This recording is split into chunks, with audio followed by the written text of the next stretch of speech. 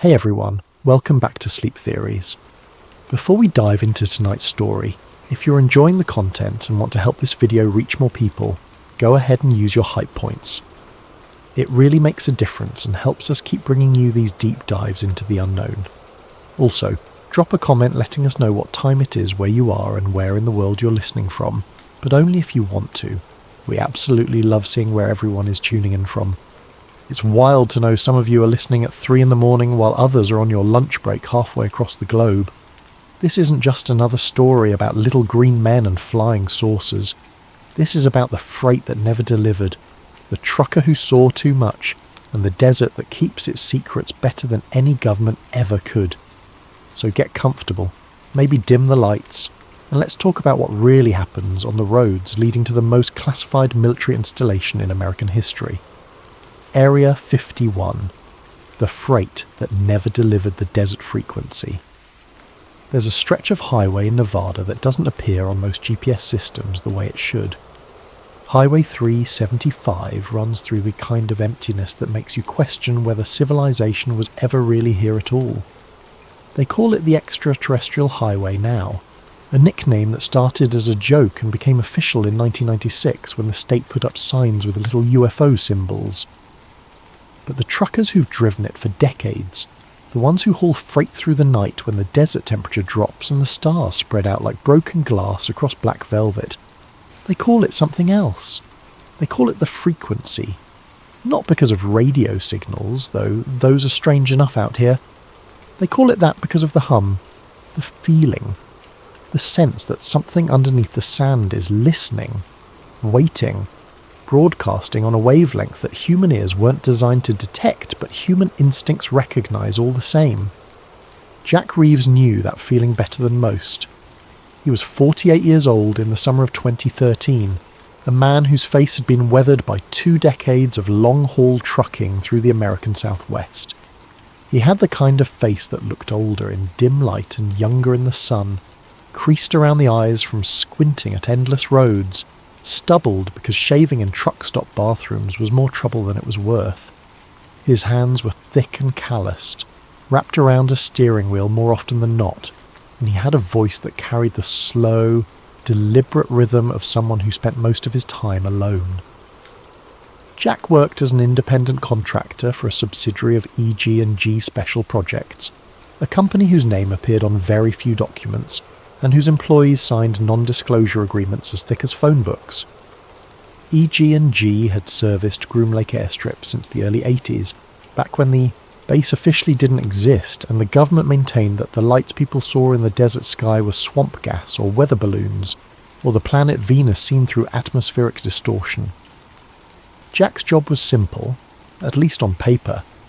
He picked up freight from Nellis Air Force Base outside Las Vegas, signed for it without asking questions, and delivered it to coordinates that changed depending on the week. Sometimes it was Tonopah Test Range, sometimes it was isolated hangars near Mercury, Nevada. And sometimes, though not often, it was the place that had no name on any map, the place where the roads ended and the fences began, and the signs warned that photography was prohibited and use of deadly force was authorized. He'd been driving these routes since 2008, and in all that time, he'd learned 3 rules that kept him employed and alive. Rule 1, never open the cargo. Rule 2, never talk about the cargo. Rule 3, never ever stop the truck between the checkpoint and the delivery zone.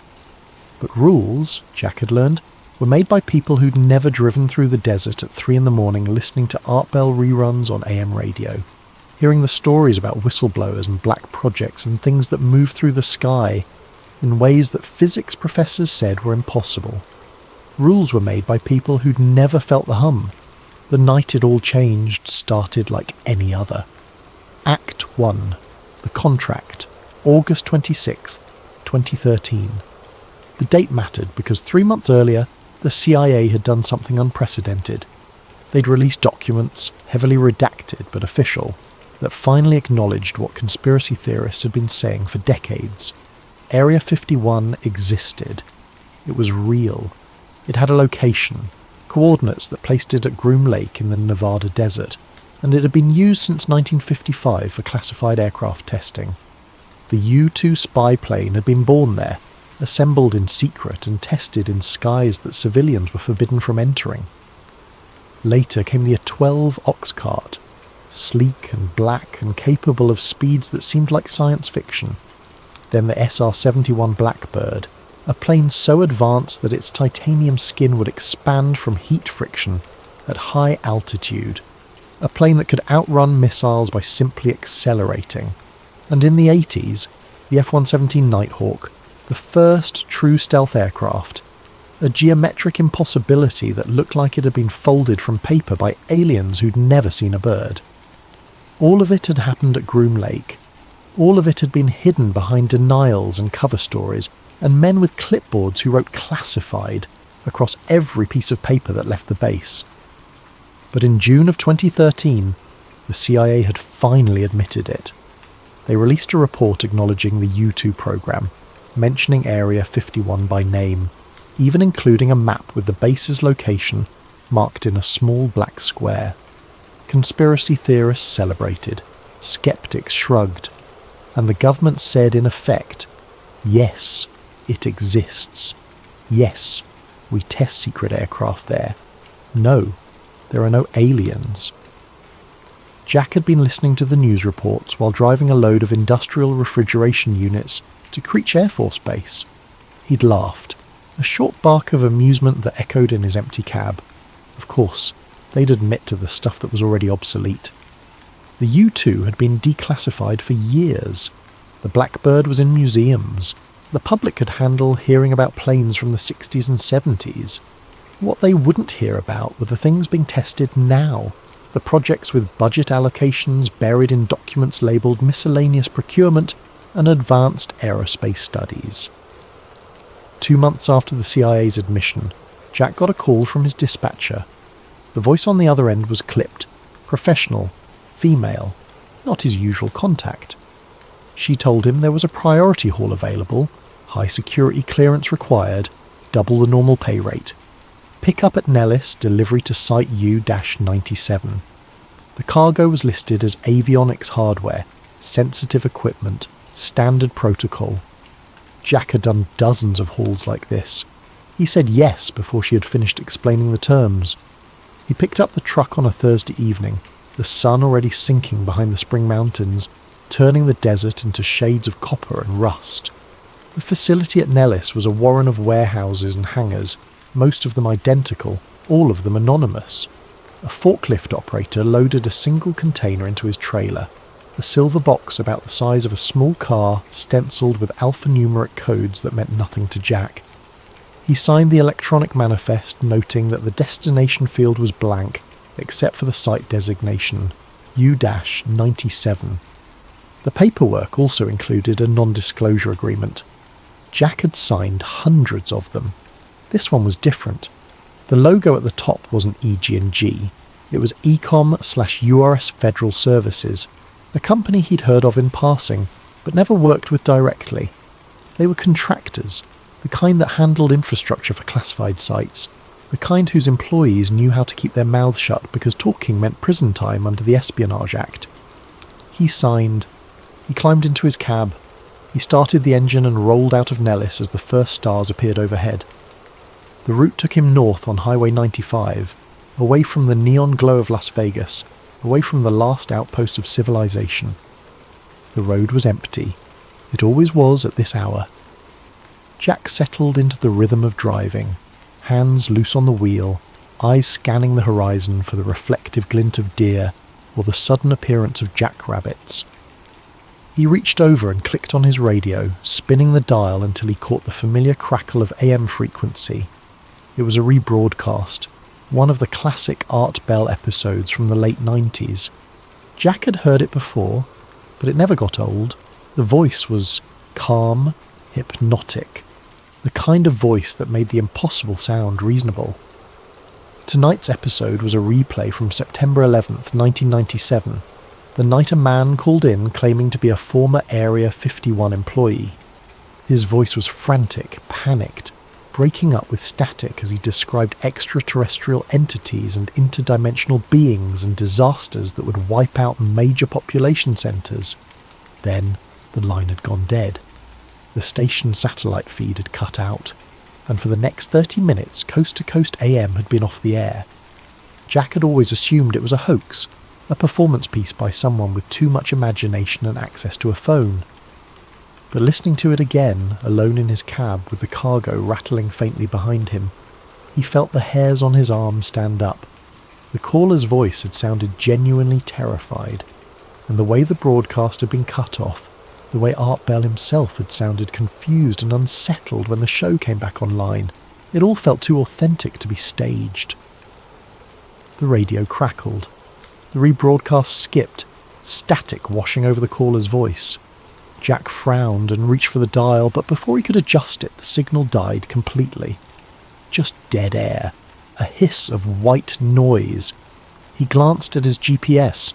The screen was frozen, the little arrow marking his position locked in place even though he was still moving. He tapped it. Nothing. The screen flickered once, then went black. Jack's hands tightened on the wheel. He told himself it was nothing. Electronics failed out here all the time. The military ran jamming tests, radar experiments, God knew what else. His GPS would reboot in a minute. The radio would find another station. He kept driving. Act 2. History on the radio. The desert outside Jack's windshield was a study in monotone, a landscape that looked the same mile after mile.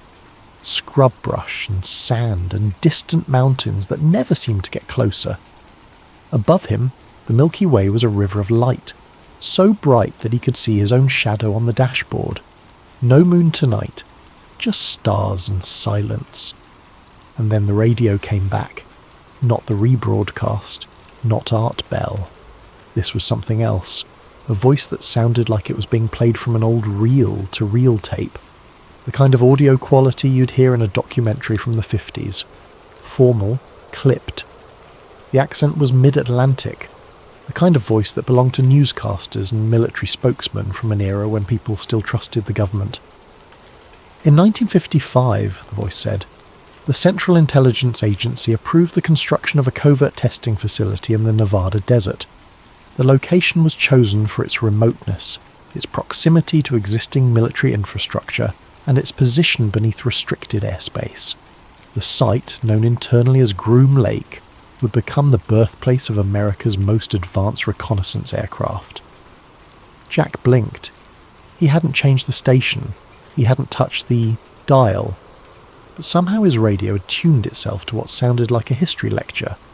The voice continued.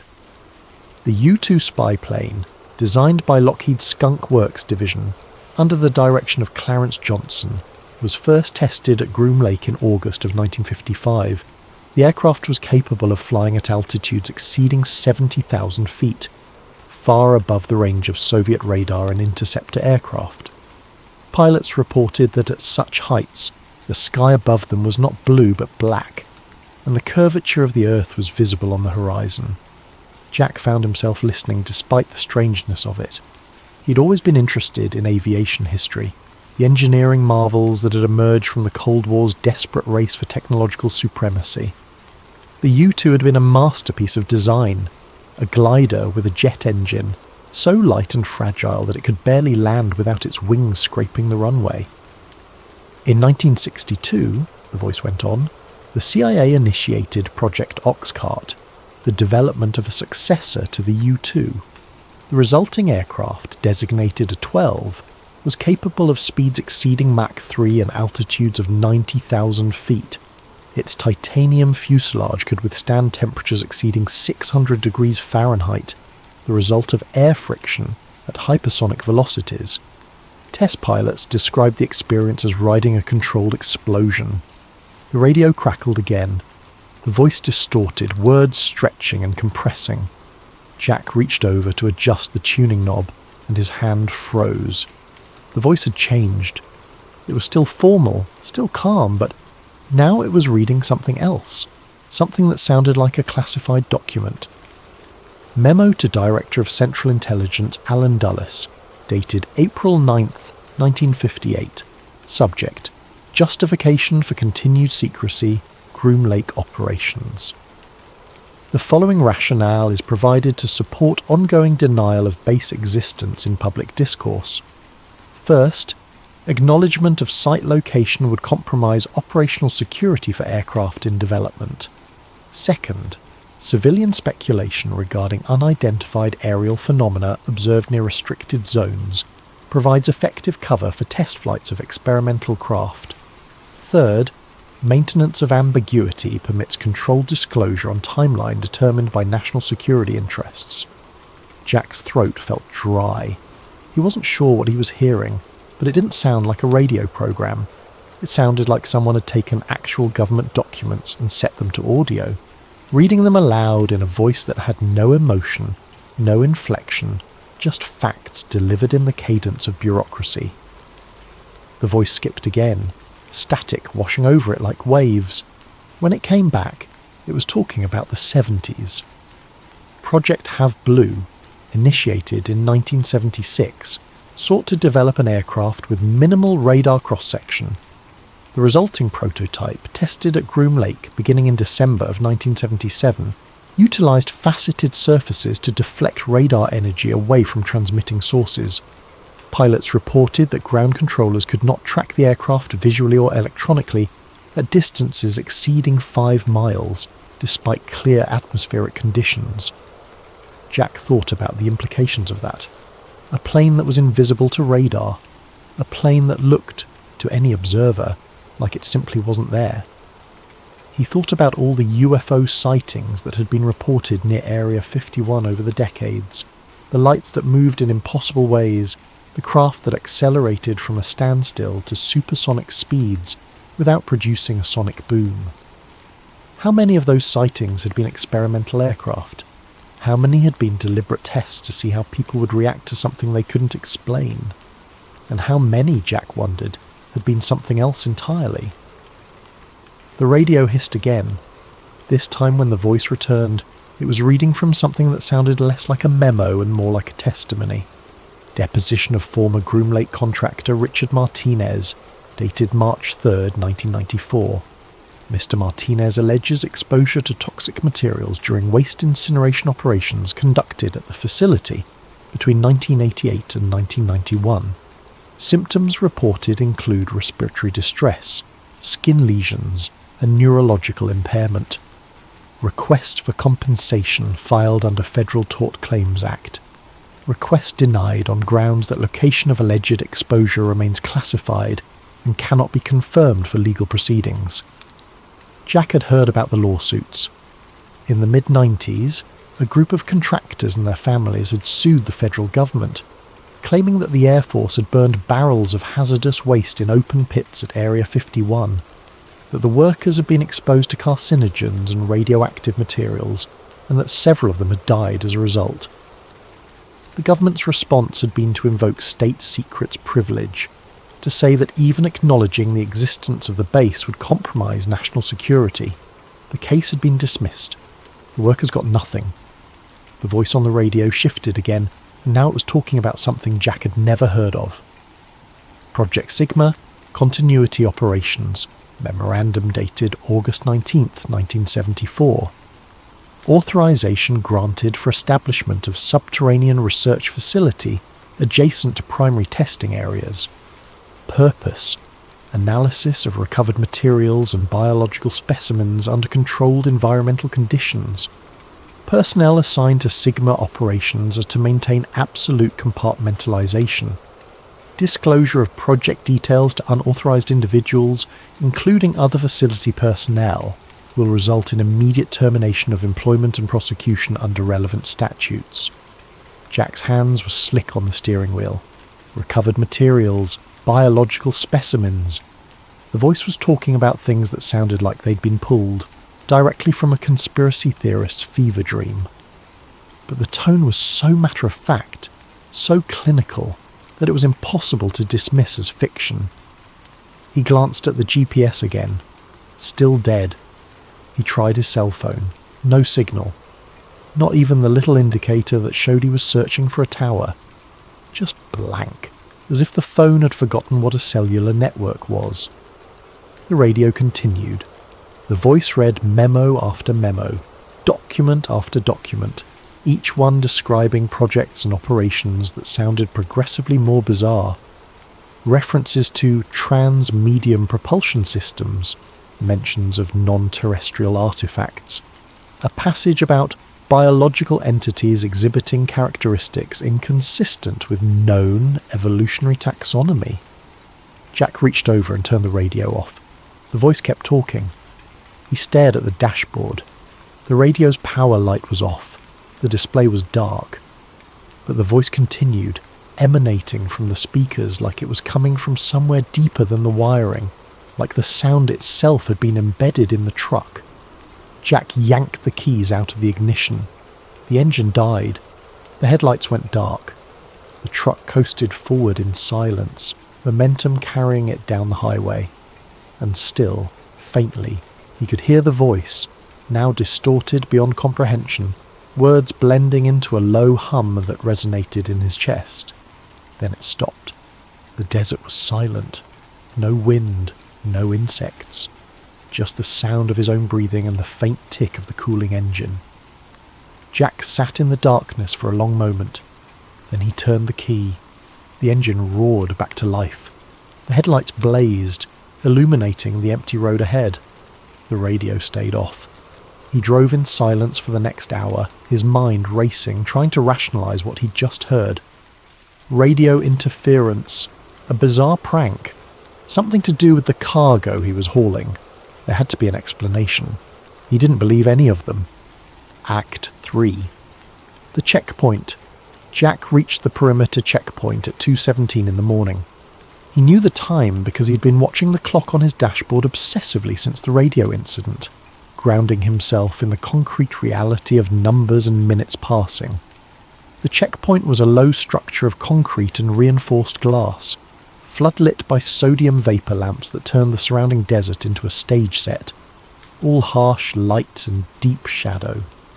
2 guards stepped out as Jack rolled to a stop. They wore fatigues with no insignia, no name tags, no unit patches. Their rifles were slung across their chests, not aimed but visible. One of them approached the driver's side window while the other circled the truck, a flashlight playing over the trailer's exterior. Jack rolled down the window. The guard held out a gloved hand without saying a word. Jack passed over his ID and the manifest. The guard scanned both with a handheld device, then looked up at Jack's face, comparing it to whatever photo was on file. After a moment, the guard handed the documents back. "Park at the red light," the guard said. His voice was flat, uninflected. "Leave the engine running. Do not exit the vehicle. We'll handle the offload." Jack nodded. He'd done this before, though never at this particular checkpoint. He put the truck in gear and rolled forward, following the painted yellow line on the pavement to a spot marked by a single red traffic signal mounted on a pole. The light wasn't connected to anything. It just stood there, glowing crimson against the darkness. He put the truck in neutral, engaged the parking brake and waited. Through his side mirror, he watched the guards move to the back of the trailer. They worked in silence, their movements efficient and practiced. A motorized pallet jack appeared, rolling out from somewhere beyond the floodlights. The trailer's rear door opened with a metallic clang that echoed across the empty desert. Jack reached for his dash cam. It was a cheap unit he'd installed himself, mounted on the windshield with a suction cup, recording everything through the front window in case of accidents or disputes about delivery times. The little red recording light was always on when the truck was running, except now it wasn't. Jack tapped the camera. The screen remained dark. He pressed the power button. Nothing. He traced the power cable down to where it plugged into the cigarette lighter. The connection was secure, but the camera was dead, as if someone had reached into the electronics and flipped a switch. A sound made him look up. Through the windshield he saw the guards rolling the silver container off his trailer. In the harsh floodlights, he could make out the stenciling on its side more clearly than he had at Nellis. The alphanumeric codes meant nothing to him, but below them, in smaller letters, was a phrase. Youssef Property. 1951 Recovery Unit. 1951. 4 years before Area 51 officially existed. 4 years after Roswell. Jack's pulse hammered in his ears. He watched the guards maneuver the container onto a flatbed truck that had appeared silently from the darkness. They secured it with straps, moving with the kind of practiced efficiency that spoke of repetition. How many times had they done this? How many containers had passed through this checkpoint bearing dates and labels that shouldn't exist? As the guards worked, Jack became aware of another sound. At first he thought it was the wind, but the air outside was perfectly still, the scrub brush motionless. The sound was deeper than wind, a low-frequency vibration that he felt more than heard, something that resonated in his bones and made his teeth ache. He'd heard this sound before. Every trucker who'd driven these routes had heard it at some point. The hum, the frequency. It was coming from somewhere beyond the checkpoint, out in the darkness where the floodlights couldn't reach. Jack strained his eyes, trying to see anything in that vast emptiness, but the contrast between the lights and the darkness was too extreme. He could have been staring at a wall 10 feet away or the horizon 20 miles distant. The hum grew louder, not by much, but enough that Jack could feel it in the steering wheel, a vibration that travelled up through his hands and into his chest. His vision began to swim slightly, the edges of objects blurring as if his eyes were having trouble focusing. One of the guards walked back to Jack's window. He made a sharp gesture. Leave. Now. Jack didn't need to be told twice. He released the parking brake, put the truck in gear and started to roll forward. But instead of following the road back the way he'd come, toward the checkpoint gate and the highway beyond, he found himself turning onto a different route, following yellow lights that stretched ahead into the darkness. "Wait," Jack said aloud to himself, to the empty cab. "This isn't right." But his hands kept turning the wheel. His foot stayed on the accelerator. The truck followed the lights deeper into the restricted zone, past barriers and warning signs that Jack's conscious mind screamed at him to obey. The hum was inside his skull now, a pressure that made thinking difficult. The yellow lights seemed to pulse in rhythm with it, guiding him forward like a runway. Jack tried to stop, tried to hit the brakes, but his body wasn't responding to his intentions.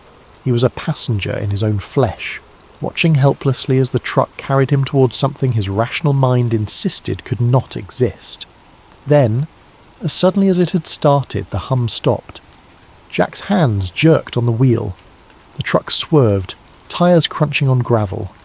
He slammed the brakes, and the entire rig shuddered to a halt, trailer fishtailing slightly before settling.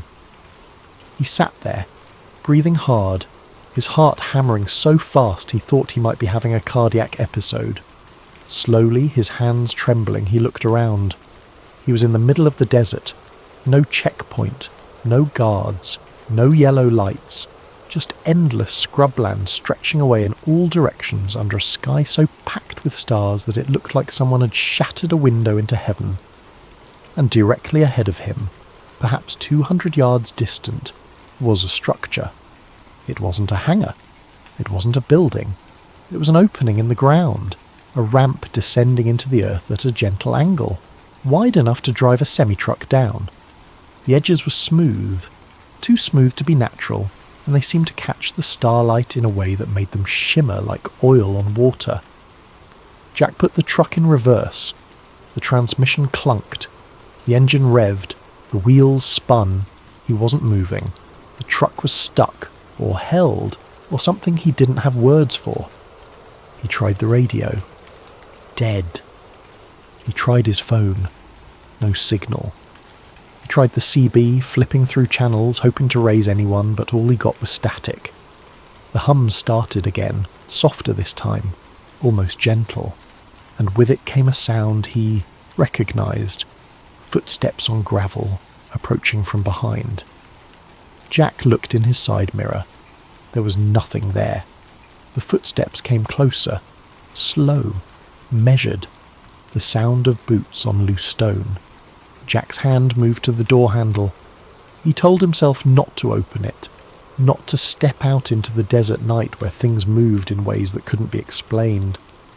But his hand was already pulling the handle, already pushing the door open, and he was climbing down from the cab, his legs moving automatically. He turned around. The desert was empty. No guards, no vehicles, nothing but sand and stars and the distant mountains. The footsteps stopped. Jack heard breathing, not his own, slower, deeper, rhythmic, like a machine. "Who's there?" he said. His voice sounded small and ridiculous in the enormous silence. No answer. Just the breathing, and beneath it, the hum. Jack looked back at the ramp descending into the earth. At the mouth of the tunnel, he could now see lettering carved into the stone, faded but legible. Project Sigma Continuity. He'd heard that name on the radio, on the broadcast that shouldn't have been playing. The voice had mentioned it, casually, as if it were just another item in a long list of classified programs. Recovered materials, biological specimens, continuity operations. Jack walked toward the ramp. He told himself to stop, to get back in the truck, to turn around and drive away even if it meant abandoning the rig and walking back to civilization on foot. But his legs kept moving, carrying him forward with a will independent of his own. The ramp's surface was strange under his boots. It looked like stone, but it felt like metal, smooth and slightly warm to the touch. The walls on either side were the same, vitrified into glass like surfaces that reflected his flashlight beam in fragmented patterns. This wasn't excavated. This was burned into the earth, carved by heat so intense that it had fused sand into something crystalline and permanent. Jack descended into the tunnel, his flashlight cutting weak angles through the darkness ahead. The hum grew louder the deeper he went, filling his ears until he couldn't hear his own footsteps anymore. The air smelled wrong, metallic and sharp, like ozone after a lightning strike. The tunnel opened into a chamber. Jack stopped at the threshold, his light playing across a space that was vast and empty and utterly wrong. The walls curved in ways that hurt to look at, surfaces that seemed to bend perspective so that distances became impossible to judge. The floor was smooth and reflective like obsidian, and in its surface Jack could see lights moving beneath him, circuits or pathways that glowed with a faint blue luminescence. In the centre of the chamber was a pit. Jack approached it slowly, each step an act of will against every instinct screaming at him to run. The pit was circular, perhaps 50 feet across, its edges perfectly smooth. And from its depths came the hum, louder now, a sound that made Jack's vision blur and his stomach lurch. He reached the edge and looked down. The pit descended farther than his flashlight could reach, a shaft dropping into darkness so complete it seemed to swallow the beam. But there was something moving down there, something that reflected light in patterns that shifted and changed, surfaces that appeared and disappeared like images glimpsed through running water. Jack stepped back from the edge. His boot scraped against something metallic. He looked down and saw a panel set flush with the floor, covered in symbols that weren't letters or numbers but something in between, geometric shapes that his mind tried and failed to organise into meaning. He touched the panel. The hum surged, sudden and overwhelming, and Jack's vision went white. When it cleared, he was somewhere else, not the chamber, not the tunnel. He was standing in a room that looked like a control centre, walls lined with screens and consoles, everything dark except for a single monitor glowing with green phosphorescent text. The text scrolled past too fast to read, lines of data or code or something that looked like language but followed no grammar Jack recognised. And then he heard the voice, not from the radio this time, not from speakers or hidden devices. It came from inside his head, a sound that bypassed his ears entirely and resonated directly in his consciousness. "Witness," it said, not a command, a statement, a designation. Jack tried to speak, but his throat wouldn't work. He tried to move, but his body was frozen, locked in place like a statue. The voice continued. Records indicate observation of unauthorized intrusion. Standing protocols require containment and processing. However, current directives prioritize non-intervention in civilian exposure events. You will be returned to perimeter. Memory suppression will be partial to allow for documentation and dissemination through unofficial channels. This serves continuity objectives. Jack's vision blurred again. The room dissolved into static white noise that filled his senses completely. Act 4.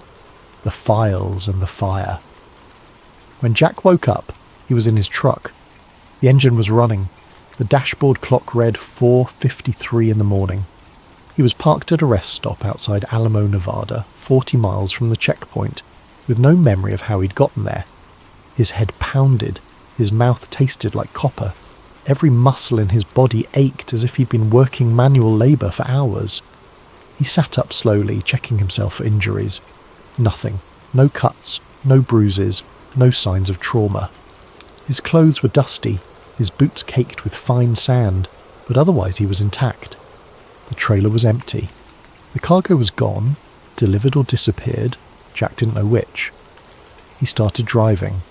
Not back toward Las Vegas, not toward his dispatcher's office to file a delivery report. He drove to Rachel, Nevada, to the Little Alien, the roadside, a diner that had become a pilgrimage site for UFO enthusiasts and conspiracy theorists. It was the only place Jack could think to go where people might believe what he'd experienced, or at least not call the police when he tried to explain it. The diner was nearly empty at this hour, just a handful of tourists sleeping in their cars outside, and one waitress behind the counter, a woman in her 50s with silver hair and a name tag that read, Margaret. Jack sat at the counter and ordered coffee. When Margaret brought it, he asked if anyone had ever talked to her about working at the base. Margaret smiled, a knowing expression that suggested she'd heard this question 1,000 times. "Everyone talks," she said. "The question is who's telling the truth and who's just repeating what they heard online." "What if someone saw something?" Jack asked. "Something they can't explain?" Margaret poured herself a coffee and leaned against the counter. "Then they'd better be ready for people to call them crazy, or a liar, or a government disinformation agent. That's how it works out here. You see something real, and suddenly you're the problem, not what you saw." She gestured to the walls around them. Jack looked up and realised the entire diner was covered in photographs and newspaper clippings. Images of the base from the 50s, aerial shots showing runways and hangars, articles about the workers' lawsuits in '94, the contractors who'd been exposed to toxic waste and denied compensation. Satellite photos from recent years showing new construction, massive hangars that hadn't existed a decade earlier. One photograph caught Jack's eye. It was a surveillance shot clearly taken from a distance, showing a line of white buses parked outside a terminal. The buses had no markings, no logos, just blank white exteriors that reflected the desert sun. "Janet flights," Margaret said, following his gaze. "That's what they call them. White buses and unmarked planes that ferry workers to the base every day. Nobody knows who those people are or what they do. They sign NDAs that would make your eyes water, and every single one of them has a story about something weird happening out there. Most of them never tell it." Jack sipped his coffee. It was terrible, burnt and bitter, but it was real. It grounded him. "You hear about the new construction?" Margaret asked. She pulled out her phone, swiping through images until she found what she was looking for. She turned the screen toward Jack. It was a satellite image, dated April 20th, 2023. The photo showed Groom Lake from above, the runways and hangars clearly visible. But there was something new in the frame, a cluster of structures that hadn't been there in previous images. The buildings were massive, hangar-sized, and their roofs were covered in what looked like heat dispersion panels. "Someone ran thermal analysis on these," Margaret said. "The readings don't make sense. These buildings are generating heat signatures consistent with industrial fusion reactions. That's not airplane testing. That's power generation on a scale that shouldn't exist with current technology." Jack stared at the image. He thought about the pit, the chamber beneath the desert, the hum that had resonated in his bones. "How many people know about this?" he asked. Margaret shrugged. "Couple thousand saw it online. A few scientists commented. Then the website went down and the images got scrubbed from most of the platforms. But the internet remembers everything. You just have to know where to look." Jack spent the next week compiling everything he could find. He bought a laptop at a big box store in Las Vegas, paying cash, using a VPN to browse forums and declassified document archives. He downloaded reports from the CIA's own website, documents released under Freedom of Information Act requests, heavily redacted but still revealing. There were memos about the U-2 program, justifications for maintaining secrecy even after the aircraft was retired. There were reports about Oxcart and Have Blue and a dozen other programs with innocuous names that masked their true purpose. And buried in the footnotes and appendices were references to things that had no explanations. Anomalous radar returns, objects tracked at velocities exceeding Mach 20, incidents where test pilots reported encounters with craft that matched no known profile. Jack started recording audio journals, talking through what he'd experienced, trying to make sense of it. He mixed his own recollections with passages from declassified documents, creating a narrative that grounded the impossible in bureaucratic language. Memo dated March 8th, 1968, he recorded. Subject: unidentified aerial phenomena observed during Oxcart test flight. Pilot reports object pacing aircraft at Mach 3.2, maintaining fixed distance of approximately 500 feet. Object described as spherical, reflective, approximately 30 feet in diameter. No propulsion signature detected. Object accelerated vertically and disappeared from radar tracking at altitude exceeding 100,000 feet. Incident classified under Project Silverbug protocols. He didn't know if anyone would ever hear these recordings. He didn't know if they mattered, but the act of creating them, of turning his experience into words and data, helped him feel like he wasn't losing his mind. Act 5. The Night Run. 6 years passed. Jack kept driving, kept hauling freight through the desert, though never again for EG&G or any of their subsidiaries. He avoided the routes near Groom Lake. He stopped listening to Coast AM. He tried to forget. But in July of 2019, his dispatcher called with an offer he couldn't refuse. Another high-security haul, same route, triple pay. Jack should have said no. Every instinct told him to say no. But he'd been struggling financially, the trucking industry contracting as shipping companies consolidated routes, and the money was enough to keep him afloat for 6 months. He said yes. This was during the summer of the Storm Area 51 event, the viral Facebook joke that had somehow turned into a real movement. Millions of people had pledged to see them aliens, to gather at the gates of the base on September 20th and force their way inside. The military had issued warnings. The local sheriff had held press conferences begging people not to come, but the internet didn't care about warnings.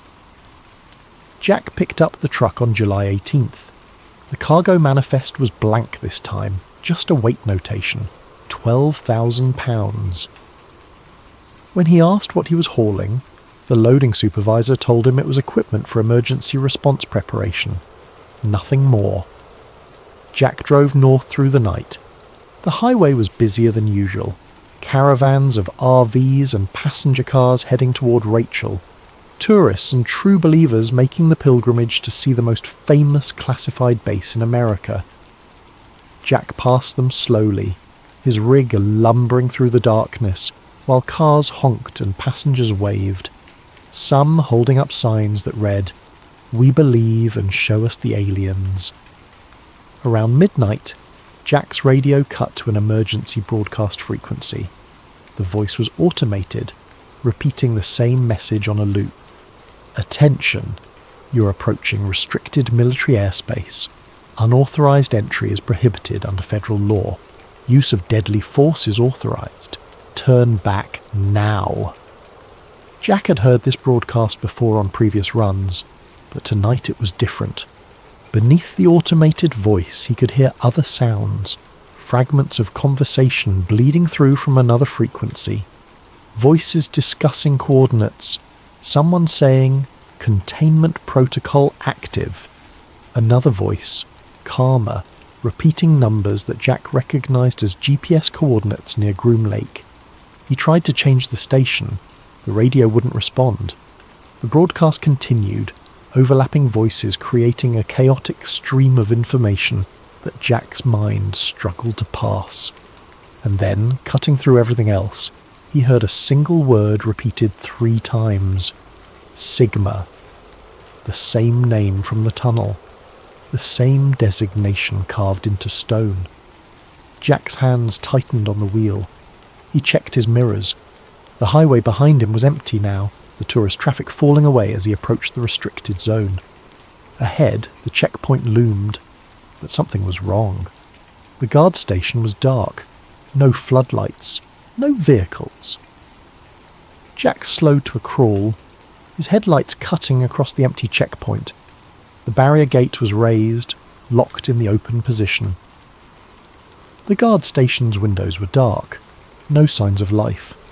He should have turned around, should have driven back to Vegas and told his dispatcher the delivery was impossible. But something pulled him forward. The same compulsion he'd felt 6 years earlier. He sensed that this was inevitable, that he'd been on a trajectory toward this moment since the night he'd first heard the hum.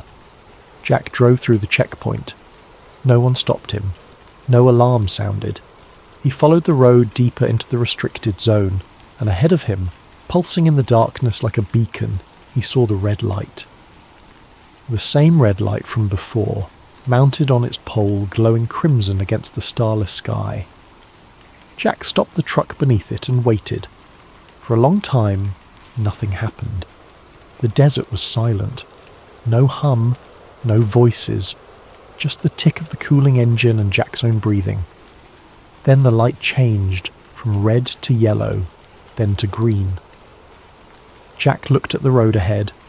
The pavement stretched away into darkness, but there were no other lights, no guide markers, just the green signal, permission or command, and the vast emptiness beyond. Jack put the truck in gear and drove forward, following the road until it wasn't a road anymore, until he was driving across open desert, his headlights illuminating nothing but sand and scrub. He drove until he saw it ahead, rising from the ground like a wound in the earth. The ramp, the tunnel, the entrance to something that shouldn't exist. Jack stopped the truck. He turned off the engine. In the sudden silence he could hear his heart pounding, could feel the blood moving through his veins like electricity. He climbed down from the cab, his boots crunching on sand. The air was cold, colder than it should be in the middle of summer, and there was a smell on the wind like metal and ozone.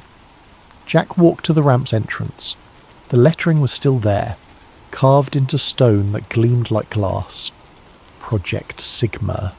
Continuity. He descended into the tunnel.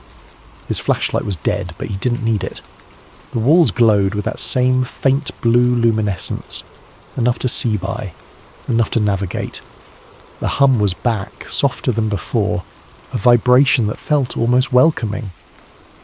The tunnel opened into the chamber. Jack stepped through, and his breath caught. The pit was no longer empty. Something rested at its bottom, something that caught the light and bent it. Surfaces shifting through colours that Jack had no names for. It was massive, easily the size of a house, and it was moving, rotating slowly on an axis that seemed to exist in more than 3 dimensions.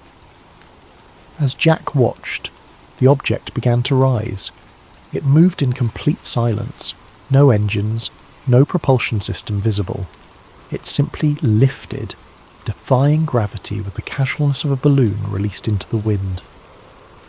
The surfaces reflected the chamber's blue light, casting patterns across the walls that looked like language, like diagrams, like star charts from a perspective no human had ever seen.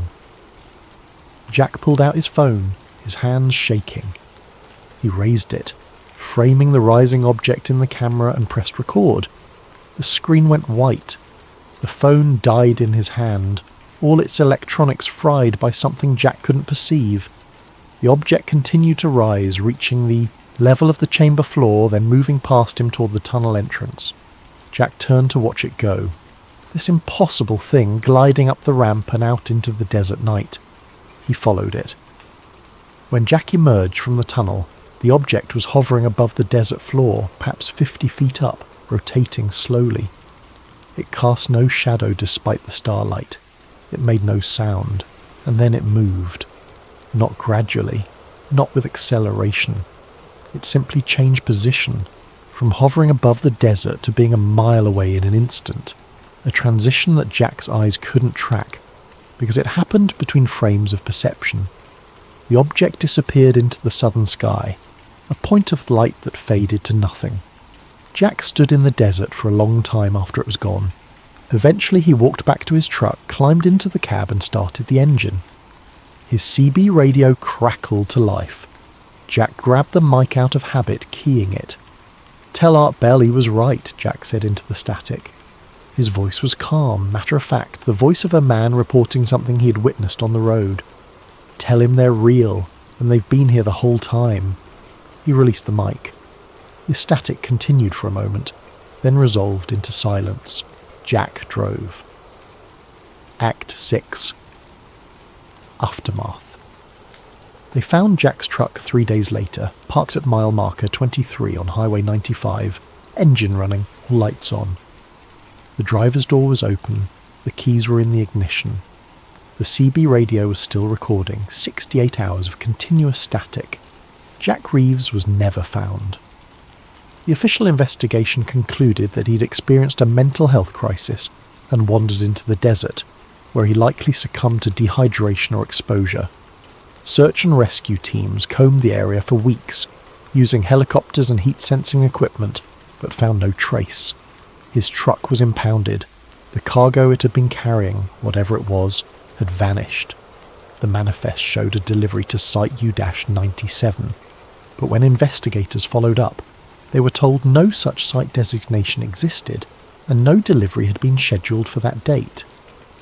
The audio recordings Jack had made, the journals and compiled documents, were found on his laptop at his apartment in Las Vegas. His sister listened to them once, then deleted them. She didn't want to believe her brother had been losing his mind. She didn't want the recordings to exist as evidence of his decline, but someone had already uploaded them. Before the laptop was erased, someone had copied the files and posted them to a forum dedicated to Area 51 research. The posts were deleted within hours, but by then they'd been downloaded by hundreds of people, mirrored across dozens of sites. Jack's story became one more thread in the endless tapestry of conspiracy theories surrounding the base. Some people believed it, most didn't. A few claimed they'd had similar experiences, that they'd heard the hum or seen the lights or been pulled into situations they couldn't explain. None of it could be verified. None of it was proven. But in June of 2023, 4 years after Jack's disappearance, commercial satellite imagery of Groom Lake revealed something new. A scar in the desert floor, roughly 600 feet in diameter, perfectly circular, the sand fused into glass. The heat required to create that kind of vitrification was estimated at temperatures exceeding 2,500 degrees Fahrenheit. No known aircraft or weapon system could generate that kind of focused thermal energy. The government offered no explanation. When journalists asked about the scar, Air Force spokespeople repeated the standard line: "We don't discuss operations at testing facilities." The scar is still there, visible in satellite images for anyone with an internet connection to see. It sits in the desert like a punctuation mark, the period at the end of a sentence that was never finished. Ending. The desert still breathes. Area 51 began as a runway for spy planes. The U-2, the Oxcart, the Blackbird, aircraft so advanced they seemed like science fiction, even to the pilots who flew them. Later came stealth technology, drones, hypersonic vehicles, each generation pushing further into realms that most people assumed were impossible. But maybe, just maybe, Some of what they were testing out there wasn't built in Lockheed's Skunk Works or Northrop's Black Projects division. Maybe some of it was recovered, studied, reverse engineered from something that came from somewhere else. Or maybe it's simpler than that. Maybe Area 51 is exactly what the government says it is.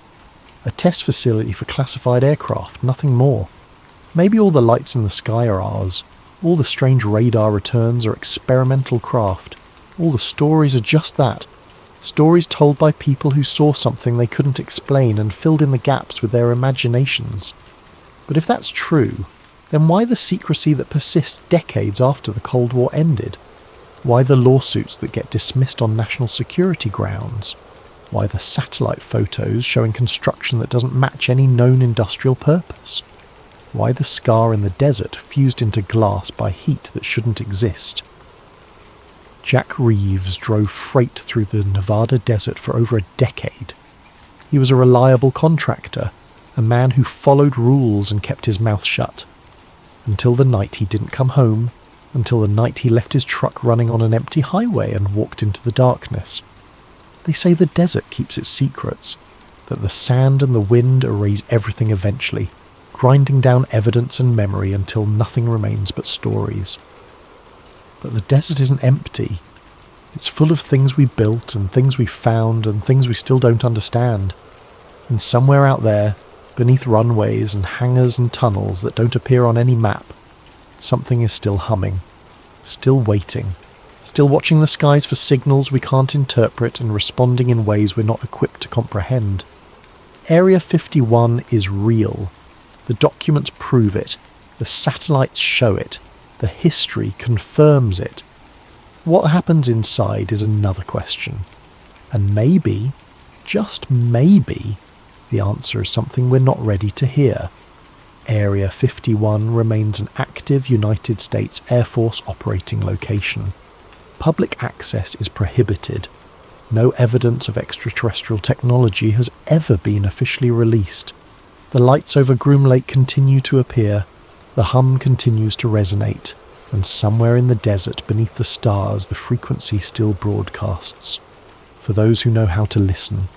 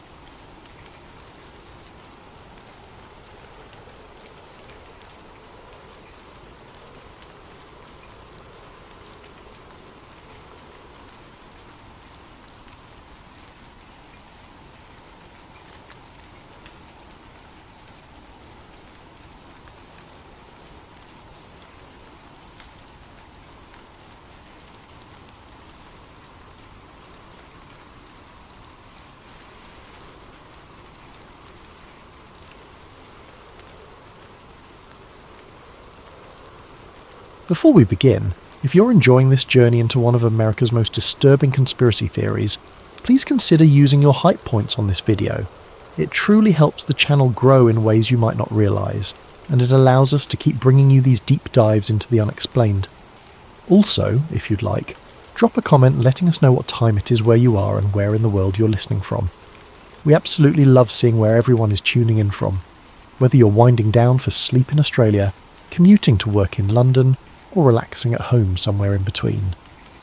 Now, let's descend into a story that challenges everything we think we know about time, memory, and government secrets. There's a place on Long Island where the grass grows differently, where compasses spin without reason, where locals refuse to walk after dark. It's not marked on most maps anymore. The government says it's just an old park. But the man sitting across from me in a Brooklyn coffee shop knows better. His hands shake as he slides a notebook across the table. The pages smell like mildew and something else. Something chemical. Something wrong. Time doesn't work the same there, he whispers. It never did, and they never really shut it down. His name is Nicholas Barrett, though he admits that might not be his real name anymore. He can't be certain. When you've had your memories erased and rewritten multiple times, identity becomes fluid. What he does know is that he was part of something called the Montauk Project, a covert military program that officially never existed, a program that experimented with human consciousness, perception, and according to Nicholas, the fabric of time itself. The notebook contains coordinates, radiation readings, lists of names spanning more than a decade, boys who disappeared, scientists who died under mysterious circumstances, military personnel who checked themselves into psychiatric facilities and never spoke again. The last page reads, "The chair remembers, the station was never shut down. Time doesn't forget us. My name is Aaron Blake, I'm a freelance journalist, and this is the story of how I discovered that some doors, once opened, can never truly be closed." Act 1. The Real History Camp. Hero sits on the easternmost tip of Long Island, jutting into the Atlantic like an accusatory finger. During World War II, it served as a coastal defence station, one of many built to protect against potential Nazi invasion. Massive concrete bunkers still dot the landscape, half buried in sand and scrub grass. Artillery positions that once bristled with guns now serve as perches for seagulls. But Camp Hero's real transformation came in the late 1950s when the military installed something that would define its silhouette for decades, a massive Sage radar tower. Standing nearly 80 feet tall, this AN/FPS-7 radar was part of the semi-automatic ground environment system, designed to detect Soviet bombers during the height of the Cold War. The tower was a marvel of its time, capable of tracking aircraft hundreds of miles out over the Atlantic. According to official records, Camp Hero was decommissioned in 1981, budget cuts, end of an era. The property eventually became part of Camp Hero State Park, open to hikers and history enthusiasts.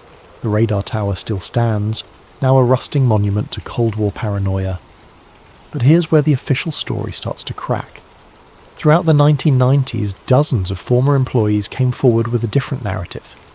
In interviews, depositions, and self-published accounts, they insisted that Camp Hero never truly closed, that beneath the surface operations something else continued, something classified, something that had nothing to do with detecting Soviet aircraft. I started my investigation the way any good journalist does, with public records. Camp Hero's history is surprisingly well documented up to a point. Construction permits, personnel rosters, equipment manifests, everything you'd expect from a military installation. Then, around 1971, the documentation becomes spotty, redacted. In some cases, entire years are missing from the archives. I filed Freedom of Information Act requests. Most came back with heavily censored documents or outright denials. No records exist. Information classified for national security purposes. Request denied per exemption. The first 3 months of research yielded almost nothing. I spent hours in the National Archives, scrolling through microfilm until my eyes burned. I contacted former military personnel through veterans organisations. Most refused to talk. Those who did speak offered only vague recollections, carefully worded to avoid anything that might be classified. I interviewed a former radar technician who'd worked at Camp Hero from 1977 to 1980. His name was Michael Torres, retired to Florida, living in a modest house near Tampa. He agreed to meet me at a local diner, but the moment I mentioned the Montauk Project specifically, his demeanour changed. "I don't know anything about that," he said, suddenly interested in his coffee. "But you were stationed there during the exact years the project supposedly operated."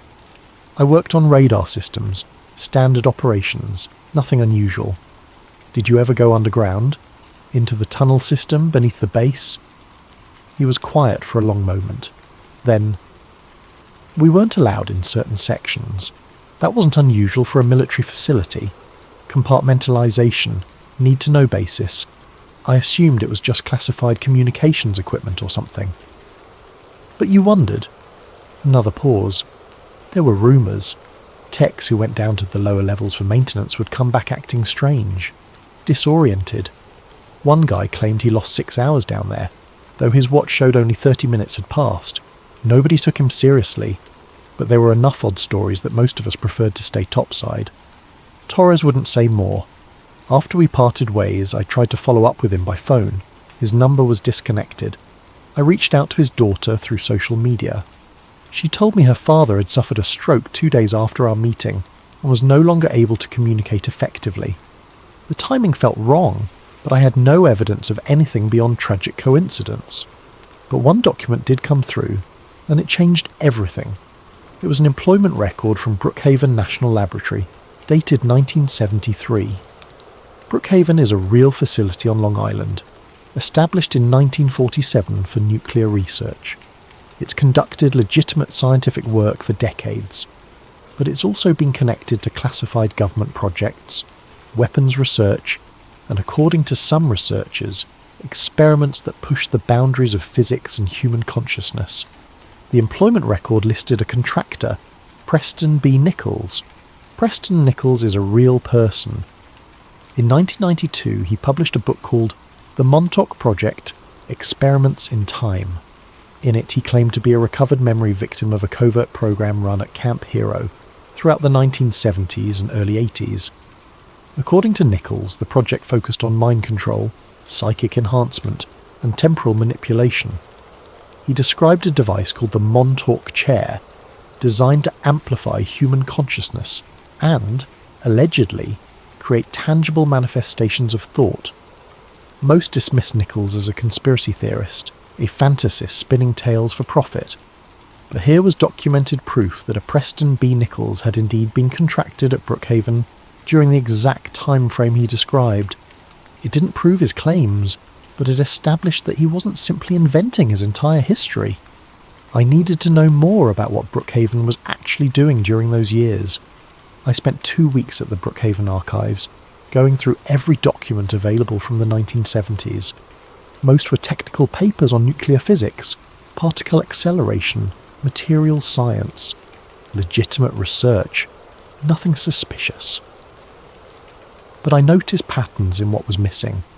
Certain project numbers had no corresponding documentation, budget line items listed as special projects research with no further detail, personnel rosters that showed scientists assigned to departments that, according to other records, didn't exist. Through a contact at a university library, I obtained archived scientific papers from Brookhaven researchers in the 1970s. Most were dry, technical documents about particle physics and material science. But one paper, published in 1974 and quickly retracted, discussed experimental work on electromagnetic field effects on human cognition and perception. The lead researcher's name had been redacted, but the methodology was startling. The experiments involved placing subjects in isolation chambers while exposing them to specific electromagnetic frequencies. The goal was to determine if EM fields could influence memory formation, enhance pattern recognition, or alter temporal perception. Temporal perception, the ability to accurately judge the passage of time. The paper was only 12 pages long, but it described a series of experiments that today would never pass any ethics review. Subjects were exposed to electromagnetic fields at various frequencies for extended periods. Some reported feeling time slow down or speed up. Others experienced vivid hallucinations. A few claimed to see events that hadn't happened yet, though the paper dismissed these as confabulation consistent with sensory deprivation effects. Most disturbing was a section describing enhanced subjects who showed unusual sensitivity to the EM fields. These individuals reportedly experienced dramatic alterations in consciousness, including what the paper termed reality displacement phenomena. The description was vague, deliberately so, but it suggested these subjects were perceiving or experiencing something beyond standard hallucination. The paper concluded that certain frequencies did produce measurable effects, though the results were inconsistent and require further investigation. It also noted that coordination with Department of Defense facilities may provide enhanced testing environments. I found a footnote referencing Eastern Defense Station. Eastern Defense Station was the original designation for Camp Hero. I tried to find the retracted paper's author. The university archives claimed not to have that information. I contacted Brookhaven directly. They told me the research had been discontinued and all related materials were archived under classified protocols. When I pushed, citing Freedom of Information Act provisions, they referred me to the Department of Energy, which referred me to the Department of Defense, which told me the information was exempt from FOIA due to national security concerns. A paper on electromagnetic effects on human perception, published briefly in 1974, was still classified 50 years later. That alone told me I was onto something real. I reached out to other researchers who'd been at Brookhaven during that era. Most didn't respond. 2 agreed to speak with me off the record. Both confirmed that there had been classified programs running alongside the public research, programs they weren't briefed on but knew existed because of the personnel movements, the restricted areas, the funding that didn't appear in public budgets. One researcher, an elderly physicist named Thomas Chen, told me something that stuck with me. In the 70s, we were terrified of falling behind the Soviets, not just in weapons, but in everything. There were persistent rumours that Soviet researchers had made breakthroughs in psychic phenomena, that they had remote viewers who could spy on our facilities, that they were developing mind control techniques. We couldn't let them have an advantage, so we pursued everything, no matter how fringe it seemed. Some programs were legitimate science pushed to extremes. Others were pure desperation dressed up as research. Was Camp Hero one of those programs? I asked. Chen looked at me with tired eyes. I never worked at Camp Hero. I don't know what they did there, but I knew people who did, and I know that some of them came back changed. Not physically, but changed. Like they'd seen something that broke something inside them. He wouldn't elaborate further. As I was leaving, he said one more thing. Be careful which doors you open. Some of us spent our careers trying to close doors that other people opened. Not all of them stayed closed. Act 2. The first clues beneath Camp Hero. Camp Hero State Park is open to the public, but large sections remain fenced off. Structural hazard signs warn visitors away from certain areas. The old radar tower is off limits, surrounded by chain link and barbed wire. Official explanation: the structure is unstable, a liability. But here's an interesting fact that anyone can verify. That supposedly abandoned radar tower still draws electrical power. I obtained utility records through a public records request.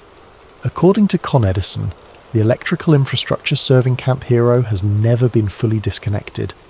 In fact, monitoring equipment records small but consistent power draws from the facility. Nothing massive, but enough to run lighting, ventilation and electronic equipment. When I asked a Con Edison representative about this, they told me the power was for maintenance and safety systems. When I pressed for specifics, they referred me to a federal agency. That agency referred me to another agency. That agency told me the information was classified. Why would an abandoned state park require classified electrical systems? Through FOIA requests that took nearly 8 months to process, I eventually received heavily redacted documents from DARPA, the Defense Advanced Research Projects Agency. These documents confirmed what the utility record suggested. Monitoring equipment has been recording unexplained electrical activity at Camp Hero as recently as 1998, years after the supposed decommissioning. The activity wasn't random. According to the logs, energy spikes occurred every few weeks, lasting between 3 and 7 minutes. The pattern was too regular to be equipment malfunction or environmental interference. Something down there was turning on, running a cycle, and shutting down again. I created a timeline of the power spikes. They occurred almost exactly every 19 days. Sometimes the interval was 18 days, sometimes 20, but the pattern was clear. Whatever was running below ground operated on a schedule. I cross-referenced the power spike dates with other data I'd collected. Weather reports, geological surveys, local police reports, and I found something interesting. On several of the dates corresponding to power spikes, local residents had reported unusual phenomena.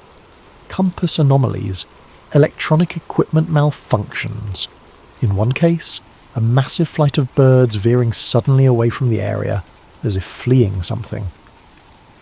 But the most disturbing discovery came when I started looking into the missing children. Nicholas's notebook contained a list of names, most with dates from the mid-1970s.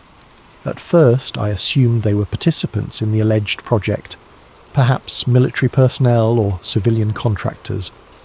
Then I noticed the ages listed next to some names: 12, 14, 13, 11. 2 names had been circled in red ink: John Reyes and Mark Atwood.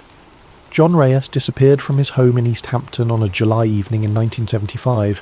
He was 13 years old. He told his parents he was going to ride his bike to a friend's house just a few blocks away. He never arrived. Despite extensive searches and a police investigation that lasted months, no trace of John was ever found. The case remains unsolved. I tracked down John's mother, Maria Reyes, still living in the same house where she'd raised her son. She was in her 70s now, health failing, but she agreed to speak with me. We sat in her living room, photographs of John covering every surface, a shrine to a boy who'd never come home.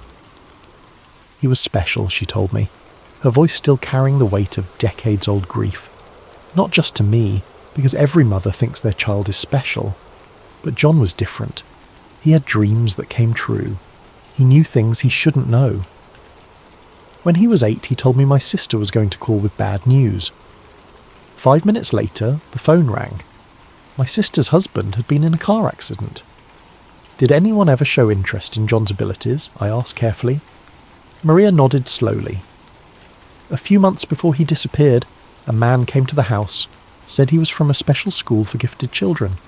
He asked if John had any unusual talents, asked if we'd consider enrolling him in a summer program. I said no. I didn't trust him. Something about the way he looked at John, like he was evaluating merchandise. Did you tell the police about this man when John disappeared? I tried. They said there was no record of any special school programs in the area. They thought I was misremembering, grief making me confused. But I wasn't confused. That man was real, and I've always wondered if John didn't go to his friend's house that night, if maybe he went looking for that man instead. She showed me John's room, preserved exactly as it had been in 1975. Posters on the walls, books on shelves, a diary and a desk drawer. Maria let me read it. The entries from the last month before John's disappearance were disturbing. He wrote about dreams of a white room, a chair with wires, men in lab coats asking him questions. In one entry, dated a week before he vanished, he wrote, "The dreams feel more real than being awake, like I'm remembering something that already happened. Or maybe something that's happening right now, somewhere else. I want to find the white room. I want to understand." Mark Atwood vanished 2 years later in 1977, 14 years old, last seen leaving a summer camp in Montauk. Unlike John's case, Mark's disappearance was stranger. Witnesses reported seeing him walking toward the old Camp Hero facility. When camp counsellors went looking for him, they found his bicycle leaning against the perimeter fence. Mark was gone. I found Mark's sister, Jennifer, living in Boston. She was reluctant to talk at first. but when I mentioned that I was investigating Camp Hero and the possibility of a connection to her brother's disappearance, she agreed to meet. Mark changed in the weeks before he disappeared, Jennifer told me. He'd always been a normal kid, played sports, had friends, did okay in school, but that summer he became obsessed with dreams. He'd wake up screaming.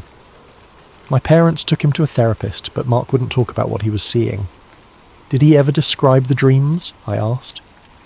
Jennifer pulled out a box she'd kept for decades. Mark's belongings, things their parents had saved. Inside was a notebook, similar to the one Nicholas had given me. Mark's handwriting filled the pages, describing dreams in vivid detail. The dreams were consistent. A large room filled with equipment, a chair that hummed with energy, other children sitting in darkness waiting their turn, and something else, a presence. Mark called it the thing that watches from the corners. He drew pictures of it, crude sketches that showed a shape that didn't quite make sense geometrically, too many angles, surfaces that seemed to exist in more than 3 dimensions. The camp counsellors said Mark had been acting strange the last few days, Jennifer continued, walking in his sleep, standing at the edge of the property staring toward Camp Hero. One counsellor said she caught him trying to sneak out in the middle of the night. When she asked where he was going, Mark said he had to go back, that they were calling him, that he was supposed to be there. Did the police investigate Camp Hero? They asked if anyone there had seen Mark. Official answer was no, but the investigation was shut down quickly. My parents tried to push, tried to get them to search the base, but they were told it was federal property and outside local jurisdiction. Federal investigators supposedly looked into it, but we never heard anything. Eventually, we were told Mark was most likely a runaway, and he'd probably come home when he was ready. He never did. Police reports from both cases are public record. I read through them multiple times, looking for connections. Both boys disappeared during summer months. Both were last seen in areas within a few miles of Camp Hero. Both cases featured witness statements describing the boys as seeming distracted, or not acting like themselves, in the days before they vanished. Most disturbingly, in Mark Atwood's case, a camp counsellor reported that Mark had been talking about weird dreams the week before his disappearance. Dreams about a white room, a metal chair, and voices asking him questions. I found 3 more cases. Boys who disappeared in the Montauk area between 1971 and 1983, all between the ages of 10 and 15. All described by families as having unusual abilities or sensitivities. All vanished without a trace. Next to the circled names in Nicholas's notebook was a handwritten note. Test subject, psychic resonance age range. I needed to talk to someone who had actually worked at Camp Hero during those years. Someone credible. Someone who couldn't be easily dismissed as a conspiracy theorist. Through connections in the military research community, I managed to arrange an interview with a retired officer who served at the base in the early 1970s. Lieutenant Colonel John Alexander, a real figure known for his work researching paranormal topics for military applications. Alexander had a distinguished career and published work on non-lethal weapons, consciousness studies, and what he termed warrior science. We met at a restaurant in Virginia. Alexander was in his 70s but still sharp, still careful with his words. He knew why I wanted to talk to him, and he'd agreed to the meeting with one condition: no recording devices. I asked him directly about the Montauk project. He was quiet for a long moment, then said, "Camp Hero ran tests outside normal channels during the period you're asking about. Some were behavioural, some involved perception studies, some..." He paused. "Some weren't easily categorised. Were children involved?" I asked. Another long pause. There were programs throughout the Cold War that pushed ethical boundaries. We were terrified of Soviet capabilities, real or imagined. That fear led to decisions that, in retrospect, were questionable. That's not an answer. It's the answer you'll get from anyone who was actually there, he said. The people who know won't talk. The people who talk don't know, and the files that might tell the truth are buried so deep they might as well not exist. Then he leaned forward, his voice dropping. But I'll tell you this. There were programs designed to identify and recruit individuals with unusual cognitive abilities. Children in particular, because their neural plasticity made them ideal subjects for enhancement protocols. Official programs like the remote viewing research were the tip of the iceberg. Below that, there were darker programs. Programs that didn't care about consent or safety. Programs that were willing to sacrifice a few children if it meant gaining an advantage over the Soviets. Was Camp Hero one of those programs? Alexander was silent for a long time. Finally, I visited Camp Hero twice during the relevant period. Official visits, coordinating research between facilities. The surface operations were exactly what they appeared to be. Radar monitoring, communications, standard Cold War defence installations, but there were sections I wasn't clear to access, underground facilities that officially didn't exist. I saw children being escorted into those facilities. I asked about them. I was told they were part of a gifted education program partnered with local schools. But you didn't believe that. I knew what our programs looked like. I knew the language, the protocols. What I saw at Camp Hero wasn't education, it was experimentation. And the children... He stopped, seeming to struggle with the memory. They had this look, empty, like something had been taken from them. But then he said something that sent a chill through me.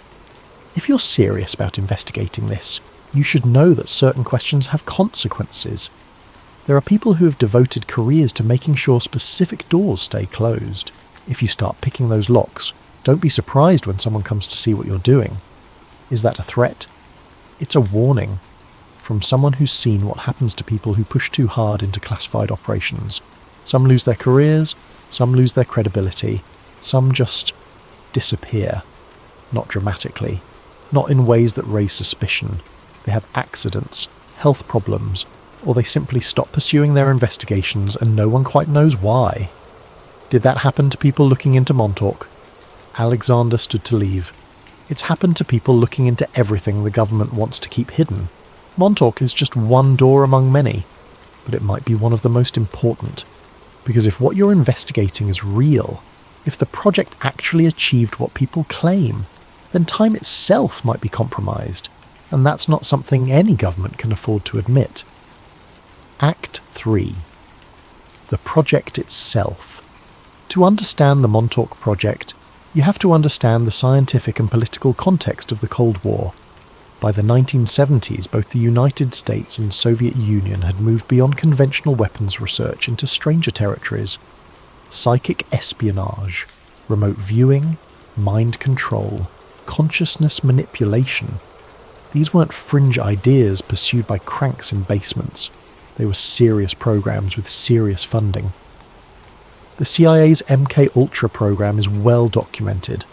From 1953 to 1973, the agency conducted experiments on unwitting subjects, testing LSD, sensory deprivation, hypnosis, and other techniques meant to produce mind control capabilities. The program was real. The documents are declassified. The horror is undeniable. What's less known is that MK-Ultra had sister programs, sub-projects that branched into different areas of research. One was the Stargate project, which investigated psychic phenomena and remote viewing.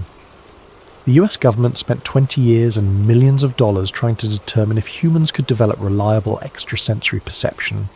The results were mixed. Some remote viewers showed abilities that defied conventional explanation. Most didn't. But the research continued, classified and compartmentalized, with different agencies pursuing different angles. According to Nicholas, the Montauk project was one of those angles, and it went further than anyone publicly admits. Over the course of several meetings, Nicholas gradually revealed more details. Each session was difficult for him. He would start strong, memories flowing, but within an hour he'd begin to deteriorate. Words would come slower, his hands would shake more violently. Sometimes he'd stop mid-sentence and stare into space, as if listening to something I couldn't hear. We weren't reading minds, Nicholas told me during one of our earlier meetings. His hands shook as he spoke, the way they always did when discussing the project. We were creating realities, or at least that's what they wanted us to do. The centerpiece of the project was allegedly a device called the Montauk chair. Nicholas described it in detail. a modified dental chair with cranial attachments, electromagnetic coils, and sensory deprivation elements. Subjects would sit in the chair while technicians adjusted frequencies, monitoring brain activity and physiological responses. The chair was built around technology from the Philadelphia experiment, Nicholas claimed. Or at least that's what they told us. Electromagnetic equipment that had been confiscated from that operation and kept in storage for decades. They retrofitted it, modernized it, connected it to the most powerful radar system on the East Coast. The Philadelphia experiment is itself a conspiracy theory. The claim that in 1943 the Navy made a destroyer escort briefly invisible during a secret test. Most historians dismiss it as fantasy. But Nicholas insisted the technology was real and had been repurposed for Montauk. The radar tower wasn't just detecting aircraft, he said. It was generating massive electromagnetic fields that could be focused and directed. The chair was the targeting mechanism, a human brain, enhanced and amplified, used to shape and direct those fields. The official goal, Nicholas claimed, was to enhance psychic abilities, to find individuals who could project thoughts, influence others at a distance, or perceive events beyond normal sensory range. They tested hundreds of kids. Most couldn't do anything significant. The fields would disorient them, maybe cause hallucinations, but nothing useful. Some got sick, a few had seizures. But those of us who could do it, who could actually interface with the chair... He trailed off, lost in memory. What happened when you interfaced with it? I pressed. The first few times, it was overwhelming. Like every thought I'd ever had was being pulled out of my head and projected into the room. I could see my thoughts taking shape in the air, transparent at first, like smoke, then more solid. The technicians were excited. They pushed harder, cranked up the power. And then I started creating things that weren't from my thoughts, or at least not from my conscious thoughts. Things from dreams, from nightmares, from somewhere else. The chair was a doorway, and it opened in both directions. I could push things through, but things could also come back. Nicholas described experiments that grew progressively more ambitious and dangerous. Initially, they had him create simple objects, geometric shapes, colours, basic forms. He could manifest them for seconds before they dissolved. But as his abilities developed, as they learned to tune the equipment more precisely, he could create more complex things. Animals, he said. They had me create animals. I'd think of a cat and a cat would appear. Not solid, not entirely real, but solid enough to touch. It would move around the room, behave like a cat, then fade after a few minutes. They were ecstatic. Where were these manifestations coming from? That's what they wanted to know. They theorized I was pulling energy from the quantum field, giving it shape through consciousness, or maybe accessing parallel dimensions, or creating temporary rifts in space-time. They didn't know. All they knew was that it worked. But as the experiments continued, things started going wrong. There were other kids in the program, 6 that I knew of, though I think there were more. We'd see each other in the hallways, in the waiting areas. We weren't supposed to talk to each other, but we did when the guards weren't watching. One boy, Tommy, he could see the future. Not clearly, not reliably, but he'd get flashes. Another girl, she could move things with her mind. Small things, but real telekinesis. What happened to them? Nicholas's face went pale. Tommy started seeing the same future over and over. The White Room filled with something dark, something massive. He said it was coming, that we were opening a door we couldn't close. He got more and more agitated, started refusing to participate in experiments. They sedated him, forced him into the chair anyway. He had a seizure during the test. Died right there in the chair. They killed him. They killed several of us. Not intentionally, or at least that's what they claimed. Just casualties of important research. The program was more important than the individual lives. That's what the lead scientist told us. We were serving our country. Nicholas described a lead scientist he knew only as Brennan, a physicist who'd transferred from Brookhaven. Brennan was the one who designed the chair, who understood the theoretical framework behind what they were attempting. Brennan believed consciousness was fundamental to reality, Nicholas said. That observation doesn't just measure reality, it creates it. The chair was designed to amplify that effect, to let a single consciousness shape reality on a larger scale. He thought if we could perfect the technique, we could manifest anything. Weapons, resources, eventually even manipulate time itself. Time manipulation? That was the end game. They believed that if consciousness could shape space, it could also shape time. They started running experiments where they'd have me try to project thoughts into the past or future. I don't know if it worked, but I started having memories of things that hadn't happened yet, or memories of things that happened differently than I remembered originally. It was like reality was becoming fluid. How did you escape? Nicholas went very quiet. When he spoke again, his voice was barely a whisper. I didn't escape. That's the thing you need to understand. I'm still there. Part of me never left that chair. I'm experiencing multiple timelines simultaneously.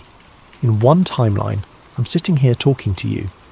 In another, I'm still 13 years old, strapped into that chair, creating horrors. The timelines overlap. That's what they did. They broke time, and some of us got caught in the break. I didn't know how to respond to that. It sounded like severe disassociation, trauma manifesting as delusional belief. But the way he said it, the absolute conviction in his voice, made me wonder. Asta 4. The breakthrough. Nicholas had given me coordinates, specific GPS numbers that supposedly marked an entrance to the underground complex, one that wasn't commonly known or monitored. I won't publish those coordinates here, both for legal reasons and because what I found suggests they lead somewhere that should stay closed. I drove out to Montauk on a grey October morning. The park was nearly empty, just a few dedicated hikers and photographers capturing the autumn light. I parked near the old artillery positions and began walking, GPS unit in hand, trying to look like a tourist wandering the trails. The coordinates led me away from the main paths, into an area thick with scrub oak and briars. I pushed through, jacket snagging on branches, compass spinning wildly in my hand. The needle wouldn't settle, rotating through all points as if magnetic north had ceased to exist. I pulled out my phone to check the GPS. The app showed my position, but the map tiles wouldn't load. Signal was strong, but something was interfering. The screen flickered, showing my location jumping between different points, sometimes showing me miles away, then snapping back to my actual position. The air felt different here, heavier, charged with something I couldn't name. My skin prickled with static. The hair on my arms stood up. I heard a low-frequency hum, felt more than heard, vibrating through the ground. Then I reached a clearing. There was a concrete pad, roughly 10 feet, square, covered with graffiti and weathering. It looked like an old foundation or loading area, but at one corner, partially hidden by overgrown vegetation, was something that didn't fit.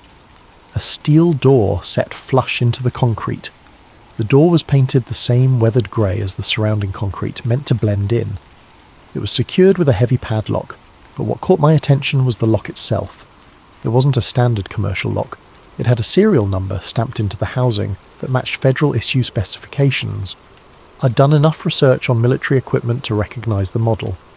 These locks were used on secure facilities, designed to be resistant to picking, cutting and tampering. They had to be opened with specific keys that contained electronic chips. You couldn't just cut them off with bolt cutters. Why would an abandoned state park have federal-grade locks on underground doors? I'd brought a Geiger counter with me, the kind you can order online for a few $100s, not military-grade but sensitive enough to detect elevated radiation. When I held it near the door, the reading spiked immediately. Not dangerously high, but well above background levels. Consistent with old equipment that used radioactive components, or with materials that had been exposed to radiation. I pressed my ear to the door. At first I heard nothing. The forest around me was quiet, unnaturally so. No birds, no insects, just silence and that low-frequency hum. Then, faint but distinct, a sound came from below. Mechanical, rhythmic, like generators running deep underground. A steady throb that seemed to sync with my heartbeat for a moment before diverging again. I tried the lock with tools I'd brought, but it was beyond my skill to open. I would need to come back with better equipment or find another way in.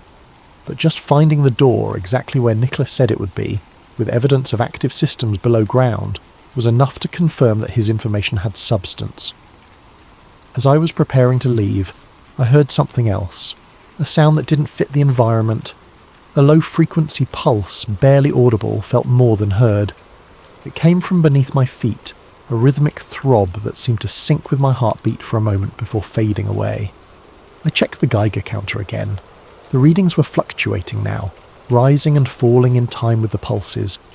The pattern was regular, a spike every few seconds, perfectly timed, as if something below was cycling through operations. I took photographs, careful to document everything. The door, the lock, the concrete pad, the surrounding area. I made notes on my phone, recorded video, captured GPS coordinates. Evidence. Proof that this place existed. Something was running down there. Something was active. I stood there for nearly an hour listening to the pulses, feeling them through the ground. At one point my nose started bleeding. Just a trickle. Nothing serious. But it startled me. I wiped it away and noticed my hands were shaking. The sun was setting. I needed to leave before dark, before park rangers came around to close the gates. But I felt compelled to stay, as if something was pulling me toward that door, calling me to find a way inside. I forced myself to walk away. But that night, lying in a motel room in Montauk, I couldn't shake the feeling that I'd crossed a threshold, that by finding that door, by confirming Nicholas's information, I'd moved from investigating a story to being part of it. Over the next few weeks I went back 3 more times. Each visit I learned more. I discovered that the door wasn't the only entrance. Using Nicholas's diagrams, I found 2 more access points, both similarly secured, both showing signs of regular maintenance despite the facility being supposedly abandoned. On my 3rd visit I nearly got caught. I was examining one of the doors when I heard vehicles approaching. Military vehicles. I hid in the brush and watched as a group of men in unmarked uniforms emerged. They unlocked one of the doors and descended into the facility carrying equipment cases. They were down there for nearly 2 hours. When they emerged, they locked the door, did a sweep of the area with handheld devices that looked like radiation detectors or EM field monitors, then drove away. The facility wasn't abandoned. It was still in use. Whatever the Montauk project had been, whatever it had become, it was still operational. I documented everything.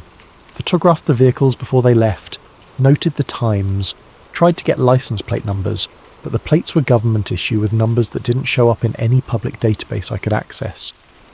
I also started experiencing strange effects. My equipment would malfunction near the site. Cameras would show strange artifacts in photos, geometric patterns that weren't visible to the naked eye. Audio recorders would pick up voices speaking in frequencies outside normal human range, which when played back slowly sounded almost like words, though in no language I recognised. And I started having dreams of being underground, walking through white-tiled corridors, hearing children crying behind locked doors, standing in a large chamber with a chair in the centre surrounded by equipment that hummed with power. In the dreams I would sit in the chair, feel the helmet lowered onto my head, feel the electromagnetic fields activate, and then I would see things, shapes forming in the air, creatures from nightmares, and one presence, always watching from the corners, that was vast and dark and somehow hungry. I would wake up with nosebleeds, headaches, a sense of disorientation that would last for hours. I tried to tell myself it was stress, the psychological weight of the investigation, but deep down I knew it was something else. Something about that place was affecting me, reaching out across the distance, pulling me in. Over the next few weeks, I dug deeper into the historical record, looking for any documented anomalies around Camp Hero during the years the project supposedly operated. What I found was fragmentary but suggestive. In August of 1983, there was a significant electromagnetic pulse recorded by monitoring stations along the eastern seaboard. The event lasted approximately 4 minutes and was centred on Long Island. At the time, officials attributed it to atmospheric conditions or equipment malfunction. But the same day, local hospitals in the Montauk area treated more than a dozen people for symptoms consistent with electromagnetic radiation exposure, disorientation, nausea, temporary vision problems. Most were dismissed as coincidental, perhaps related to a virus or food contamination. Also on that same day, local power grids experienced widespread failures. Radar installations reported equipment glitches, and more than 20 residents called authorities to report strange lights in the sky and unusual animal behaviour. Dogs howling in unison, birds flying in confused patterns, fish washing up dead along the beaches. I found Coast Guard reports of unusual sonar readings off Montauk Point that night. Something large moving underwater, too big and too fast to be a whale or submarine. The readings showed an object roughly the size of a building, moving at speeds that defied conventional explanation, then simply vanishing from sonar as if it had ceased to exist. The date was August 12, 1983. According to Montauk Project lore, this was the day the project ended, the day something went catastrophically wrong during an experiment. Preston Nichols called it the Montauk Break, claiming that a subject in the chair created a manifestation that couldn't be controlled, forcing an emergency shutdown. I found a report from Brookhaven National Laboratory's medical facility for that same night. 3 unidentified patients were admitted with extreme psychological trauma. The intake notes described them as non-responsive, exhibiting signs of acute dissociative episodes. No identification was found on any of them. No family came forward. One nurse's note, almost buried in the file, described the patients as speaking in unison, before lapsing into catatonia. They repeated the same phrase over and over. It came through. You couldn't stop it. It's still there. Within 6 hours, all 3 were transferred to federal custody. The report provided no explanation for the transfer, no destination, no follow-up. Just a notation.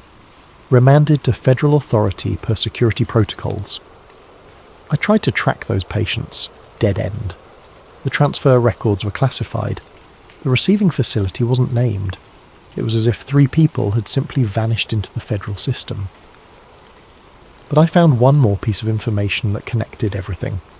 A meteorologist at a private weather monitoring station recorded unusual atmospheric disturbances over Montauk on August 12, 1983. The data showed what he described as impossible readings: localized gravity variations, temporal distortions in radar readings, and something he couldn't explain. Multiple echo returns showing the same aircraft at different altitudes simultaneously, as if the same object existed in multiple places at once. He reported his findings to the National Weather Service. They told him his equipment was malfunctioning. He insisted it wasn't. They told him to stop making claims that couldn't be substantiated. When he persisted, he was quietly let go from his position. I found him living in upstate New York, retired, still bitter about how he'd been treated. He showed me his original data logs, preserved for 4 decades, waiting for someone to finally take them seriously. Something happened that night, he told me. Something that broke the rules of physics as we understand them. And instead of investigating it, instead of trying to understand it, they buried it. Made everyone involved look crazy or incompetent. But I know what I saw. I know what the data showed, and I know they didn't want anyone looking too closely at what was happening at Camp Hero.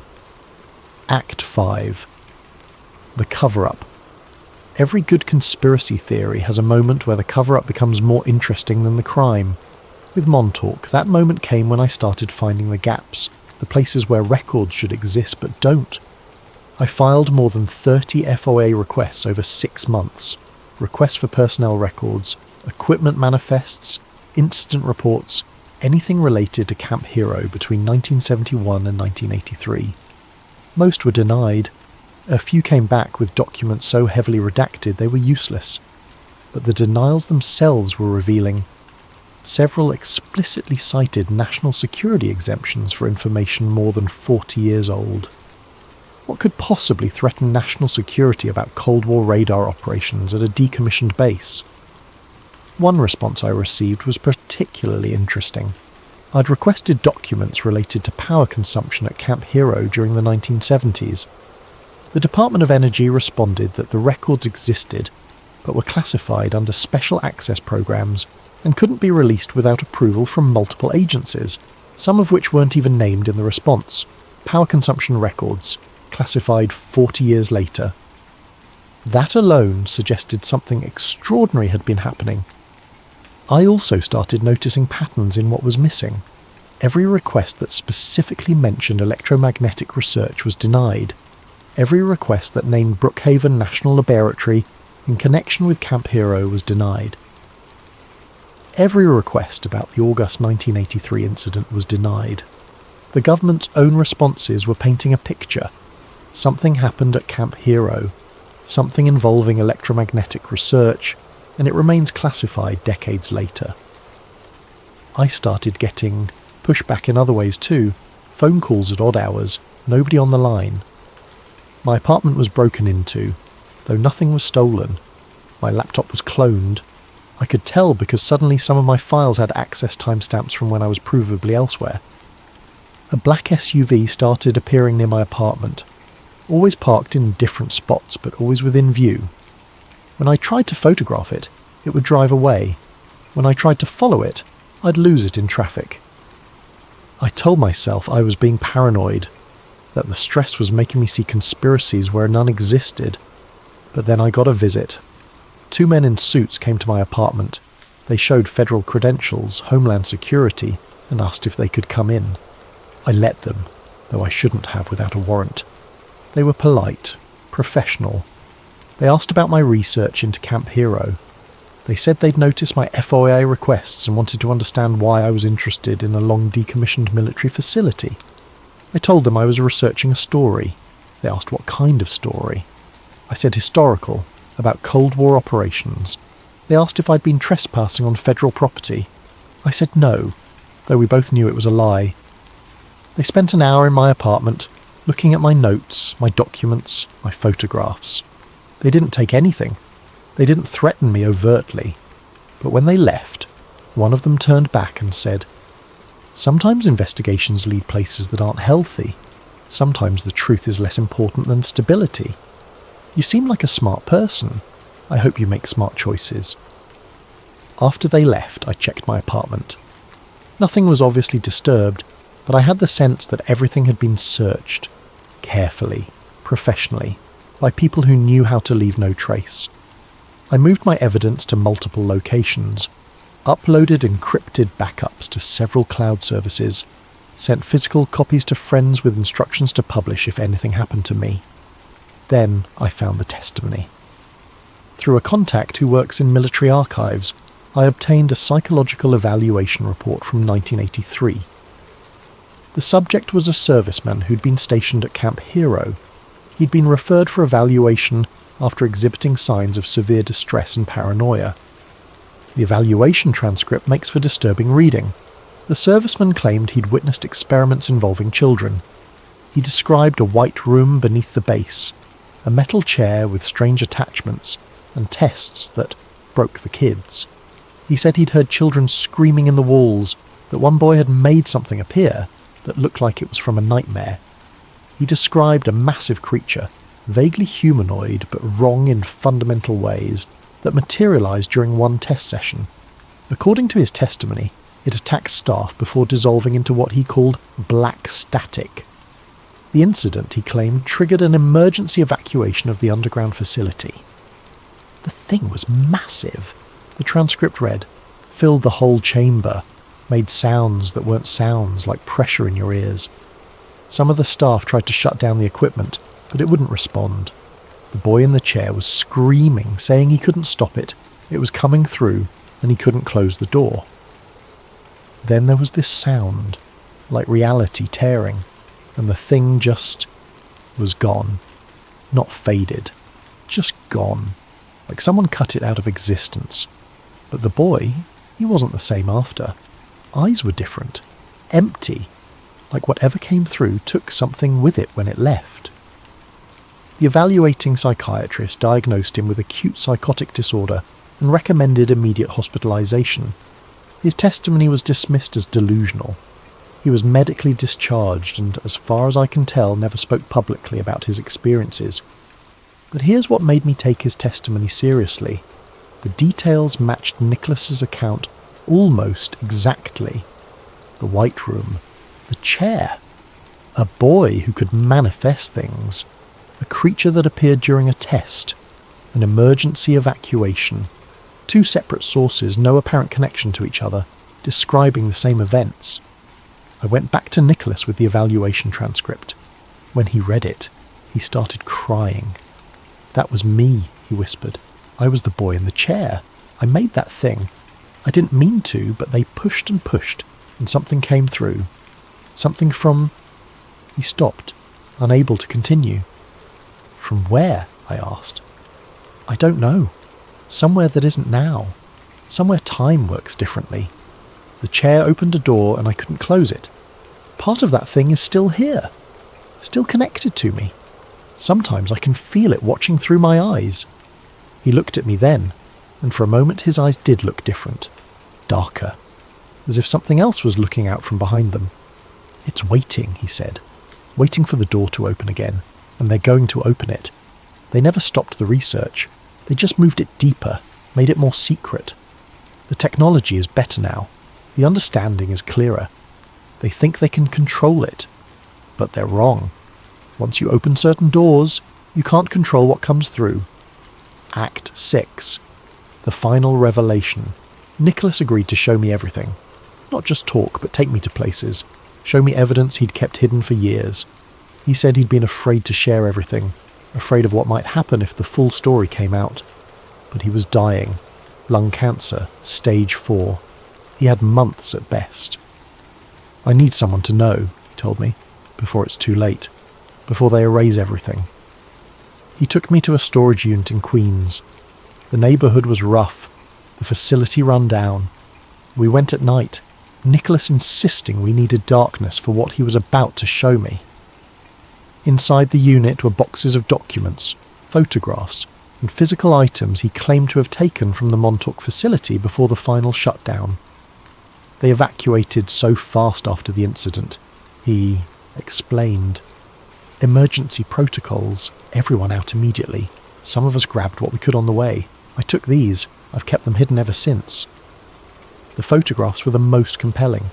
Polaroids, dated in the handwriting typical of the 1970s and early 80s. They showed underground rooms, equipment, and in several cases children.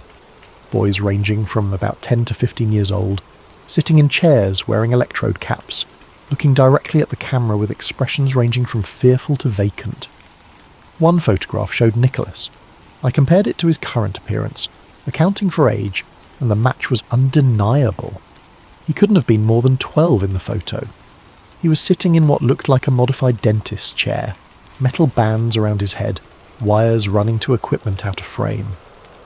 A man in a white coat stood beside him, face partially visible, making notes on a clipboard. On the back of the photograph, written in black ink, Project Phoenix, Subject 01, June 79. Another photograph showed a room that had been damaged, equipment overturned, scorch marks on walls, and in one corner, barely visible but unmistakable, a shape. Large, dark, with the angles that hurt to look at. The photograph was blurry in that area, as if the image couldn't quite resolve, but you could see enough to know it wasn't human, wasn't normal. The more I stared at it, the more details emerged. Surfaces that seemed to exist in multiple planes simultaneously. Limbs, if they could be called that, extending in directions that violated three-dimensional geometry, and something that might have been eyes or mouths or wounds in reality itself. "That's what I made," Nicholas said quietly, not looking at the photograph. "That's what came through when they pushed my abilities too far. They wanted me to create specific things, images they projected into my mind. But that time, something else came instead. Something that was already there, waiting for a door to open. There were dozens more photographs, test chambers, equipment I couldn't identify, children in various states of distress, and in several images that shape in the corner, always partially visible, as if it existed just out of frame no matter how the camera was positioned. There were also documents, internal memos from Brookhaven, equipment requisitions for items that made no sense in conventional research, magnetic field generators beyond anything commercially available, isolation chambers, sensory deprivation tanks, and something described only as temporal variance monitors. One memo, dated March 1981, referenced continued coordination with Eastern Defence operations and noted promising developments in consciousness projection protocols.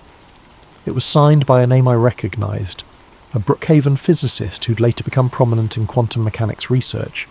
He's still alive, still publishing papers. I tried to contact him. He refused to speak with me. Another document was a technical specification for something called the Beacon, described as a trans-temporal signalling device designed to maintain coherent communication across temporal discontinuities. The description was dense with physics jargon I barely understood, but the implication was clear. They were trying to send signals through time. But the most disturbing item in Nicholas's collection was a VHS tape. The label, handwritten, read, Temporal Test B, August 83. We found a pawn shop that still had a working VCR and paid the owner to let us use it. Nicholas, myself, and the shop owner watched together on an old television in the back room. The video quality was poor, degraded by age and magnetic drift. But what it showed was unmistakable. A white-walled room exactly as Nicholas had described. Harsh fluorescent lighting, equipment lining the walls, old computers with CRT monitors, oscilloscopes, devices I couldn't identify. In the centre, a chair, metal frame, leather straps, a helmet covered with sensors and wires. A boy, maybe 13 years old, was led into the frame by two men in white coats. The boy was Nicholas. Even 40 years younger, even moving differently, the resemblance was clear. They strapped him into the chair, attached the helmet. One technician spoke off camera, words muffled but the tone clear, instructions, commands, pushing the boy to concentrate. For several minutes nothing happened. The boy sat still, eyes closed, face straining with effort. The monitoring equipment showed readings I couldn't interpret, numbers and waveforms changing rapidly. Then the air around the boy began to shimmer. At first it was subtle, heat waves, distortions in the light, but quickly it became more pronounced. The shimmer intensified, localized in a corner of the room, and began to coalesce into something. A shape, dark, indistinct, but growing more solid with each passing second. The technicians noticed. One stepped back, another reached for a control panel. Someone off camera shouted, "Increase the dampening field!" But the shape continued to form. It was large, easily 8 feet tall with proportions that weren't quite right. Too long in some dimensions, compressed in others. Surfaces that reflected light impossibly, showing angles that geometry said couldn't exist in three-dimensional space. And it was moving, not smoothly. It stuttered, as if existence itself was struggling to contain it. Frame by frame, it grew more present, more real, forcing its way into our reality like something being born through too small an opening. The boy was screaming now. I could see his mouth open, tendon standing out in his neck. But the audio on the tape was distorted, overwhelmed by a sound that wasn't quite sound, more a pressure that made the speakers crackle and pop. The creature turned. It had something that might have been a head, might have been multiple heads. Impossible to tell because the surfaces shifted and merged, and it looked at the camera. The shop owner made a sound of horror. "What the hell is that?" On the screen, chaos. Technicians running. Alarms blaring. The boy still strapped in the chair, body convulsing. Equipment sparking. And the creature growing larger, more solid, reaching out with appendages that left trails of darkness in their wake. One technician didn't run fast enough. The creature touched him. Just a brief contact. A brushing of whatever passed for its hand against the man's back. The technician collapsed instantly, body rigid, mouth open in a scream we couldn't hear over the distorted audio. Then someone hit a switch. The lights in the room strobed, faster and faster, and the creature began to break apart. Not dissolving naturally, but being torn, shredded by forces I couldn't see. It resisted, writhing, reaching for anything it could grasp, but piece by piece it was pulled back, sucked into whatever dimensional wound it had emerged from. The video cut to static. When it came back, seconds later, the room was empty except for the boy still in the chair. Unconscious or dead, it was impossible to tell. Technicians rushed in, some wearing what looked like hazmat suits, others just lab coats. They unstrapped the boy, carried him out of frame. The last thing visible before the tape ended was the technician who'd been touched by the creature. He was still on the floor, but moving now, crawling. His movements were wrong, joints bending in directions they shouldn't, as if he'd forgotten how human bodies worked. Someone off camera said, "Get him to containment and shut down the chair. We're done for tonight." The tape ended. We sat in silence for a long time. The shop owner finally spoke. "That's not real. It can't be real. Special effects, right? Some kind of movie?" But we all knew it wasn't. The quality was wrong for special effects. The reactions were too genuine, and the tape itself had markings that identified it as military property. On the back of the VHS tape, stamped in official military typeface, "Property of United States Air Force Phenomenon Division. Do not duplicate." Phenomenon Division. Not a unit I'd ever heard of. Not in any official Air Force documentation I could find. But there it was, stamped on a tape showing an experiment that wasn't supposed to have happened at a facility that was supposedly abandoned. We made a digital copy of the tape. Nicholas gave me all his documents, photographs and evidence. He made me promise to publish the story no matter what happened. "They'll come for this," he said. "They'll know someone has it. They've probably known all along. I think they let me keep it. Let me be a walking storage system for evidence, watching to see if I'd ever try to expose it. Now I am, so they'll come. Then why do it? Why now? Because I'm dying anyway. And because that thing in the video, it's not gone. It's still partially here, caught, between dimensions, and they're trying to bring it through again. I can feel it.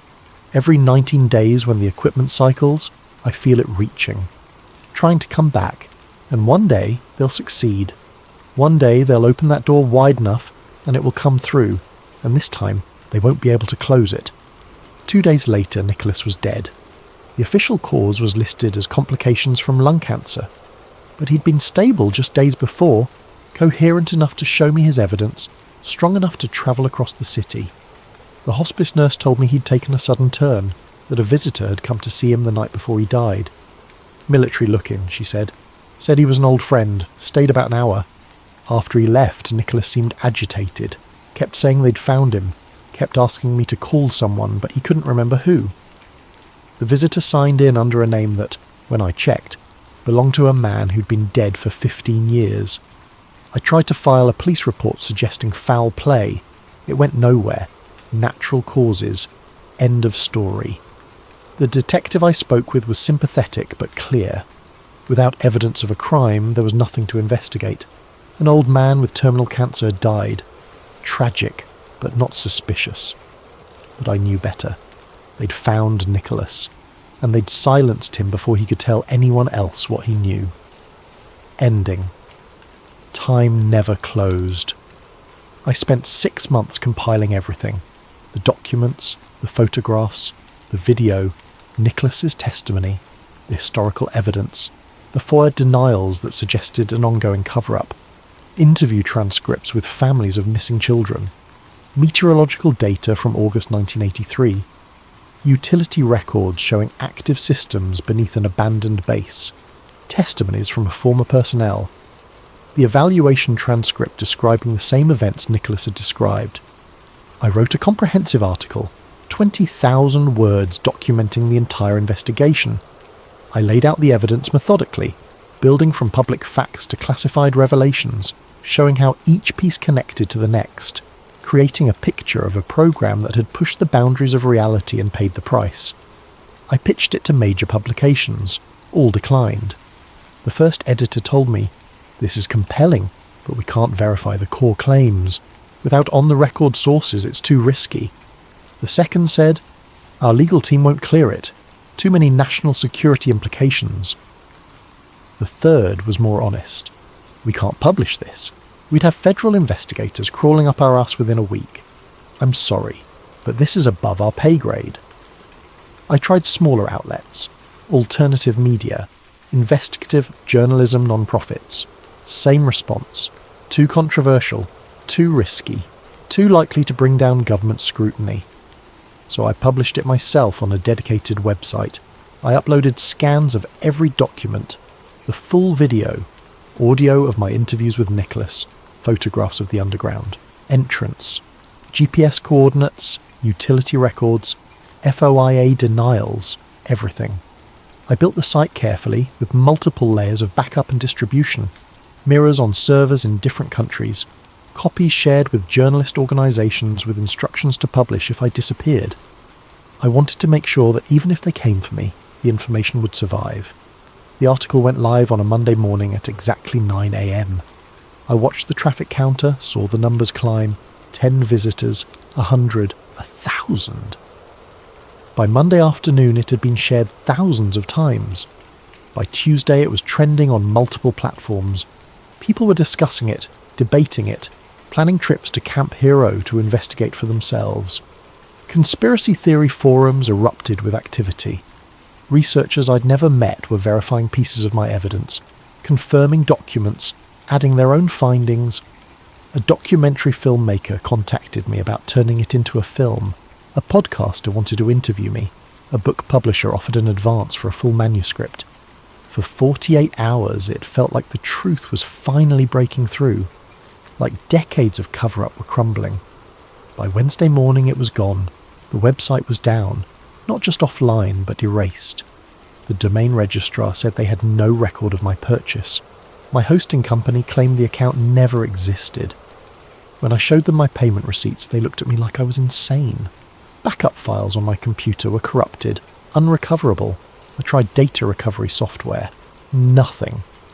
The files existed, but they were filled with garbage data, as if they'd been overwritten with random noise. The cloud storage service showed no files in my account. Not deleted, just never uploaded. When I checked the upload logs, they showed activity from my IP address, but the timestamps were wrong, showing uploads from times when I was provably elsewhere, when my computer was powered off. The digital copies I'd made of Nicholas's evidence were gone. The original documents I'd scanned and kept in a safe deposit box had vanished from the box. The bank had no record of my visit to place them there, despite me having the receipt. When I showed them the receipt, they said their system had no record of that transaction number. It was as if the entire deposit had been retroactively deleted from their database. My phone record showed no calls to Nicholas. Email correspondence was gone from sent and received folders. Text messages erased. When I contacted my phone provider, they said their systems showed no such communications had ever occurred. It was as if the entire investigation had been retroactively deleted from reality. People who'd shared the article reported the links dying. Screenshots they'd taken were corrupted. One person told me they'd downloaded the entire site as a PDF, but when they went to open it, the file was empty. The documentary filmmaker who'd contacted me said he didn't remember our conversation. The podcaster denied ever reaching out. The publisher said they had no record of any offer. I still had my memory. My notes written in physical notebooks still existed, though even those seemed to be fading, ink becoming lighter, words becoming harder to read, as if even physical records were being erased. I'm writing this now, as fast as I can, getting it down before it too disappears. I don't know how long this will last, how long before this file corrupts, this document vanishes, this story becomes something I can no longer prove existed. But here's the thing that keeps me awake, the thing I can't explain. This morning I received a package, no return address, no postage mark, just left outside my door. Inside was Nicholas's notebook, the original one he'd given me in that Brooklyn coffee shop.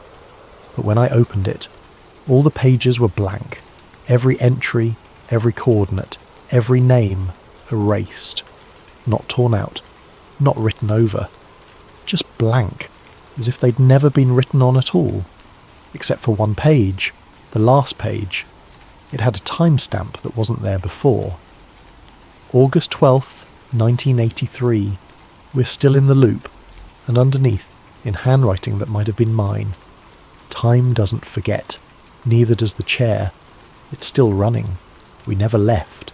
We're still down there, and you're starting to remember. I don't remember writing that. I know I didn't. But the handwriting is mine. Exactly mine. The way I form letters, the pressure I use, the spacing. It's my hand that wrote those words. But when?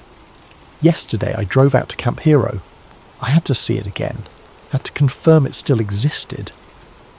Maybe everything else had been erased, but the place itself couldn't be deleted. The steel door I'd found was gone, not sealed, not removed. Gone, as if it had never existed. Just solid concrete where I knew I'd found an entrance. I checked the GPS coordinates. I was in the right place. But there was no door, no lock, nothing. I put my hand on the ground anyway, pressing against the concrete, and I felt it. That pulse, that rhythmic throb of machinery running deep below, the same rhythm I'd felt months ago. Proof that something was still down there, still running. And for just a moment, I remembered being in a white room, sitting in a metal chair, wires attached to my head, someone asking me to think of something specific, someone pushing me to open a door. The memory was vivid, more than a dream, more than an imagination, a memory of something that actually happened. But that's impossible. I was born in 1985. The Montauk project supposedly ended in 83. I couldn't have been there, unless time doesn't work the way we think it does, unless the project found a way to create loops, fold moments back on themselves, trap people in recursive timelines, unless everyone who investigates too deeply gets pulled into the loop, becomes part of the experiment retroactively. Nicholas told me once, in one of our last conversations, the worst part isn't that they experimented on us, it's that we never left. We're still there, in that moment, and anyone who looks too closely gets pulled in. The chair doesn't just affect those who sit in it. It affects anyone who thinks about it too deeply, who focuses too much attention on what happened. Consciousness is entangled with the experiment now. We're all part of it. I'm starting to understand what he meant. If you're listening to this, if you're hearing these words, be careful. Some doors open both ways. Some investigations don't end when you close the file. By learning about the Montauk project, by thinking about what happened there, you might be creating a connection. Consciousness and quantum mechanics are linked in ways we don't understand. Observation affects reality. And if the experiments at Montauk really did bridge consciousness and time, then maybe just knowing about it is enough to get caught in the loop. Camp Hero still stands. The radar tower still rises against the sky. And beneath the ground, in tunnels the government says don't exist, something is still running. Every 19 days, like clockwork, the equipment cycles. The electromagnetic fields activate. The beacon at the end of time transmits its signal into the past, into the future, into all moments simultaneously. Time doesn't forget. Neither does the chair. And now, neither will you. Because once you know about the Montauk project, once you've read this far, you're part of it. Your consciousness has touched the experiment. You've opened a door in your own mind, and that door connects back to the white room beneath Camp Hero. The beacon at the end of time is still transmitting. The signal never stopped. We're all receiving it, whether we know it or not. And somewhere, in a white room beneath Camp Hero, a boy is sitting in a chair. Always sitting. Always broadcasting. Always opening doors that should have stayed closed. The year is 1983. The year is 2014. The year is now. All of them. Simultaneously. Because time in that place doesn't move forward anymore. It loops. And loops. And loops. Forever. And we're all in the loop now. All of us who know the story. All of us who've thought about what happened there. We're all trapped in that moment beneath Camp Hero, experiencing it from different angles, different timelines, but always circling back to the same point. The boy in the chair, the thing that came through, the door that won't close. I'm writing this from a motel room in Montauk. I came back here, though I don't remember deciding to. I keep finding myself driving out to the park, standing over the spot where the door used to be, feeling that pulse through the ground. Last night I woke up in the middle of the night. I was standing outside in my bare feet halfway to Camp Hero. I don't remember getting out of bed. Don't remember leaving the room. I'm going back to the facility. Today. I found another entrance. Or it found me. Or I remembered it from the timeline where I was part of the project. I can't tell anymore. There's a door in my dreams. A white door in a white room. And it's opening. And something on the other side knows my name. This is the last entry I'll make. The last thing I'll write before I go down into those tunnels one final time. If you're reading this, then it means the document survived. The story escaped the loop, at least partially. Share it, save it, copy it, let it spread. But know that by doing so, you're perpetuating the experiment. You're keeping the door open. You're feeding attention and consciousness into the machine beneath Camp Hero. And maybe that's what they want. Maybe the whole point was to create a self-perpetuating cycle. A story that spreads itself, pulling more and more people into the loop, their consciousness entangling with the experiment, creating more fuel for the chair. The beacon at the end of time broadcasts to anyone listening. And if you've made it this far, you're listening. Welcome to the loop. We've been waiting for you. We've always been waiting. Time doesn't forget. Neither does the chair. Neither do we. Before we dive into tonight's story, if you're enjoying this content, please consider using your hype points on this video. It truly helps the channel more than you possibly know, and we deeply appreciate your support. Also, if you'd like, drop a comment letting us know what time it is, where you are, and where in the world you're listening from. We love seeing where everyone is tuning in from, but only if you want to share. Now, let's begin. Imagine for a moment that humanity's greatest mistake wasn't reaching too far into space, but looking too deep into our own oceans. Imagine that beneath miles of dark water, something was found that was never meant to be disturbed. Something ancient. Something aware. Something that had been watching us long before we ever thought to watch the stars. In 1978, a NASA contractor recorded 18 minutes of footage that would never be shown to the public. 3 weeks later, he was dead. Within a year, NASA abandoned all ocean exploration and never gave a real explanation why. This is not a story about what might be out there in space. This is a story about what we found down here, and why someone decided we should never look again. This is the story of why NASA really left the ocean. The Abyss Protocol, why NASA really left the ocean. July 1978.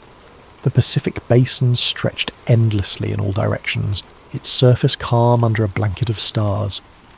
The research vessel Pacific Surveyor rolled gently in the swell, its deck lights the only human presence for 300 miles in any direction. But 12,000 feet below, in a world of crushing pressure and absolute darkness, something impossible was about to be recorded. Marvin Elridge had been working with NASA contractors for nearly 6 years. His specialty was deep scanning sonar technology, the kind that could map the ocean floor with unprecedented detail. At 42 years old, Marvin was methodical, careful, and deeply skeptical of anything that couldn't be measured and verified. He had 2 daughters in college, a mortgage in San Diego, and absolutely no patience for speculation or wild theories. He dealt in data, numbers, provable facts. On this particular night, Marvin was aboard the Pacific Surveyor conducting what should have been routine scans as part of the NOAA and NASA Joint Ocean Floor Imaging Program. The mission parameters were straightforward. Map a 60 square mile section of seafloor, catalogue any geological features of interest, collect core samples if time permitted. Routine, standard, boring even. He had been on deck drinking coffee, looking at the stars and thinking about whether his oldest daughter would actually finish her engineering degree when the sonar operator called him over around 11:30. The young technician's voice had an edge to it that made Marvin put down his coffee cup and head inside immediately. The screen showed something that shouldn't exist at that depth. Right angles, perfect 90-degree geometry. At 12,000 feet below sea level, nature doesn't create right angles. Erosion, pressure and time smooth everything into curves and irregular shapes. Coral builds organically. Lava flows and hardens in chaotic patterns. Rock fractures along stress lines that are never perfectly perpendicular. But there it was on the display, clear as day. A structure. Marvin ordered the submersible to make another pass. The automated system descended slowly, its lights cutting through the darkness in narrow cones that revealed only small sections of the vast emptiness. This time, they picked up something else. Metal reflections. The sonar was bouncing back signatures consistent with manufactured materials. Not rock, not biological matter. Metal, beneath more than 2 miles of ocean water. The technician adjusted the frequency range, trying to get a clearer reading. "Sir, this doesn't make sense. The return signature is too clean. It's like scanning a building, not a geological formation." Marvin watched the screen, his engineering mind trying to find a rational explanation. A sunken ship, maybe. Except ships don't sink in geometric patterns. They don't end up perfectly aligned on the seafloor, and they don't extend for over half a mile in each direction.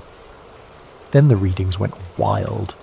Something massive was moving beneath the sediment, not swimming through the water above it, moving beneath it, displacing tons of seafloor material as it shifted position. The displacement calculations appeared on the secondary screen, and Marvin felt his mouth go dry. Whatever was moving down there was at least 800 feet long. The mass estimate kept climbing as the computer tried to calculate volume and density. The submersible's cameras captured only darkness and swirling sediment, but the sonar painted a picture of something vast and deliberately hidden. The object was rising, not quickly, but steadily, pushing up through layers of silt that had probably accumulated over thousands of years.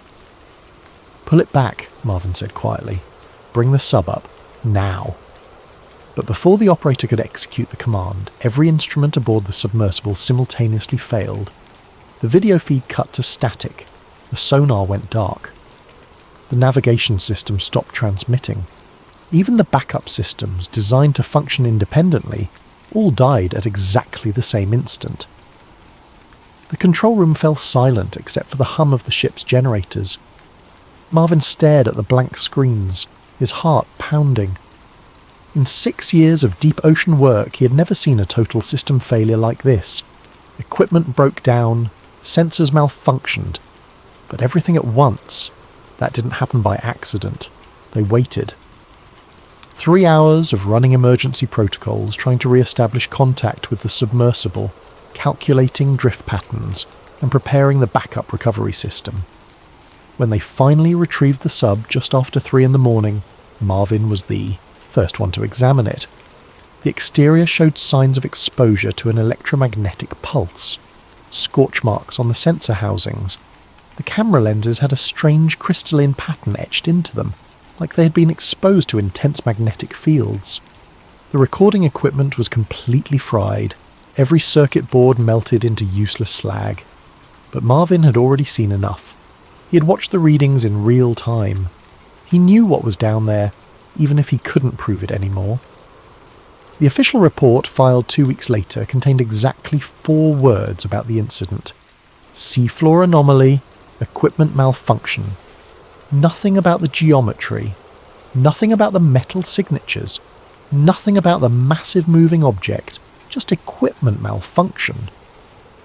Marvin read the report 3 times, each time feeling more certain that someone was actively burying what they had found. He had submitted a detailed account. 12 pages of technical observations, sonar readings, equipment analysis, and recommendations for follow-up investigation.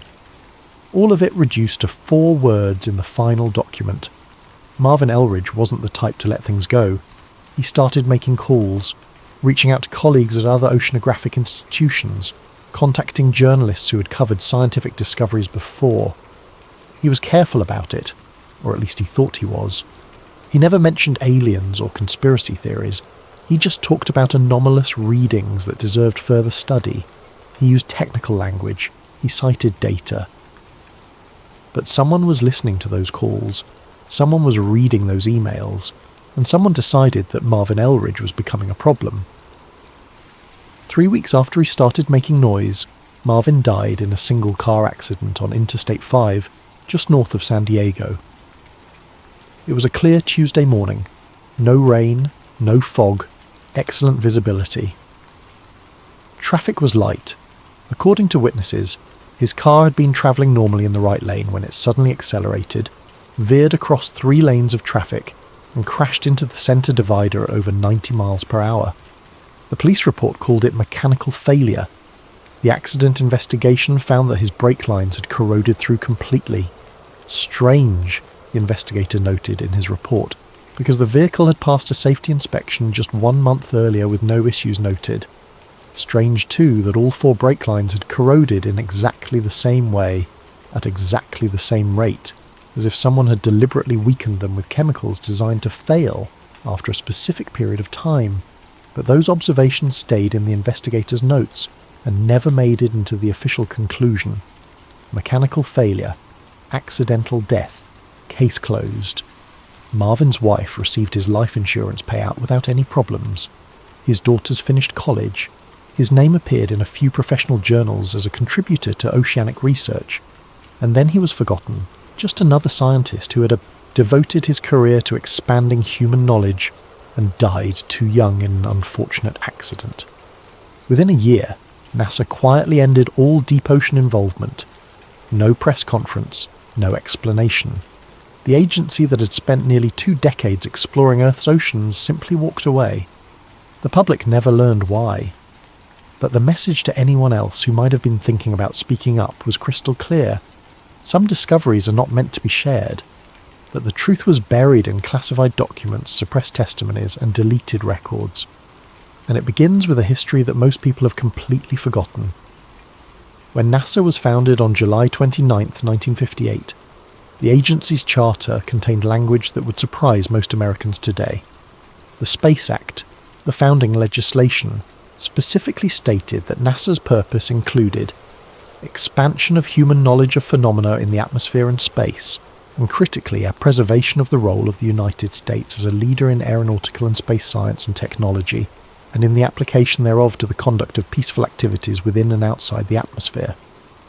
But there was another clause, often overlooked in modern discussions, that explicitly mentioned oceanic research as part of the agency's environmental studies mandate. This wasn't a secondary mission added later. Ocean exploration was written directly into NASA's founding purpose, right alongside space exploration. The reasoning was sound. If NASA wanted to understand how life might exist on other planets, they needed to study the most extreme environments on Earth, and nothing on Earth compares to the deep ocean. Crushing pressure, no light, extreme cold or extreme heat near thermal vents, toxic chemistry.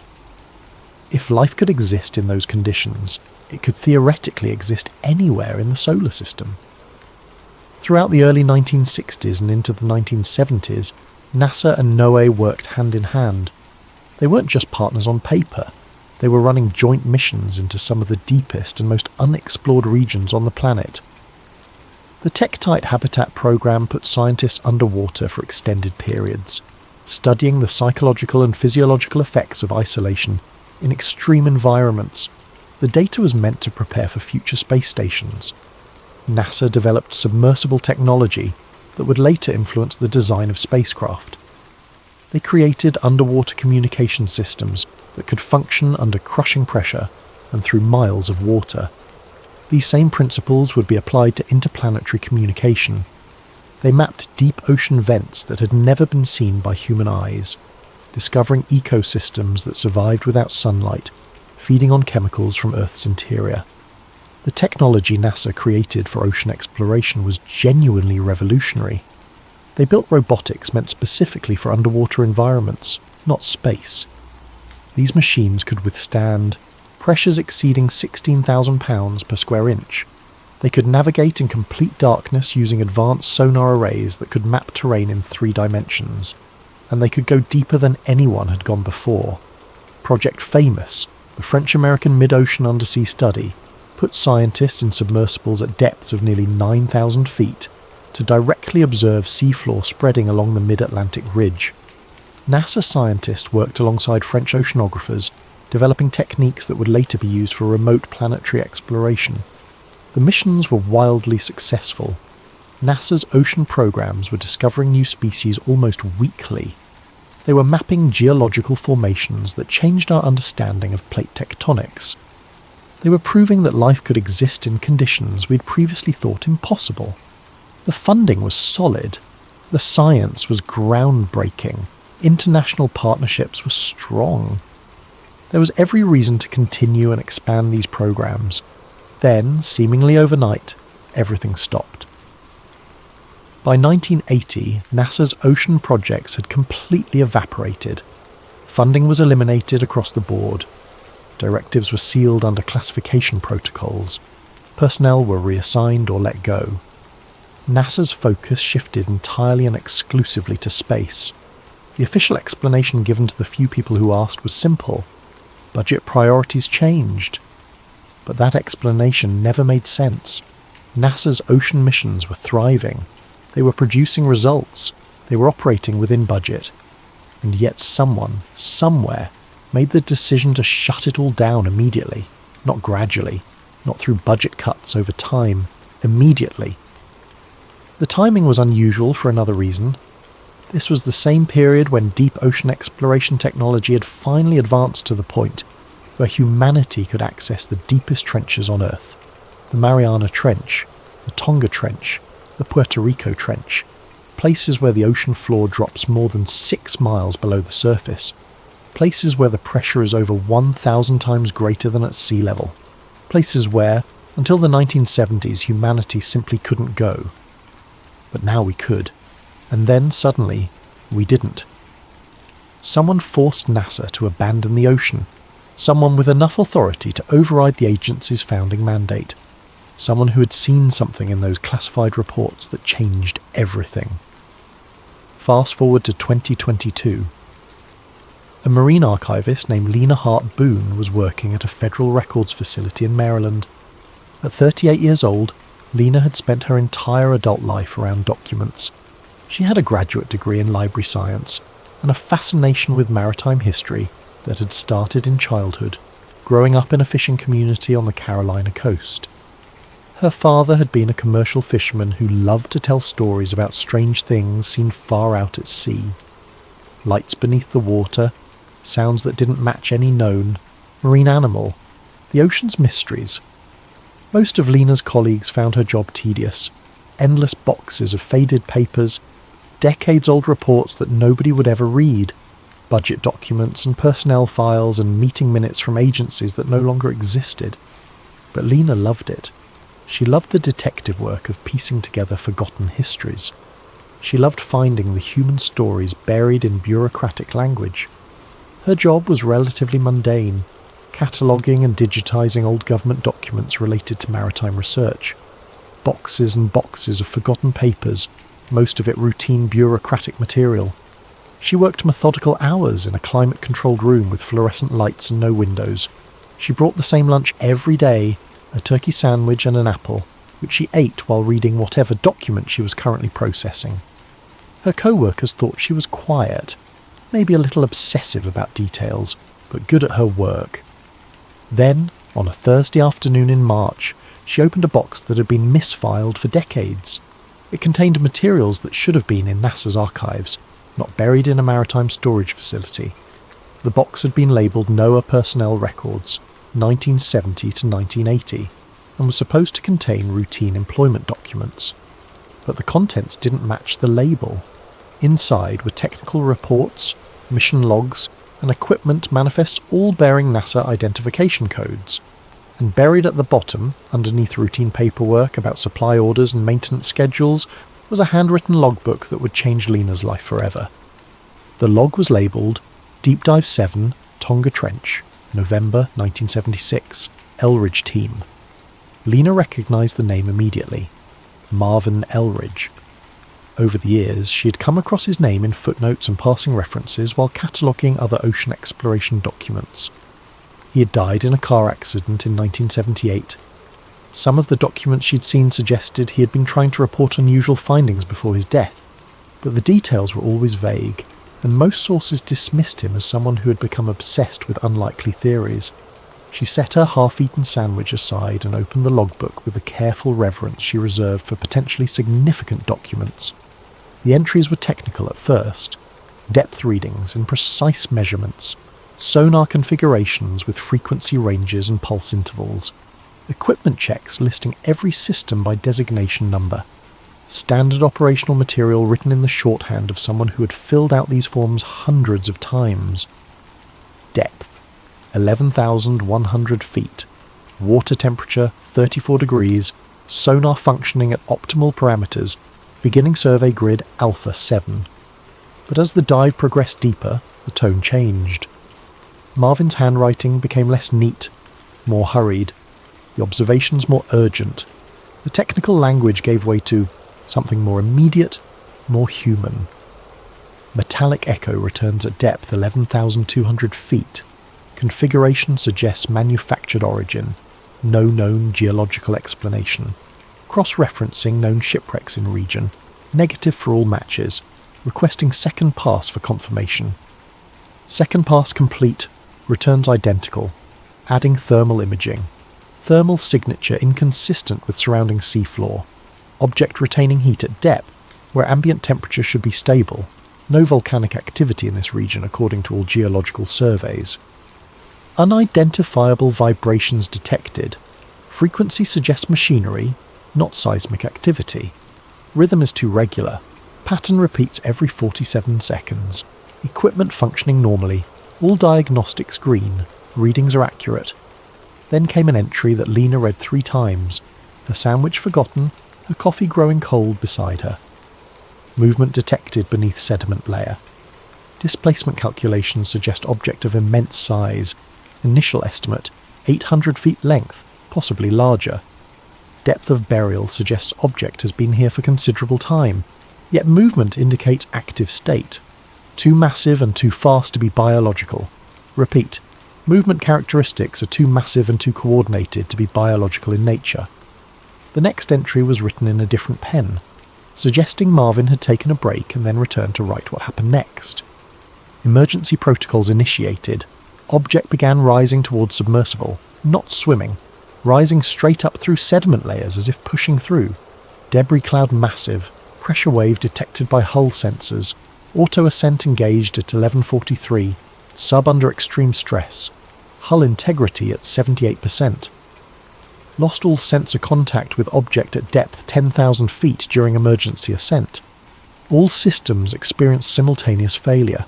Electromagnetic pulse consistent with deliberate countermeasure, not natural phenomenon. Recording equipment destroyed.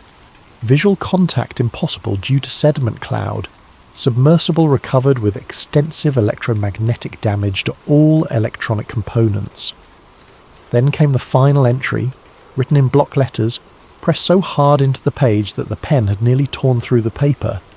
We're not alone down here, and they are listening.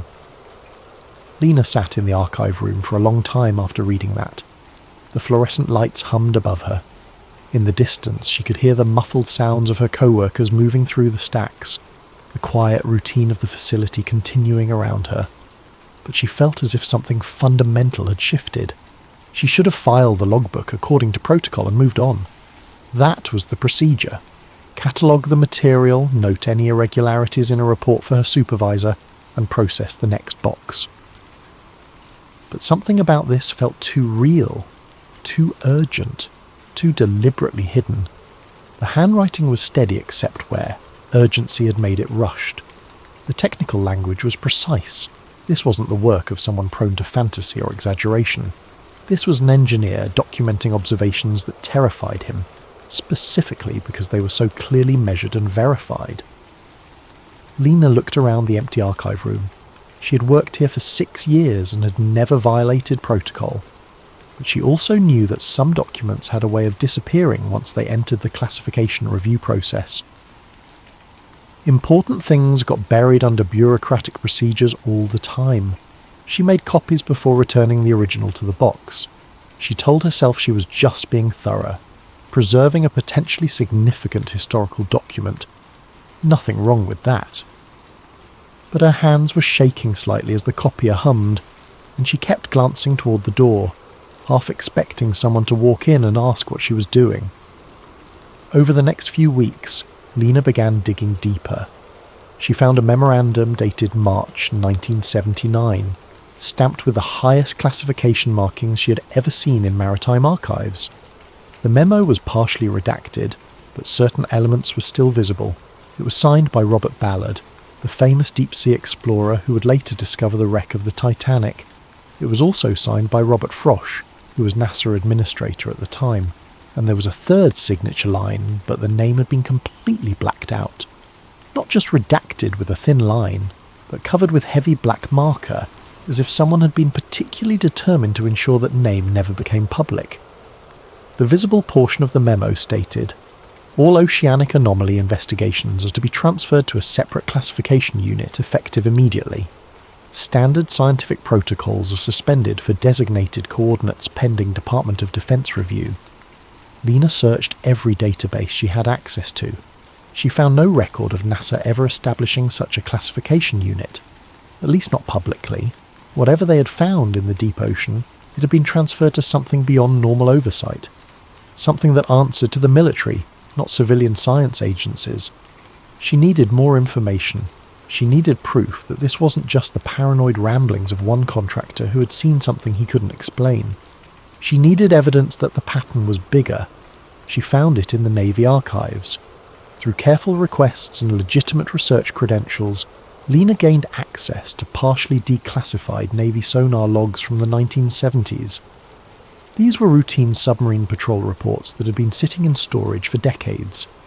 Most of it was exactly what you'd expect: position reports, depth readings, contact tracking of other vessels. But scattered throughout the logs were entries that stood out, references to unidentified submerged objects that appeared on sonar and then vanished, reports of sudden accelerations that were physically impossible for any known submarine technology, acoustic shadows that resembled large structural masses but appeared in locations where no structures should exist, and the locations matched: the Tonga Trench, the Puerto Rico Trench, the Mariana Trench, the three deepest places on Earth, the same places where NASA had been conducting their most advanced deep ocean exploration right before they were ordered to stop. The Navy reports used careful language. They never said alien or unknown intelligence.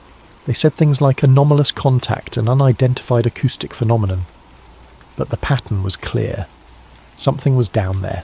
Multiple Navy vessels had detected it over the course of years, and someone had decided that civilian scientists needed to stop looking. Lena knew she needed to talk to someone who had been there, someone who had worked on NASA's ocean programs, and might be willing to talk about what really happened. She found Harlan Vick living in a retirement community in Florida, in a modest apartment that overlooked a small artificial lake. He had worked as a propulsion engineer for NASA from 1964 until his retirement in 1991. His work had focused on developing systems that could function in extreme environments, both space and ocean. His personnel file, which Lena had accessed through legitimate research channels, showed commendations for innovative solutions to pressure vessel design and deep water propulsion systems. When Lena called him and explained what she had found, there was a long silence on the other end of the line. She could hear him breathing, could almost feel him deciding whether to hang up or engage. Then Harlan said something that made her book a flight to Florida the next day. "I was wondering when someone would finally start asking the right questions. I'm 83 years old. I don't have much time left to worry about classification agreements I signed 40 years ago." They met at a small cafe near his retirement community 3 days later. It was a quiet place, mostly empty in the mid-afternoon between lunch and dinner rushes. Harlan was waiting for her at a corner booth, a lean man with age spots on his hands and sharp, intelligent eyes behind wire-rimmed glasses. He wore a faded NASA polo shirt that had probably been sitting in his closet since the 90s. He ordered coffee and spent a moment organising his thoughts before speaking, his engineer's mind clearly arranging the information in logical sequence. NASA's interest in the oceans was never really about marine biology or geology, he began, his voice quiet but steady. Those were byproducts. Benefits of the research, certainly, but not the primary goal. What we were really doing was searching for analogue environments, places on Earth that resembled conditions we might find on other planets or moons. The deep ocean has no light, crushing pressure that can exceed 16,000 pounds per square inch, extreme cold except near thermal vents where temperatures can exceed 700 degrees, toxic chemistry, acidic conditions. It's as close to an alien world as you can get without leaving Earth. Lena nodded. This was consistent with what she had read in the public-facing mission statements from that era. Europa, Jupiter's moon, has an ocean beneath miles of ice. Enceladus, one of Saturn's moons, has geysers erupting from an underground ocean. If we wanted to understand how to explore those worlds, how to design equipment that could survive those conditions, how to search for life in those environments, we needed to start here, in our own ocean. Harlan took a sip of coffee, his hands steady despite his age. But the deeper we went, he continued, his voice dropping even lower, the more we encountered things that didn't fit any model we had.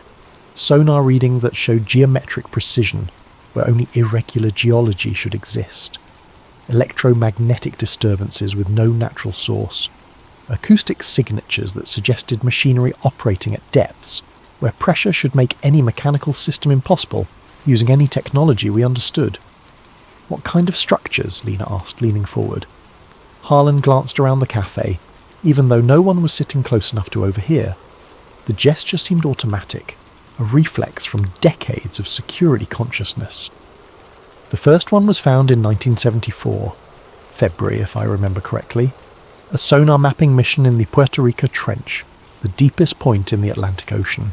They were using a new high-resolution side-scan sonar array, something we had just developed. The resolution was unprecedented for that time. They picked up what looked like a perfectly circular formation at the bottom, 20 miles in diameter. Perfectly circular. They did multiple passes over 3 days. Same result every time. The resolution wasn't good enough to see fine details, but the shape was unmistakable. Nature doesn't make circles that precise, especially not that large. Why wasn't this announced? Lena asked, though she already suspected the answer. Because of what happened next, Harlan said, his eyes distant, remembering. When they sent a submersible down to investigate 2 weeks later, the formation was gone. Not buried under a recent sediment flow, not obscured by a debris field from some underwater landslide. Gone. The seafloor in that location was smooth and undisturbed, as if nothing had ever been there. But we had sonar images from just 14 days earlier showing it clear as day. Multiple passes, multiple confirmation scans, then nothing. Lena felt a chill despite the warm Florida afternoon streaming through the cafe windows. The only explanation that made sense was that it had moved, but the implications of that, of something that large moving deliberately and then concealing itself, were too disturbing to put in a report. So the official conclusion was equipment malfunction, a glitch in the new sonar system.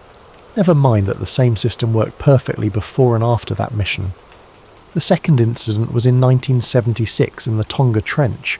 That's the one Marvin Elridge was part of. You've seen his logbook, so you know what they found. Metal signatures and right-angle construction at a depth of over 35,000 feet.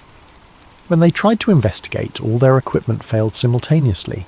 Not broke down over time. Not showed signs of degrading performance. Failed.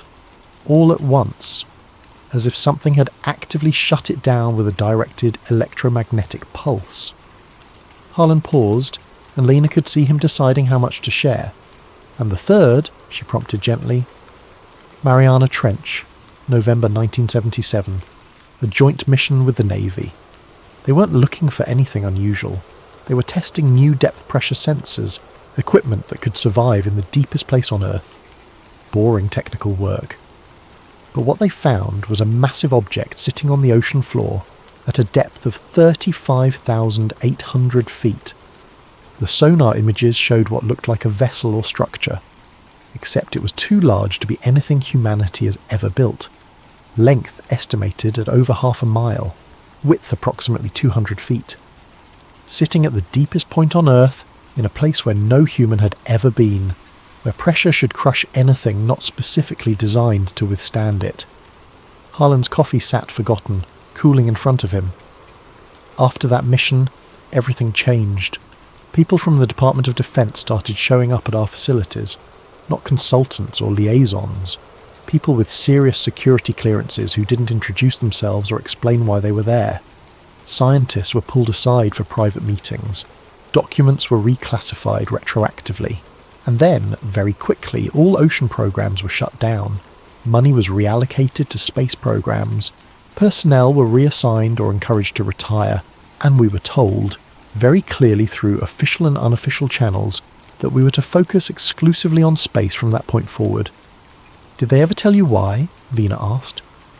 Harlan looked at her directly, his engineer's mind clearly deciding to trust her with something he had kept quiet for decades. Not officially. But the rumour among those of us who had been there long enough, who knew how to read between the lines of classified briefings, was simple. Something in the ocean had responded to us. Our sonar pings, our submersibles, our equipment. We had been noticed, observed, scanned, evaluated, and someone at the highest levels of government decided that the appropriate response was to leave it alone, to stop probing, to stop investigating. NASA was told to redirect all resources to space and never come back to the deep ocean. Lena spent hours with Harlan that day, filling notebook after notebook with details. He gave her names of other scientists who had been involved, though he warned that most were dead now. He provided specific dates and mission numbers that she could cross-reference. He described technology that had never been publicly acknowledged. Pressure vessels capable of withstanding depths that the official record claimed were impossible at the time. Before she left, Harlan reached into his wallet and pulled out a small photograph, faded and creased from years of being carried. It showed a group of people on the deck of a research vessel. Young engineers in their 30s and 40s, squinting in bright sunlight, smiling the way people do in workplace photos. That's the team from the Mariana Trench mission, he said. November 1977. 12 people in that photo. By 1985, 9 of them were dead. Heart attacks, car accidents, 1 drowning, 1 house fire. The official causes were always natural or accidental, but the statistical probability of that many deaths in such a small group over such a short time period is astronomically low. He pointed to a man in the centre of the photo. That's me. And that, he pointed to a woman on the right side, is Marvin Elridge's sister. She was a systems engineer. Brilliant woman. She died in '84 from what they called a sudden brain aneurysm. She was 39 years old, perfectly healthy, no family history of that condition. Lena looked at the photograph for a long time, at the smiling faces of people who had no idea what they were about to discover or what it would cost them. "Why are you still alive?" she asked quietly. Harlan smiled, but there was no humour in it. "Because I kept my mouth shut. I signed the papers. I accepted the reassignment. I never spoke to journalists or wrote about what we found. I made myself harmless, and apparently they decided I was worth more alive as an example of compliance than dead as a martyr." He paused. "But I'm 83 now. My wife died 2 years ago. My children rarely visit. At this point, I'd rather die having told someone the truth than live another year carrying it alone." 2 weeks later, Harlan Vick was found dead in his apartment by the facility's morning wellness check. The official cause of death was listed as heart failure, which wasn't particularly unusual for a man in his 80s with a documented history of cardiac issues. The facility's medical staff noted that he had seemed in good spirits the day before, had eaten a full dinner, and had been seen walking around the artificial lake that evening. But when Lena tried to contact the other names Harlan had given her, she found that 2 had also died in the past 5 years, both from natural causes according to official records. The other 3 names turned up no results at all, as if those people had never existed or had their identities completely scrubbed from all databases. Lena attended Harlan's funeral. It was small, poorly attended. His children were there but seemed uncomfortable, eager to complete the formalities and leave. She was the only person there who wasn't family. After the service, she stood by his grave for a while, looking at the temporary marker that would eventually be replaced with a permanent stone. She noticed a man in a dark suit standing near a tree about 50 yards away. He wasn't trying to hide, but he wasn't participating in the funeral either, just watching. When Lena made eye contact with him, he nodded slightly, then walked to a black sedan and drove away. The message was clear. They knew she had talked to Harlan, they knew what he had told her, and they wanted her to know that they knew. Lena knew she was onto something real now, something that people in power had worked very hard to keep quiet for over 4 decades. She became obsessed with finding more evidence, more proof that couldn't be dismissed or explained away. She spent months cross-referencing coordinates. The logbook from Marvin Elridge's mission had included precise latitude and longitude readings for each sonar anomaly they detected. Lena began plotting these on maps, using modern satellite data and bathymetric charts to see if any patterns emerged. What she found was extraordinary. The anomalies weren't random. They formed a geometric lattice pattern stretching across huge sections of the Pacific Ocean floor. Massive triangular points separated by hundreds of miles, but aligned with mathematical precision. Each point corresponded to one of the deepest trenches or abyssal plains in the Pacific, and they were still there. Modern sonar data, when examined carefully, showed the same unexplained signatures. Not as obvious now, perhaps better hidden or less active, but present. Whatever NASA had found in the 1970s was still there. Lena's search led her to a forgotten archive in the Library of Congress. Among microfilm reels labelled as routine congressional briefings, she found something that didn't belong. A transcript dated November 1977, marked Eyes Only Limited Distribution. The transcript documented a conversation between a NASA oceanographer named Saul Riggin and an unnamed Department of Defense liaison. Lena had to read through the stilted bureaucratic language carefully, but the meaning was clear. Riggin reported that during a deep ocean scan, their equipment had been actively pinged by an unknown source, not passively detected, actively engaged with. The source had used frequencies that matched their own sonar, as if learning and mimicking their technology in real time. The Department of Defense liaison's response was blunt. "You are to shut down all exploration immediately. This is not a NASA matter anymore." Riggin protested. "But it's intelligent. Whatever is down there responded to us deliberately. This is the most important discovery in human history." The liaison's reply was chilling. "That's exactly why you're done. This matter is being transferred to agencies with appropriate security protocols. NASA will redirect all resources to space exploration. This decision is not negotiable." The transcript ended there. Lena searched for any follow-up documents, any indication of what appropriate agencies meant, any hint of what happened to Saul Riggin. She found nothing. His name appeared in NASA employment records until 1979, then vanished completely. No retirement notice, no obituary, just gone. But Lena found one more document. It was filed incorrectly, labelled as a budget allocation memo, but the content was far more significant. ABVS Protocol, Level 6 security clearance required, initiated March 1979. The objective was stated in precise bureaucratic language. Transfer all deep ocean findings and related research to Classified Naval Special Projects Division. Prevent public scientific agencies from further contact with designated zones. Redirect NASA resources exclusively to space exploration programs. And then the reason, in a single paragraph that had been partially redacted but was still readable. Containment of non-human submerged intelligence structures to prevent unauthorized contact and potential security breach. Lena read that paragraph 10 times. Non-human submerged intelligence structures, not alien spacecraft, not ancient ruins.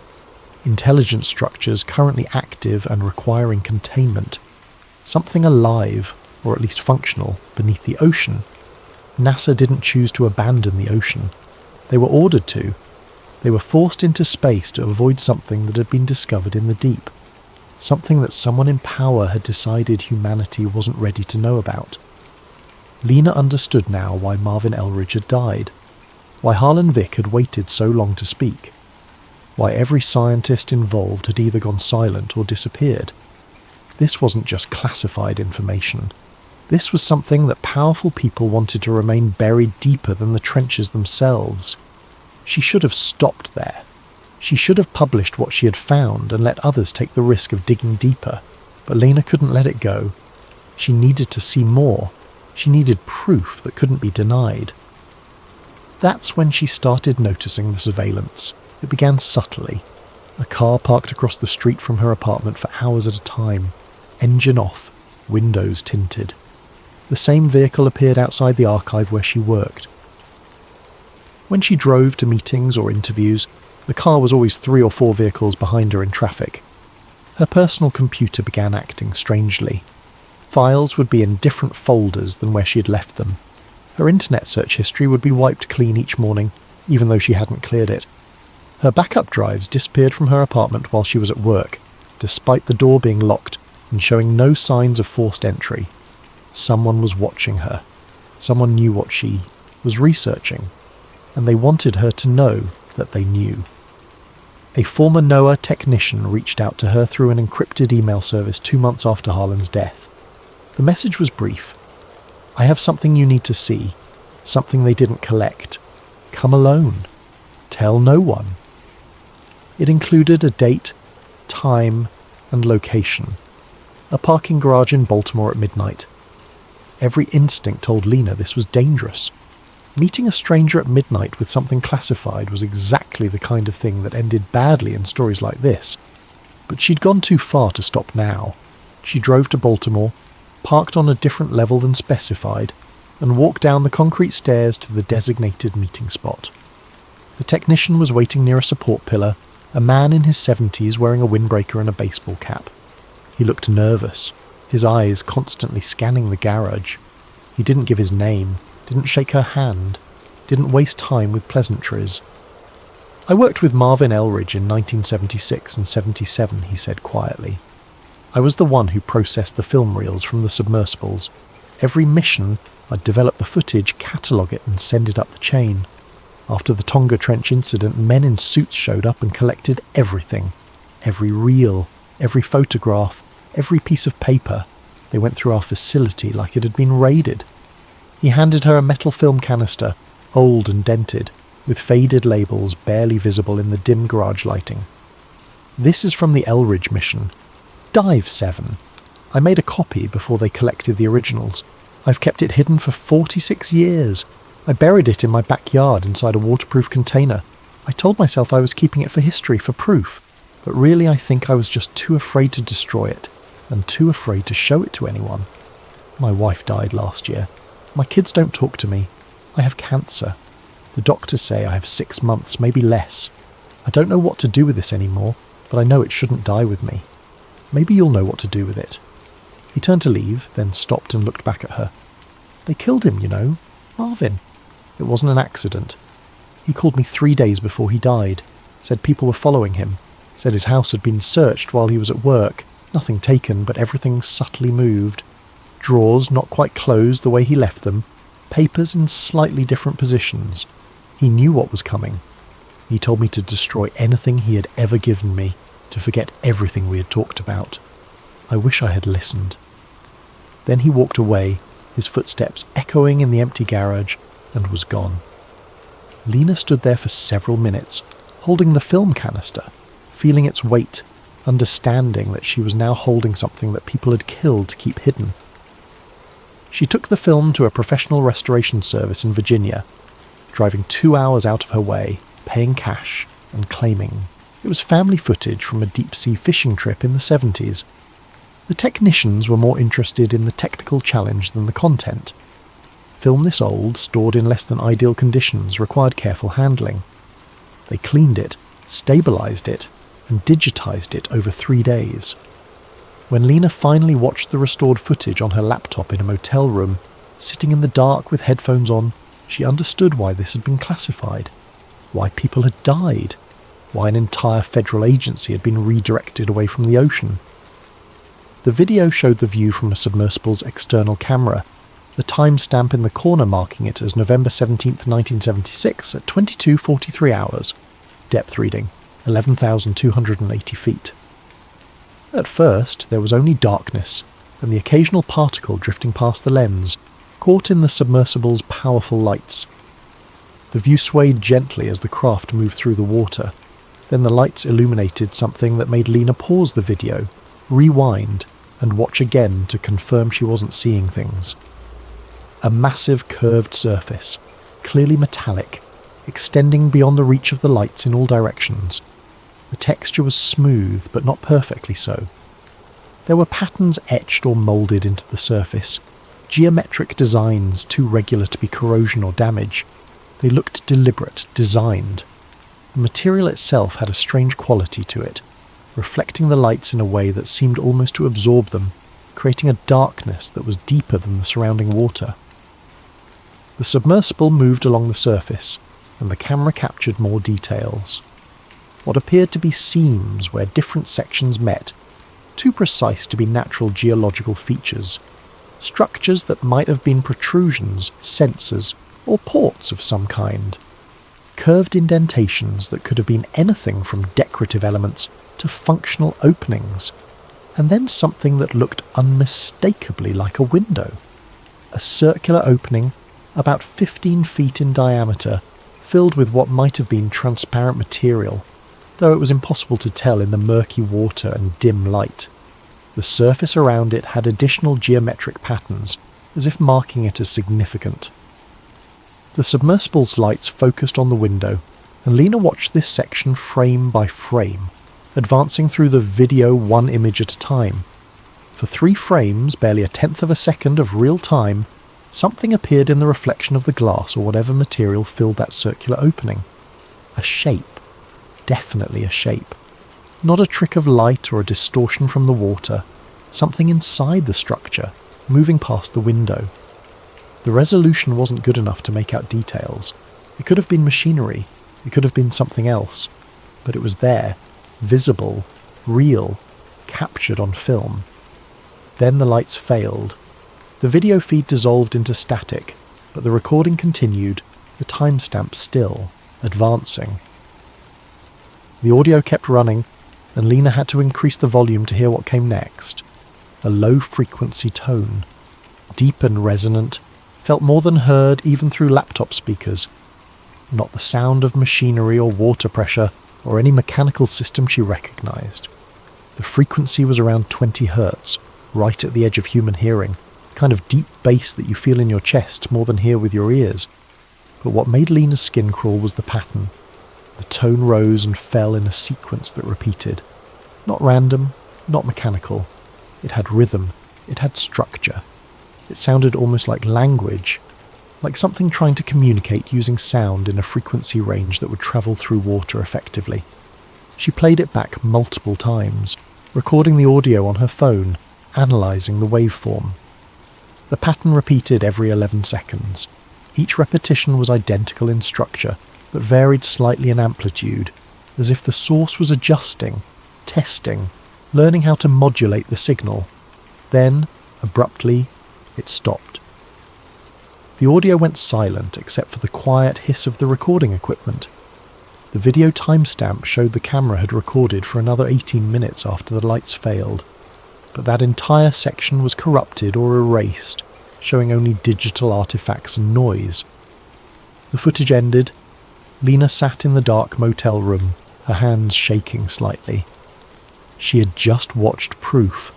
Real, documented, recorded proof that something intelligent existed in the deep ocean. Something that built structures. Something that noticed when we came looking. Something that responded. Lena tried to contact the technician who had given her the film. His phone number was disconnected. The email address bounced back as non-existent. She drove to the address he had mentioned working from decades ago, but found only an abandoned building. He had vanished, just like everyone else who got too close to the truth. Lena knew she was running out of time. The surveillance was getting more obvious, almost as if whoever was watching wanted her to know they were closing in. She made copies of everything she'd found and distributed them to trusted colleagues. with instructions to release the information if anything happened to her. Then she did something risky. She used the coordinates from the classified documents to search for current military activity in those ocean regions. What she found was surprising. There were naval installations positioned near each of the major anomaly sites, not scientific research stations, military bases, some of them appearing on maps, others only visible through careful cross-referencing of shipping routes and no-fly zones. One installation in particular caught her attention, a naval facility near Pearl Harbor with unusual security protocols. Shipping manifests showed regular transport of materials to and from the facility, but the cargo descriptions were always vague. Research materials, equipment, components, classified payload. Lena travelled to Hawaii on a Tuesday morning in late August. She rented a car under her own name, stayed in a chain hotel and tried to appear like any other tourist. But she spent her days carefully observing the naval facility from various vantage points, using hiking trails and public beaches that offered distant views of the installation. The security was extraordinary. Multiple perimeter fences, each one taller than the last, guard towers with visible security personnel, sensor arrays that covered every approach, motion detectors, cameras, lights powerful enough to turn night into day. She watched security patrols follow precise patterns, vehicles checking the perimeter every 40 minutes like clockwork. But what interested her most was the shipping activity. Large trucks arrived multiple times per day, always with military police escorts. The containers they carried were standard military issue, but several had markings she could make out through her long lens camera. Abyss, non-terrestrial materials, level 6 clearance required, non-terrestrial materials. The same classification code from the 1979 protocol document. The same code that appeared in the classified memos she'd copied. They were still actively engaged with whatever had been found in the deep ocean. This wasn't ancient history being studied in some forgotten warehouse. This was ongoing, current, active. Lena spent 3 days photographing the facility, documenting the security procedures, noting the arrival and departure patterns. She was careful never to stay in one location too long, never to appear too interested, never to do anything that might flag her as surveillance. But on the third evening, as she sat in her rental car at a scenic overlook several miles from the facility, she noticed a black SUV parked 3 spaces down from her. It had been there when she arrived 30 minutes earlier, and it hadn't moved. The windows were tinted, but she could see the faint silhouette of someone inside. She started her car and drove back toward her hotel. The SUV followed, maintaining a consistent distance of 3 or 4 vehicles behind her, not trying to hide, making sure she knew they were there. Lena's heart rate increased, but she forced herself to drive normally. She pulled into a shopping centre, parked, and went into a grocery store. The SUV parked at the far end of the lot. When she came out 15 minutes later with a bag containing items she didn't need, the SUV was still there. The message was clear. We see you. We know what you're looking for, and we want you to know that we know. That night, Lena sat in her hotel room with all the documents, photos and recordings she had collected spread across the bed. She had enough. Documents proving NASA's sudden withdrawal from ocean exploration. Testimony from scientists who had been there. Film footage showing an underwater structure that couldn't be natural. Photographs of current military operations at coordinates matching the original anomaly sites. She began organising everything into a comprehensive report. She wrote through the night, knowing that once she released this information, there would be no going back. Her life would change irrevocably. She might face legal consequences. She might face worse. But the truth deserved to be known. Whatever was in the ocean, humanity had a right to know about it. Scientists had died trying to bring this information to light. Their deaths shouldn't be meaningless. At 3 a.m, she called a colleague she trusted, another archivist named Thomas Brennan who had worked with her for years, a man who understood the importance of preserving historical truth. The call went to voicemail. Lena's voice was steady but urgent. Thomas, it's Lena. I need you to listen carefully. NASA left the ocean in 1979 because they found something. Not ancient ruins, not crashed spacecraft. Something alive, something intelligent, living in structures beneath miles of water in the deepest trenches on Earth. They've been there longer than human civilization, probably longer than humans have existed at all. In 1976 and 77, multiple deep ocean missions encountered these structures. Every time we came close, every time we tried to investigate, the equipment failed, but not randomly, deliberately. These things, whatever they are, they responded to us. They noticed us. They actively prevented us from getting too close. And someone at the highest levels of government made a deal, or a decision, or maybe just realised that humanity wasn't ready to know we're not the first intelligent species on this planet. They ordered NASA to abandon all ocean research. They classified everything. They silenced everyone who tried to speak about it. I have proof, documents, testimony from scientists who were there, film footage showing one of these structures. It's all real, Thomas. Every conspiracy theory about NASA hiding ocean discoveries, it's all based on truth. They just got the reason wrong. We didn't find aliens from space. We found something that was already here. I'm going to release everything tomorrow morning. I've made multiple copies. I've distributed them to people I trust. If anything happens to me, make sure this gets out. Make sure people know. Humanity deserves to know we're not alone. We've never been alone. She hung up. Then she sent encrypted files to 3 other colleagues, academics who specialised in government transparency and scientific fraud. The files contained everything she had found: copies of the classified documents, Harlan Vick's testimony, the digitised film footage, photographs of the naval facility. At 6 in the morning she packed her laptop, her camera and the original documents into her bag. She checked out of the hotel and started driving toward Honolulu International Airport. Her flight wasn't until evening, but she wanted to be somewhere public, somewhere with security cameras and witnesses. She never made it to the airport. At 8:15 in the morning, a highway patrol officer found Lena's rental car abandoned on Highway 3, a relatively quiet stretch of road about 12 miles outside of Pearl Harbor. The engine was still running, the driver's door was open, her keys were in the ignition. Her phone was on the passenger seat, battery removed and placed carefully beside it.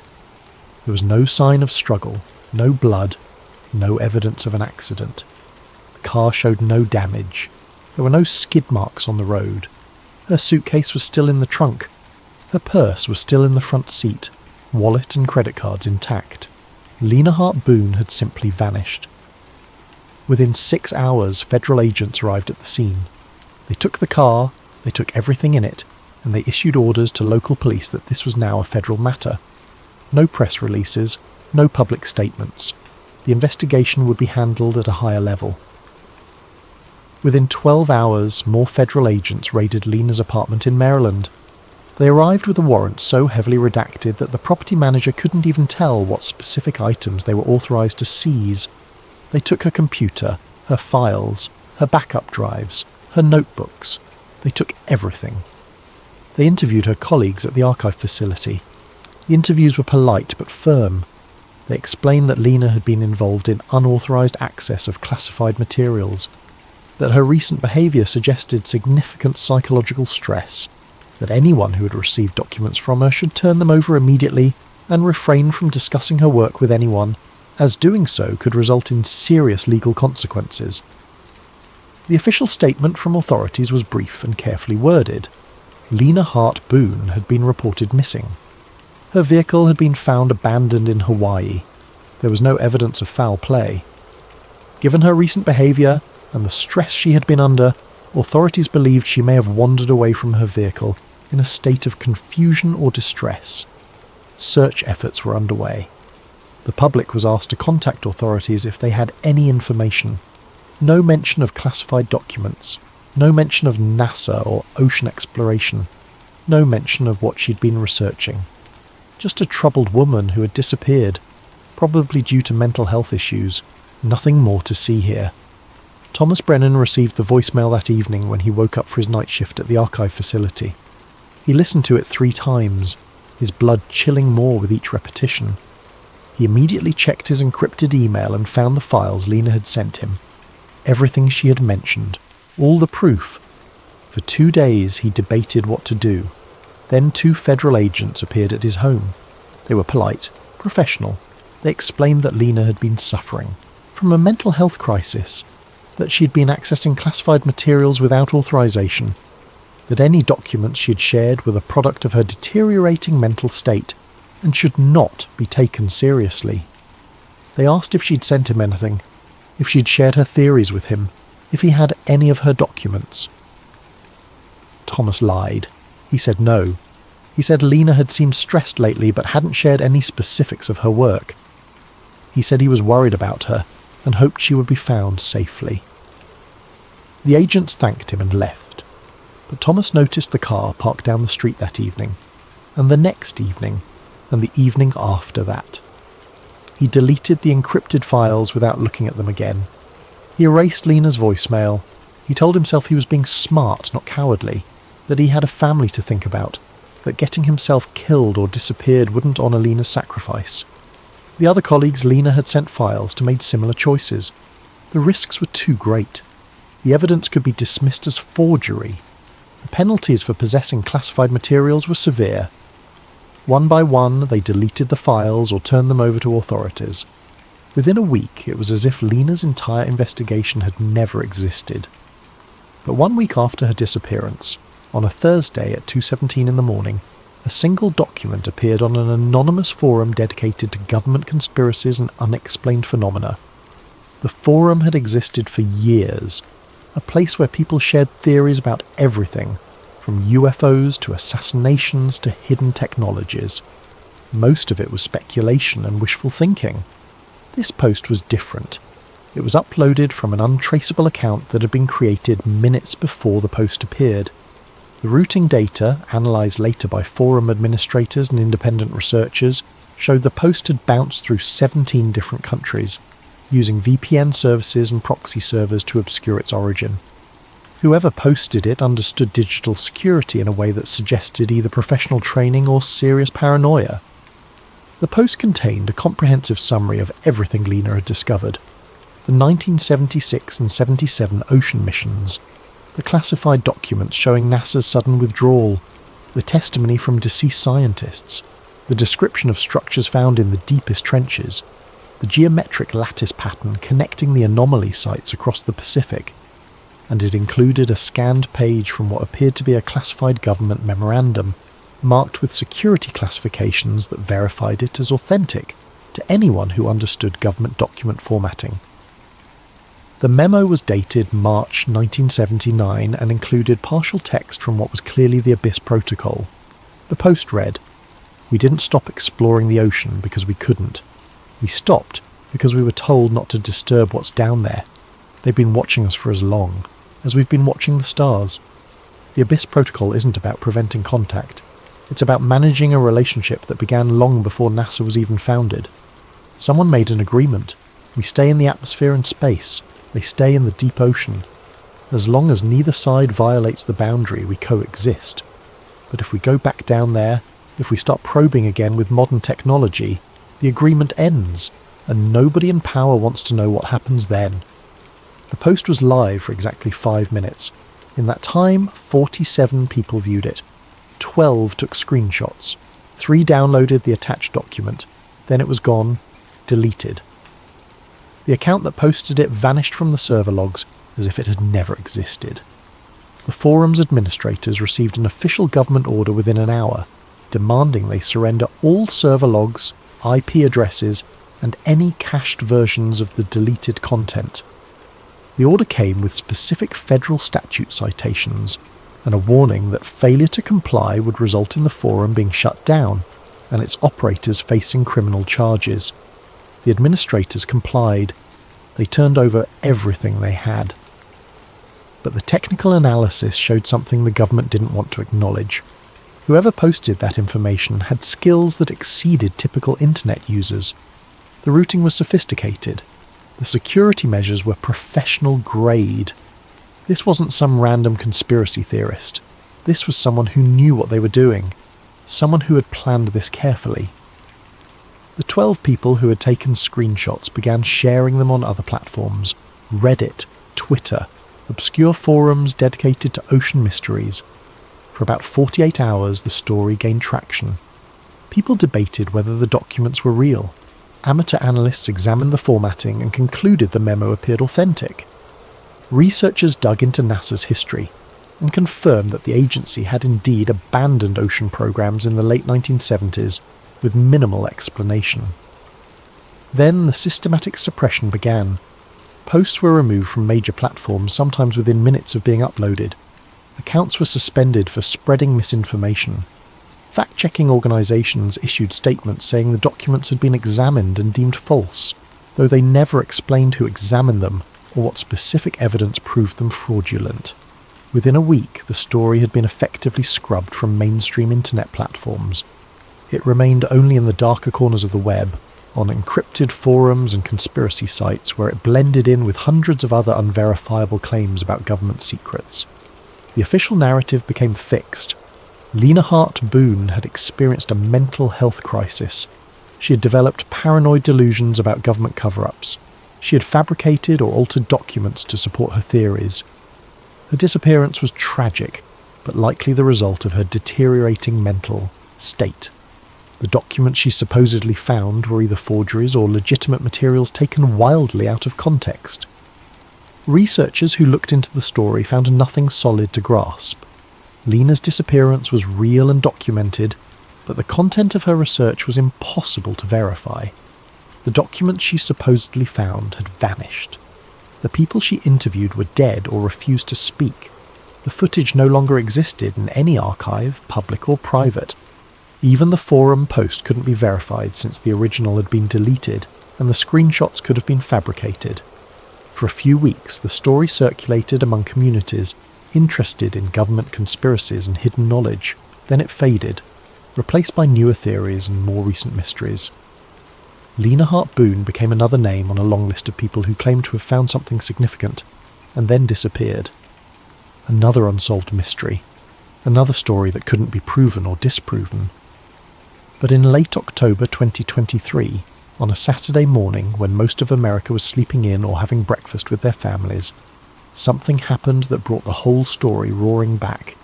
A satellite image appeared on an anonymous image-sharing platform. Not one of the major social media sites, but a smaller platform used primarily by researchers and scientists to share large technical files. The image was uploaded at 6:32 in the morning Eastern Time from an account with no history, no profile information, and a username that was just a random string of numbers and letters. The metadata had been carefully stripped from the image file, making it impossible to determine when or by what satellite it had been captured. But analysis of the photograph itself, conducted later by independent researchers with expertise in satellite imaging, suggested it came from a commercial constellation that provided high-resolution ocean imagery for scientific research. The specific characteristics of the image, the angle, the resolution, and the wavelength sensitivity all matched known specifications of satellites operated by a European space agency that sold data commercially. The image showed a section of the Mariana Trench, the deepest point on Earth, Challenger Deep, nearly 7 miles below the ocean surface, over 35,000 feet down, a place where pressure exceeds 16,000 pounds per square inch, a place where humans have visited only 4 times in all of history. The last visit had been 2 years earlier. The resolution was extraordinary. Modern satellite technology, using advanced synthetic aperture radar and other sensing methods, could penetrate water to surprising depths and create detailed maps of seafloor topography. This image had been processed to show bathymetric features with clarity that was almost shocking.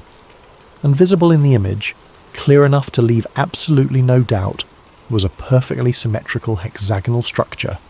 Each side measured over 10 miles in length. The formation was slightly elevated from the surrounding seafloor, rising about 800 feet above the base level, as if it were sitting on the surface rather than being part of the natural geological formation. The edges were too precise to be natural, the angles too perfect, the symmetry too exact. But what made the image truly extraordinary was the thermal data overlaid on the visual imagery. The satellite had infrared capability, and someone had processed the data to show temperature variations across the scanned area. The structure was glowing, not with visible light, but with heat. At a depth where the ambient temperature should be just above freezing, barely 2 degrees Celsius, this structure was radiating warmth. The thermal signature showed temperatures ranging from 15 to 20 degrees Celsius, significantly above ambient. The pattern wasn't uniform either. There were areas of higher temperature, suggesting internal heat sources or power generation. The heat radiated outward in a way that suggested active systems, not passive geological warming from volcanic activity. And at the centre of the hexagon, there appeared to be an opening, a dark space where both the visual and thermal signatures dropped significantly, as if something was channeling that energy inward or allowing access to whatever was below. The opening was roughly circular, about 2 miles in diameter, and perfectly centred within the hexagonal structure. The surrounding seafloor showed no similar features, just the structure, sitting alone in the darkness of the deepest place on Earth, active and warm and geometrically impossible. The image included a scale bar and coordinates. Anyone with basic knowledge of geographic information systems could verify that this was indeed Challenger Deep, at precisely the deepest measured point in the Mariana Trench. The location matched historical records of depth measurements and previous mapping efforts. Within the first hour, the image was viewed by 300 people, scientists, researchers, ocean enthusiasts, and people who followed maritime mysteries. Many of them downloaded the full resolution file. Some immediately began analysing it, checking the metadata, examining the pixels for signs of manipulation or forgery. Their initial findings were disturbing. The image didn't show obvious signs of digital manipulation. The noise patterns were consistent with legitimate satellite imagery. The compression artifacts looked natural. The thermal data aligned properly with the visual data in ways that would be extremely difficult to fake convincingly. The post that accompanied the image contained no explanation, no manifesto, no detailed claims. Just the image and a title that sent chills through everyone who read it. NASA was right to leave. Within 6 minutes of being posted, the image was gone. The account deleted. The platform's administrators later reported that they had received what appeared to be an automated takedown request citing national security concerns. The request had come with federal authentication codes that the administrators had no way to verify or challenge. But by then, it was too late. 300 downloads had already been made, screenshots had been captured, the image had been shared to other platforms, and once something reaches the internet, it never truly disappears. Over the next 48 hours, the image spread. Reddit communities dedicated to ocean mysteries erupted in debate. Twitter accounts shared compressed versions. YouTube videos analysing the image began appearing, some racking up hundreds of thousands of views before they too were removed for unspecified violations of community guidelines. Independent analysts worked to verify the image's authenticity. Several with expertise in satellite imaging concluded that it appeared to be legitimate. The thermal characteristics were consistent with real infrared data. The bathymetric details matched known features of the Mariana Trench. If it was a fake, it was an extraordinarily sophisticated one that would have required access to genuine satellite data and considerable technical expertise. But verification was impossible, because nobody could identify the source satellite or the capture date. The European Space Agency that operated the most likely satellite constellation denied having any knowledge of the image. When pressed for their own imagery of that location, they stated that their satellites didn't routinely image Challenger Deep due to limited commercial interest, and any existing imagery was restricted for purchase by licensed researchers only. Governments refused to comment. NASA issued a carefully worded statement saying they had no current ocean exploration programs and couldn't verify the authenticity of any images being circulated on social media. They encouraged people to be skeptical of unverified information from unknown sources. The Navy simply declined to respond to inquiries from journalists. the National Oceanic and Atmospheric Administration released a statement explaining that seafloor features could sometimes appear geometric due to natural geological processes, and that thermal anomalies near trenches were often caused by volcanic activity or unique pressure conditions. They made no specific reference to the image in question, and didn't address why this particular formation was so perfectly hexagonal, or why it was located at a point with no known volcanic activity. But researchers who knew where to look found something interesting that couldn't be easily dismissed or explained away. In the weeks following the leaked image, there was a significant and measurable increase in military ship activity near the Mariana Trench. Data from commercial ship tracking services, which monitor vessel movements using AS transponders, showed unusual patterns. Naval vessels that official records claimed were conducting routine exercises in other parts of the Pacific had their transponders go dark for extended periods. When they reappeared, their position suggested they had been operating near the Mariana Trench during those dark periods. Submarine activity, which is harder to track but can be inferred from support vessel movements, and military communication patterns also increased. Attack submarines require surface support ships for long-range operations. The movement of these support vessels suggested increased submarine presence in the region. Scientific research vessels that had been scheduled to work in that region suddenly had their permits revoked without explanation. Applications for new research permits were denied or indefinitely delayed. Independent researchers who tried to book commercial deep-sea exploration found that the coordinates they requested were unavailable due to unspecified military operations. Amateur satellite watchers, people who track military reconnaissance satellites as a hobby, noticed that several satellites altered their orbits to provide more frequent coverage of the Challenger Deep area. The orbital changes were small but measurable, suggesting someone wanted more regular imaging of that specific location. Commercial fishing vessels reported increased military presence. Boats that had been working in international waters for decades suddenly found themselves being approached by Navy ships and asked to relocate. The requests were polite but firm. The explanations were vague. Ongoing operations, safety concerns, routine exercises. But the fishing captains who had worked those waters for years had never seen that kind of military activity before. Radio operators who monitor military frequencies reported increased encrypted communications on channels known to be used for submarine operations. The volume of traffic suggested significant coordination efforts, the kind that would accompany major operational deployment, not routine exercises. None of this information appeared in mainstream news. Individual pieces of it showed up on specialized forums, maritime industry publications, and military tracking websites. But nobody connected all the pieces into a comprehensive picture. Or if they did, they didn't publish it. The pattern was clear to anyone paying attention. Something was happening in the Mariana Trench. The military was responding to something, and whatever it was, they didn't want civilian scientists or researchers anywhere near it. One commercial pilot, flying a regular route from Japan to Australia that passed within range of the Mariana Trench, reported seeing unusual surface activity during a night flight. He described seeing what looked like bioluminescence, except the pattern was too regular, too geometric. He filed a routine observation report as pilots are required to do for any unusual phenomena. The report was acknowledged, then classified. When he tried to discuss it later with colleagues, he was visited by two men who identified themselves as air safety investigators. They explained that his observation had been determined to be a misidentification of fishing vessel lights, and that further discussion of the matter could impact his pilot certification. He stopped talking about it. A marine biologist conducting independent research on deep-sea species, using a small autonomous underwater vehicle she had built herself, submitted a request to operate near the Challenger Deep. Her request was denied.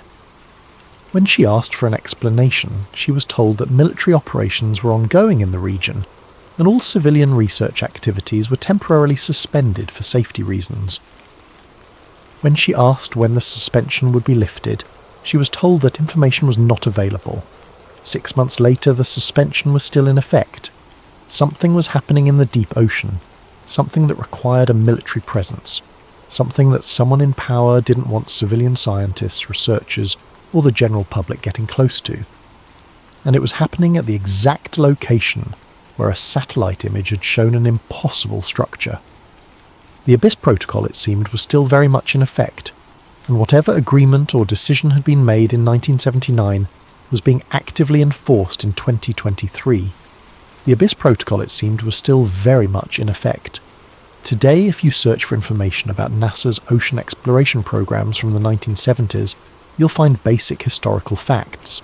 The partnership with NOAA, the development of deep ocean technology, the successful missions that mapped volcanic vents and discovered new species, straightforward, unremarkable history. But you won't find anything about why it ended so abruptly. You won't find details about the anomalies that were reported. You won't find the names of the scientists who tried to speak out and died under circumstances that were always ruled natural or accidental. All of that has been scrubbed, classified, or lost to time. In March of 2024, a Freedom of Information request was filed asking for all NASA documents related to ocean exploration programs from 1975 to 1980. The request was filed by a law firm representing an anonymous client. 3 months later, the response arrived.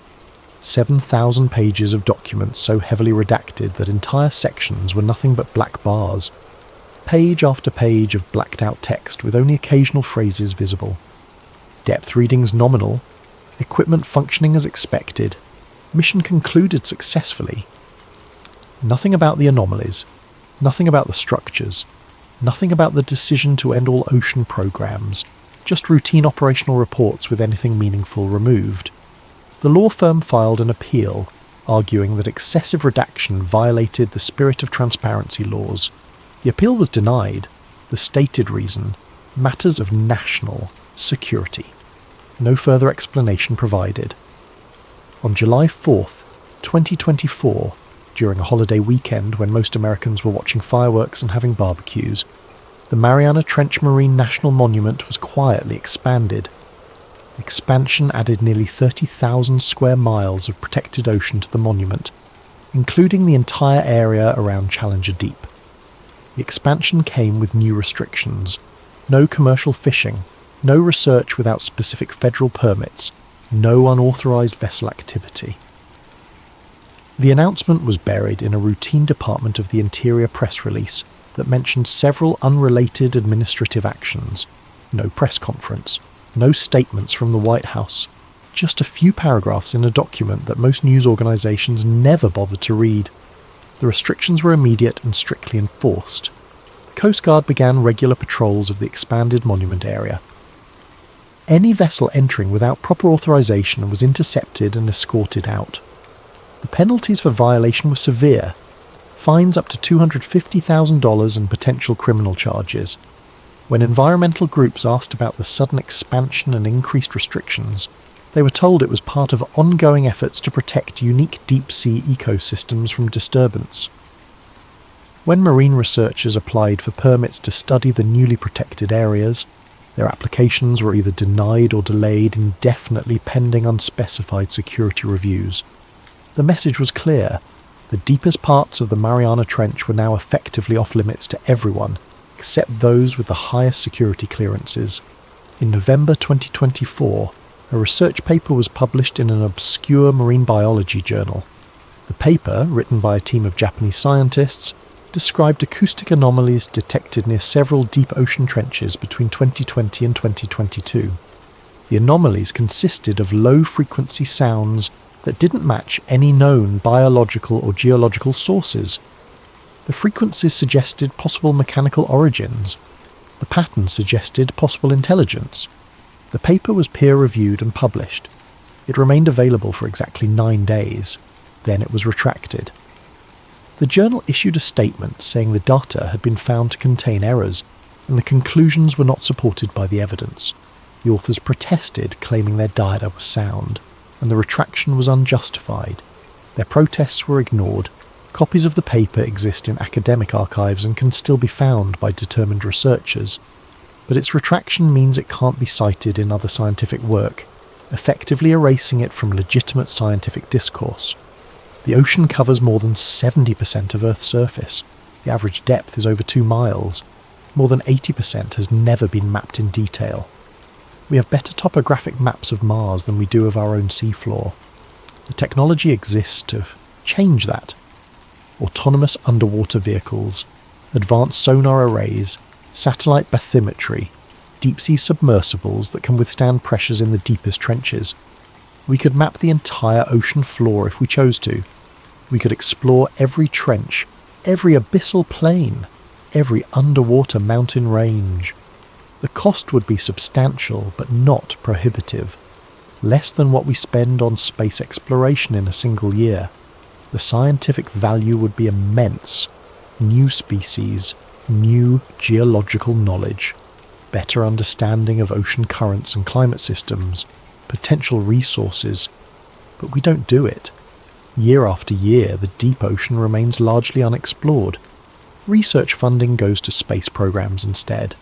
Mars rovers and Jupiter probes and telescopes looking at distant galaxies. We search for life on other planets while leaving most of our own planet unexplored.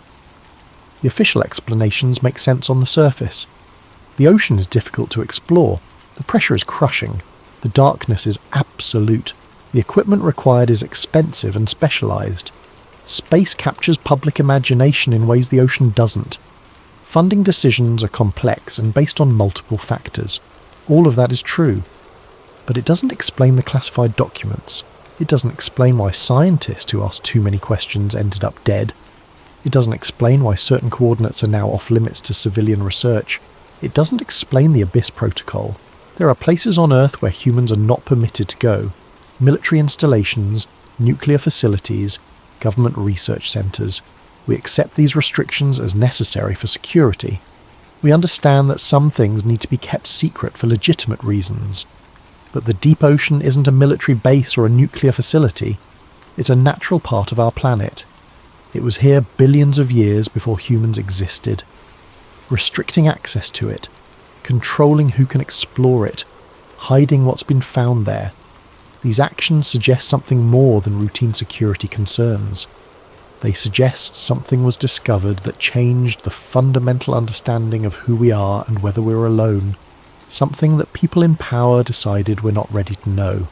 Something that has been kept secret for 50 years through classification, suppression, and when necessary, elimination of anyone who came too close to the truth. Marvin Eldridge died in 1978. Harlan Vick died in 2022. Lena Hart Boone disappeared in 2023. These are just the names we know. How many others were silenced? How many scientists, researchers, technicians, and engineers took secrets to their graves? How many chose silence over the risk of speaking out? The Abyss Protocol wasn't about preventing contact with something unknown. It was about managing information, controlling what humanity knows about its own planet, maintaining a narrative that humans are the only intelligent species on Earth, even in the face of evidence to the contrary. Someone, somewhere, made the decision that this secret was worth keeping, that whatever exists in the deep ocean should remain there, undisturbed and unknown, that NASA should explore space instead, that the public should believe we stopped exploring the oceans simply because space was more interesting. And for 50 years that decision has held, through changes in presidential administrations, through shifts in public opinion, through advances in technology that would make discovery easier. The secret has been maintained. Documents remain classified. Witnesses remain silent or dead. Research remains restricted. The satellite image from 2023 showed something that should not exist in nature. A hexagonal structure over 60 miles in perimeter, sitting at the deepest point on Earth, radiating heat, with an opening at its centre. It existed for 6 minutes on the internet before being scrubbed. But those who saw it remember. The structure is still there. The thermal signature hasn't changed. Military vessels continue to patrol the area. Permits continue to be denied. And somewhere in classified facilities, people monitor those depths, watching for changes, for activity, for signs that whatever agreement or understanding exists might be breaking down. The ocean keeps its secrets well, and in the crushing darkness of the deepest trenches, at pressures that would instantly kill any human, Beneath miles of water where no light has ever reached, something exists. Something with geometric precision. Something that radiates heat.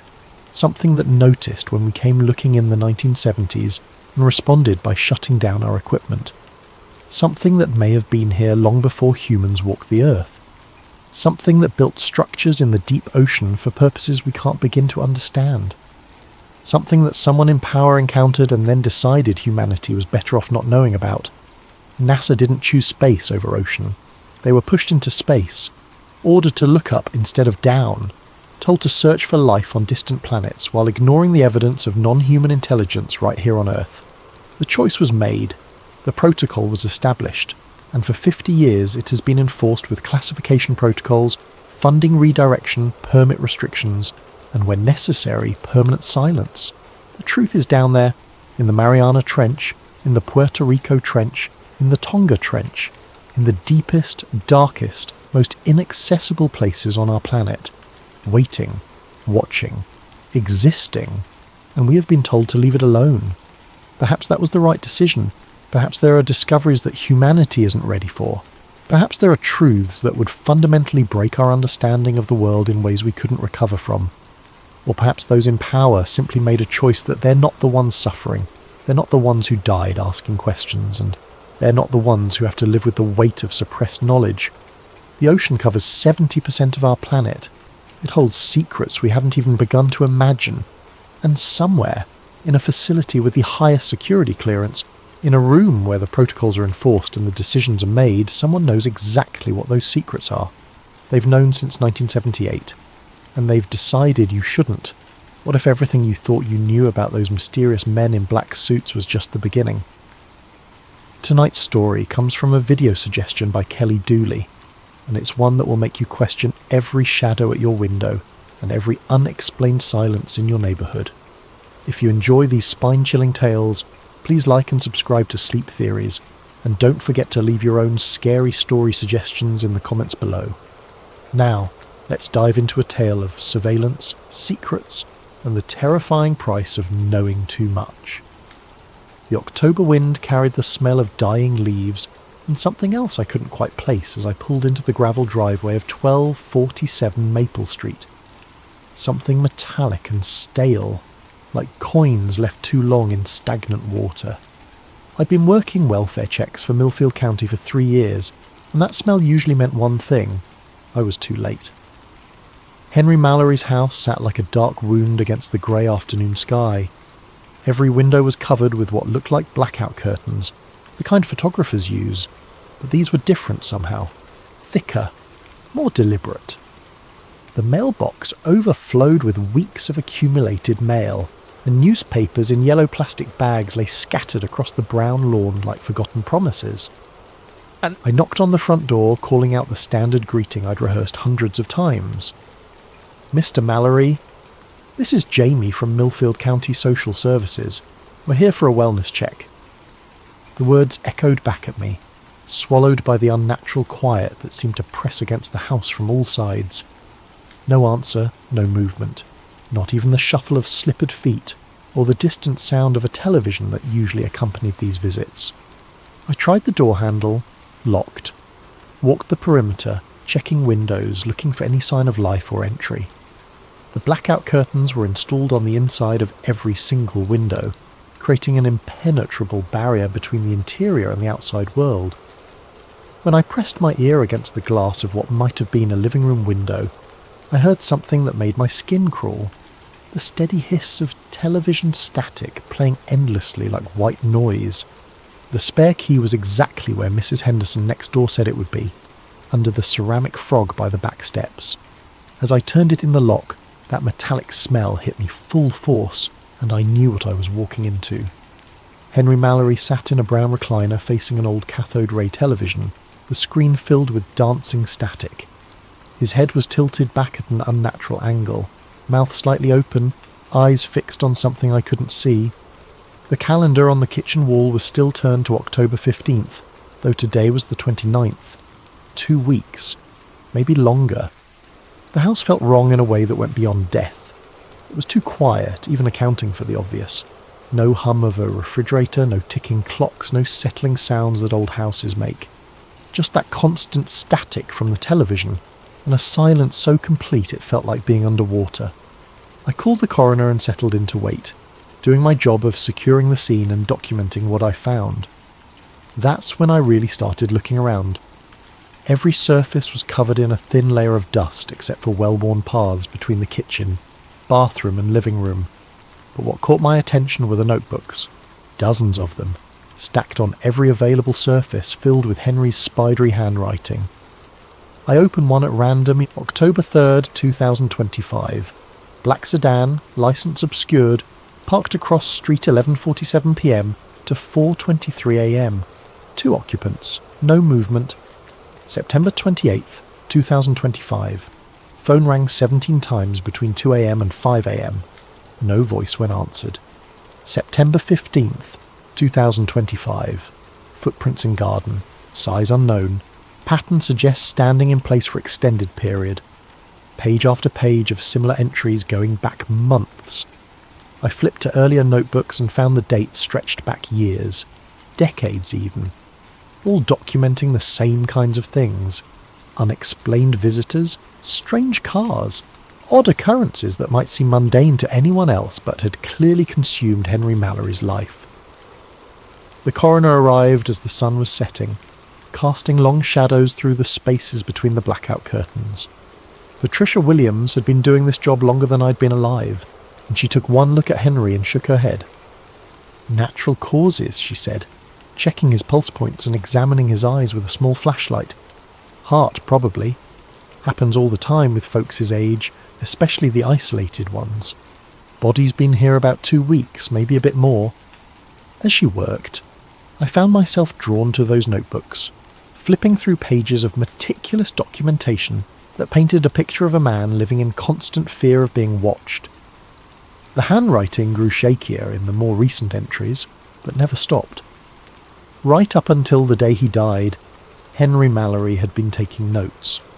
"You okay?" Patricia asked as she finished her examination. "You look pale." "Just the smell," I lied, though the truth was something about this place was getting under my skin. "How long until you can remove the body?" "Van's on the way. Should be another hour or so." She packed her equipment back into her black bag. "You staying to secure the house?" I nodded. It was standard protocol. Someone from the county had to stay until next of kin were notified and arrangements made for securing the property. Henry had a nephew in California who wouldn't arrive for several days, according to our records. After Patricia left, the house seemed to grow even quieter. I wandered through the rooms, clipboard in hand, documenting personal effects for the estate. That's how I found the basement door. It was in a narrow hallway between the kitchen and what had once been a dining room but now served as Henry's filing system. More notebooks, folders full of newspaper clippings, and boxes labelled with dates stretching back to the 1970s. The basement door was painted the same dingy white as the walls, but what made it stand out was the heavy padlock securing it shut. I tried the handle anyway, locked tight. The padlock was new, industrial grade, not something you'd pick up at a hardware store. Someone had wanted to keep that door very securely closed, or keep something very securely contained. I made a note on my report. Basement access secured with padlock. Key location unknown. Will require locksmith for estate inventory. But as I wrote those words, I found myself staring at that door and wondering what Henry Mallory had thought was important enough to lock away so completely. The van arrived to collect Henry's body just as full darkness fell. I helped load him up, signed the necessary paperwork, and watched the taillights disappear down Maple Street. Then I was alone in the house with nothing but static from the television and the growing certainty that I was missing something important. Before I left, I turned off the television. The silence that followed was so complete, it felt like a physical presence. I stood there for a moment, listening to nothing, then flicked the switch back on. The static resumed, filling the void. Some silences, I was learning, were worse than noise. I couldn't stop thinking about that padlocked door. 3 days after we'd removed Henry's body, I was back at 1247 Maple Street with a locksmith named Pete, who charged the county $50 to cut through security hardware. The nephew in California had given permission over the phone for a complete inventory of the property, and I was determined to be thorough. Heavy-duty stuff, Pete muttered as he examined the padlock. Guy really didn't want anyone getting in there. The lock gave way with a sharp crack, and the basement door swung open to reveal wooden stairs descending into darkness. I fumbled for a light switch and found one just inside the doorframe. A single bare bulb illuminated a stairway that looked like it hadn't been disturbed in years. "You want me to stick around?" Pete asked, peering down into the basement. "No, I've got it from here. Thanks." After he left, I stood at the top of those stairs for a long time, flashlight in hand even though the overhead light was working. Something about descending into Henry Mallory's locked basement felt like crossing a line I couldn't uncross. The stairs creaked under my weight, but they held. The basement was larger than I'd expected, running the full length of the house with a low ceiling and concrete walls that had been painted white decades ago. Now they were stained with moisture and age, creating abstract patterns in the dim light. But what took my breath away were the shelves. They lined every wall, floor to ceiling, packed with VHS tapes in neat rows like a video store from the 1980s. Each tape was labelled in Henry's careful handwriting with dates: March 15th, 1978, August 22nd, 1981, November the 7th, 1985. The dates went on and on, hundreds of them, stretching from the late 70s all the way up to 2004. In the centre of the basement sat a card table with an old camcorder, the kind that recorded directly to VHS. Beside it were boxes of film reels, some so old the labels had faded to illegibility. More notebooks, these ones bound in black leather, filled with the same spidery handwriting I'd seen upstairs. I pulled one notebook at random and opened it. June 12th, 1983. Witness, Morrison, J. Reports lights over reservoir. Local paper runs story page 3. Black sedan arrives outside Morrison residence June 14th. Morrison recants story June 15th. New statement, thought it was airplane. June 18th, 1983. Two men in dark suits visit newspaper office. Editor Thompson nervous when asked about Morrison story. Refuses to discuss. June 20th, 1983. Morrison family leaves town suddenly. House sold within week to cash buyer. No forwarding address. Page after page of similar entries, documenting what appeared to be a pattern of witness intimidation following unexplained sightings around Millfield. But it was more than just documentation. Henry had been actively investigating these incidents for decades. I moved to the shelves and pulled a tape at random. September 3rd, 1987 was written on the label in Henry's neat script. Below that, in smaller text, Diner, 2 a.m. There was a VHS player on a small television in the corner of the basement. The setup looked like it hadn't been disturbed in years, but everything was clean, maintained. Henry had been coming down here regularly. I slotted the tape into the player and pressed play. Grainy footage showed the interior of Henry's car at night, dashboard illuminated by streetlights. Through the windshield, I could see the Millfield Diner, a local institution that had been serving coffee and pie to night shift workers and insomniacs for as long as anyone could remember. Henry's voice came through the speaker, younger but recognisable. September 3rd, 1987, 2:15 a.m. Two vehicles in parking lot besides mine, waiting for target to emerge. The camera stayed focused on the diner's front entrance. After several minutes of nothing, a man emerged, middle-aged, wearing work clothes, moving quickly toward a pickup truck parked under a streetlight. Before he could reach his vehicle, two figures approached from the shadows. Tall men in dark suits, their faces difficult to make out in the grainy footage. They moved with an odd, synchronized precision, intercepting the worker before he could reach his truck. I leaned closer to the screen, trying to make out details. The men appeared to be speaking to the worker, though no sound carried from the diner parking lot. Their body language was somehow wrong. Too stiff, too formal for what looked like a chance encounter. The worker's posture changed as they spoke. He went from hurried to rigid, then to something that looked like fear. After several minutes of conversation, one of the suited men gestured toward a black sedan I hadn't noticed parked at the far edge of the lot. The worker followed them to the car. "Jesus," Henry's voice whispered from the tape, "they're taking him." The black sedan pulled out of the parking lot with the worker inside and disappeared down Main Street. The two men in suits got into a second vehicle and followed. Henry's narration continued. Target was Eddie Morrison, age 34, maintenance worker at the power plant. Filed UFO report with county sheriff 2 days ago. Described lights over the plant Tuesday night. Today he gets a visit. The tape ended there. I sat in the dim basement staring at the static-filled screen, trying to process what I'd just seen. Eddie Morrison. That name had been in Henry's notebook upstairs. The one who'd left town suddenly after recanting his UFO story. I looked around at the hundreds of other tapes lining the shelves. How many more stories like Eddie Morrison's were documented here?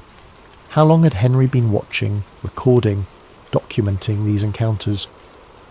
Near the bottom shelf, one tape stood out from the others.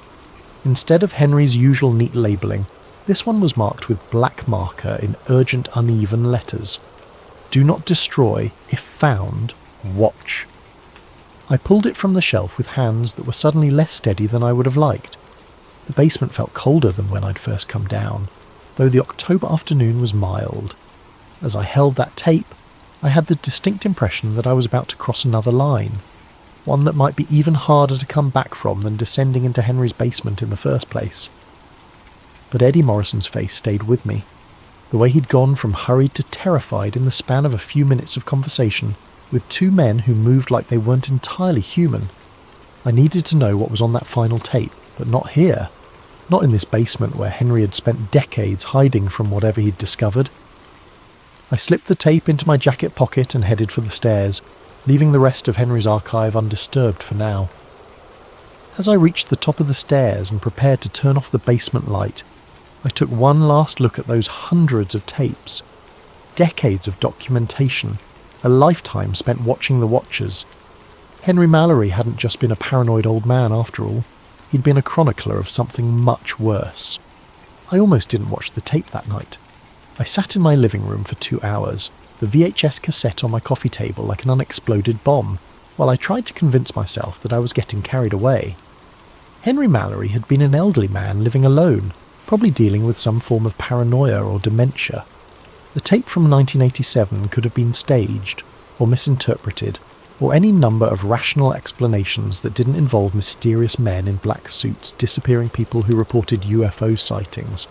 But I kept thinking about Eddie Morrison's face in that parking lot, the way genuine fear had replaced annoyance when those two men approached him.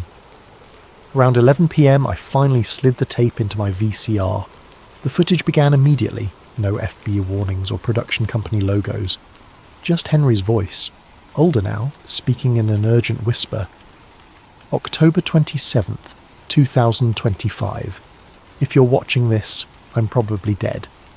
My name is Henry James Mallory, and for the past 47 years, I have been documenting the systematic suppression of unexplained phenomena in and around Millfield County. The camera was positioned inside Henry's house, pointing out through a gap in the blackout curtains toward the street. The timestamp in the corner showed 3:47 a.m. "They know I have the footage," Henry continued. "They've known for years, but something's changed.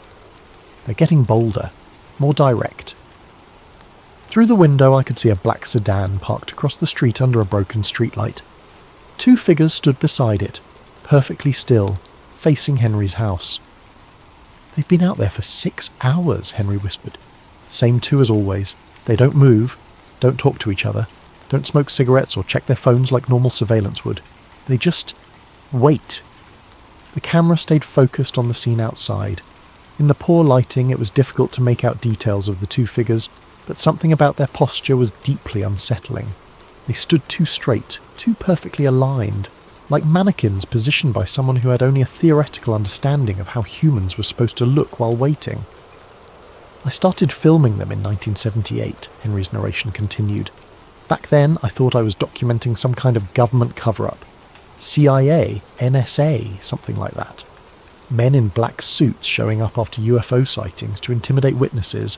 It's a well-known phenomenon." On screen, one of the figures turned slightly, and for just a moment, the angle of the streetlight illuminated what might have been a face. Pale, angular features that looked somehow wrong, though I couldn't pinpoint exactly why. But government agents would change shifts. They'd have backup. They'd show signs of fatigue or boredom during long surveillances. These things, they never change. I've filmed the same two figures for 47 years and they haven't aged a day. The timestamp jumped forward, 4:23 a.m. The figures hadn't moved. I made mistakes early on, Henry continued. Got too close to witnesses, asked too many questions. That's when they started watching me instead of just cleaning up after sightings. Been living like this for decades now, documenting everything, hoping someone would eventually find the evidence. Another time jump, 5:15 a.m. The figures were gone, but the black sedan remained. The car will stay until sunrise, Henry said, as if reading my thoughts. Then it'll drive away. No engine noise, never any engine noise. And tonight will be just like the last 15,000 nights, except... There was a long pause in the narration. When Henry spoke again, his voice had changed. More tired, resigned. Except I think they're done waiting. I found something 2 days ago. Something that explains what they are and why they're here. I hid it in the usual place, but I don't think that's going to matter anymore. The camera shifted slightly, and I caught a glimpse of Henry's reflection in the window glass. He looked exactly as I'd found him in that recliner. Elderly, frail, wearing the same clothes he'd died in. If you're watching this tape, do not try to find the other footage. Do not ask questions about what happened to the witnesses. Do not go looking for explanations. His voice carried a weight of desperate sincerity. Just walk away. Some knowledge isn't worth having. The tape went to static. I rewound it and watched again, paying closer attention to details I'd missed the first time. The timestamp showed this had been recorded just 2 days before I'd found Henry's body, which meant he'd made this final recording knowing he was about to die. But knowing how? Natural causes, the coroner had said. Heart failure brought on by stress and age. Nothing suspicious about it. On the third viewing, I started taking notes. The license plate on the sedan was obscured, just like in Henry's notebooks. The two figures never made any gestures or movements that looked definitively human.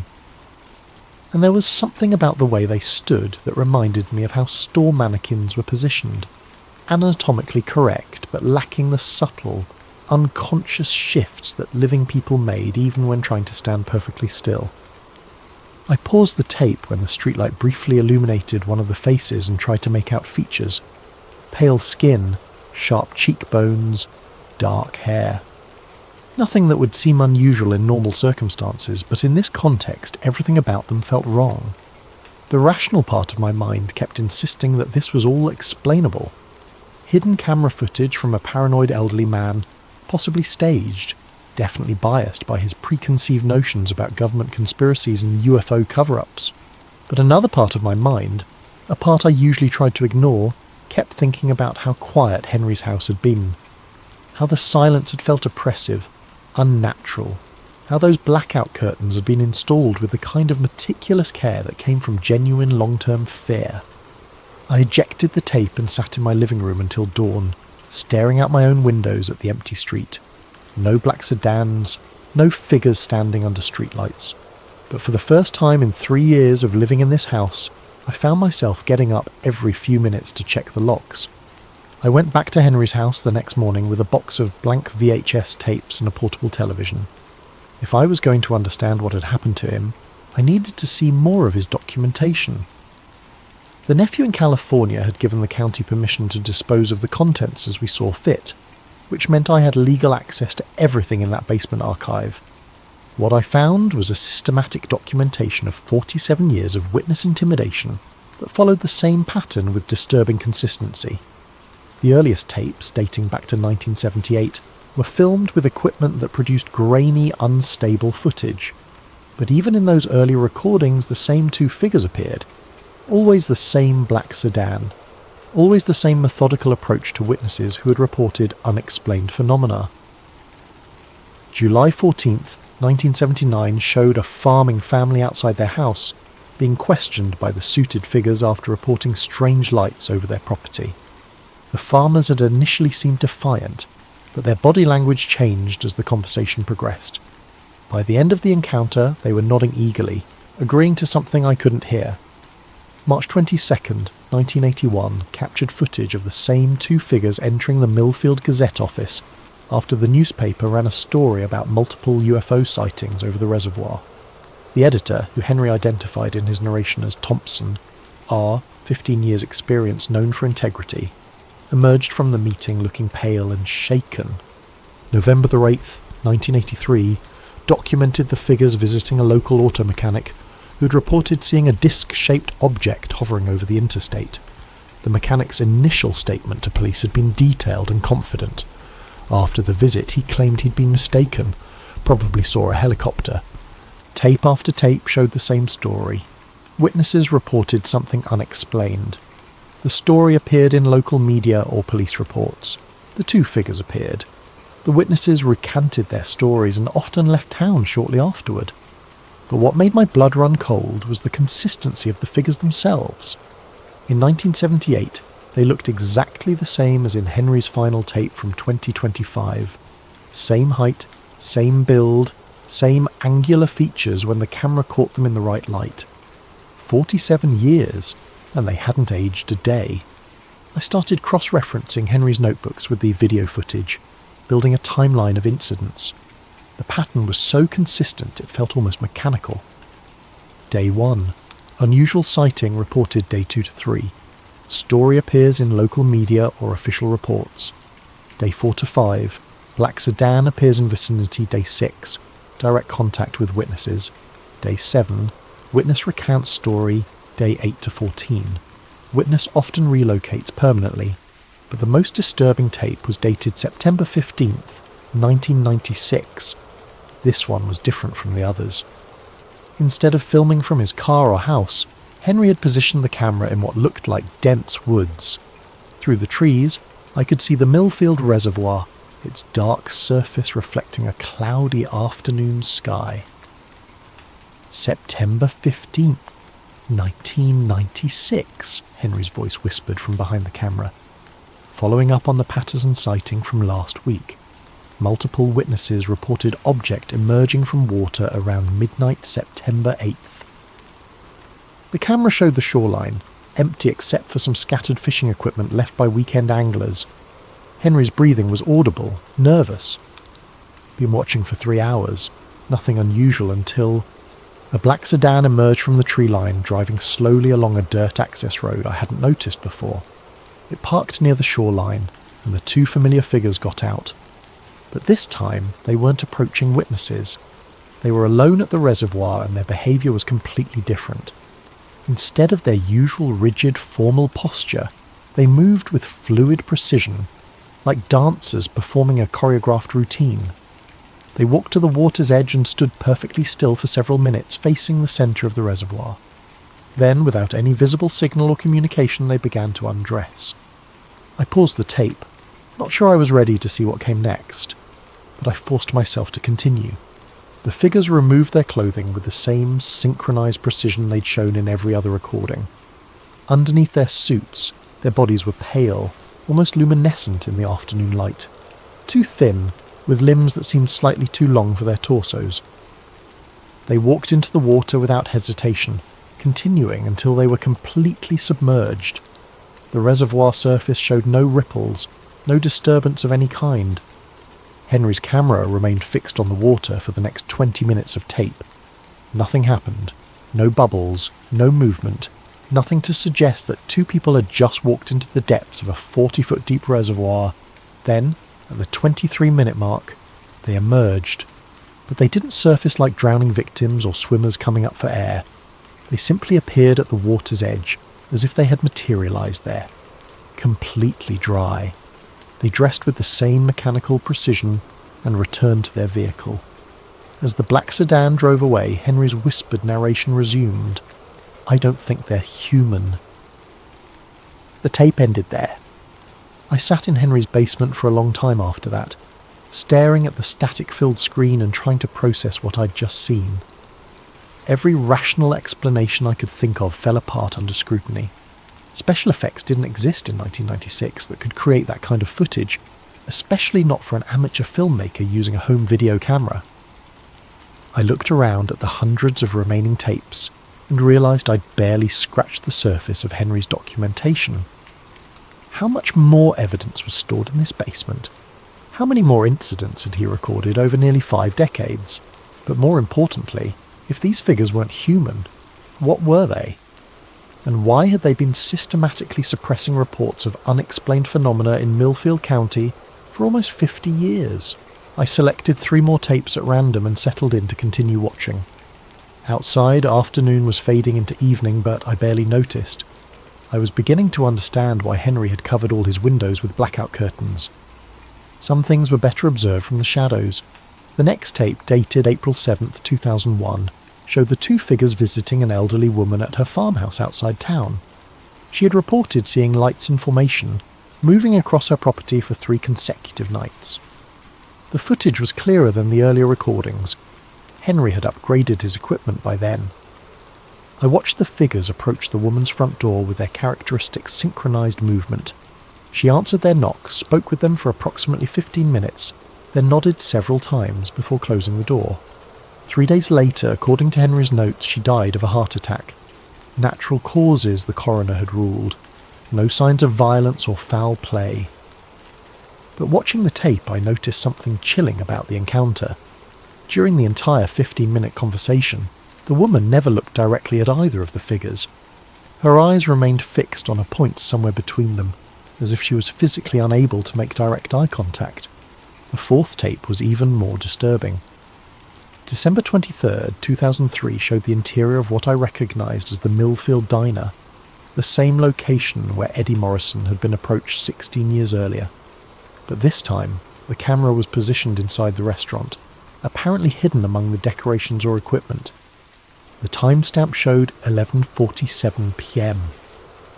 The diner was nearly empty, just a waitress behind the counter, a cook visible through the kitchen window, and 1 customer seated at a booth near the back. The customer was a young man, maybe early 20s, wearing a Millfield Community College sweatshirt. He was working on what looked like homework while eating a piece of pie. At 11:52, the 2 figures entered the diner. They moved to the young man's booth and slid into the seat across from him. Unlike their usual approach to witnesses in parking lots or outside homes, this encounter was happening in public, in front of witnesses. But the waitress and cook continued their work as if nothing unusual was happening. They didn't even glance in the direction of the booth where 3 people were now engaged in what appeared to be an intense conversation. The young man's body language progressed through the same stages I'd seen in other encounters. Initial confusion, growing alarm, then fearful compliance. After approximately 10 minutes, he gathered his books and left the diner with the 2 figures. The waitress and cook never looked up. It was as if the encounter had been completely invisible to everyone except the target and whoever was operating Henry's hidden camera. I rewound the tape and watched it again, focusing on the background. The waitress moved through her routine, wiping down counters, refilling coffee, checking orders, but her movements had a mechanical quality that reminded me of the figures themselves. The cook was equally robotic, flipping burgers and cleaning the grill with precise, repetitive motions.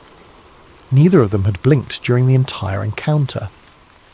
The 5th and final tape I watched that day was dated August 14th, 2004, the most recent in Henry's collection, before the long gap leading up to his final recording in 2025.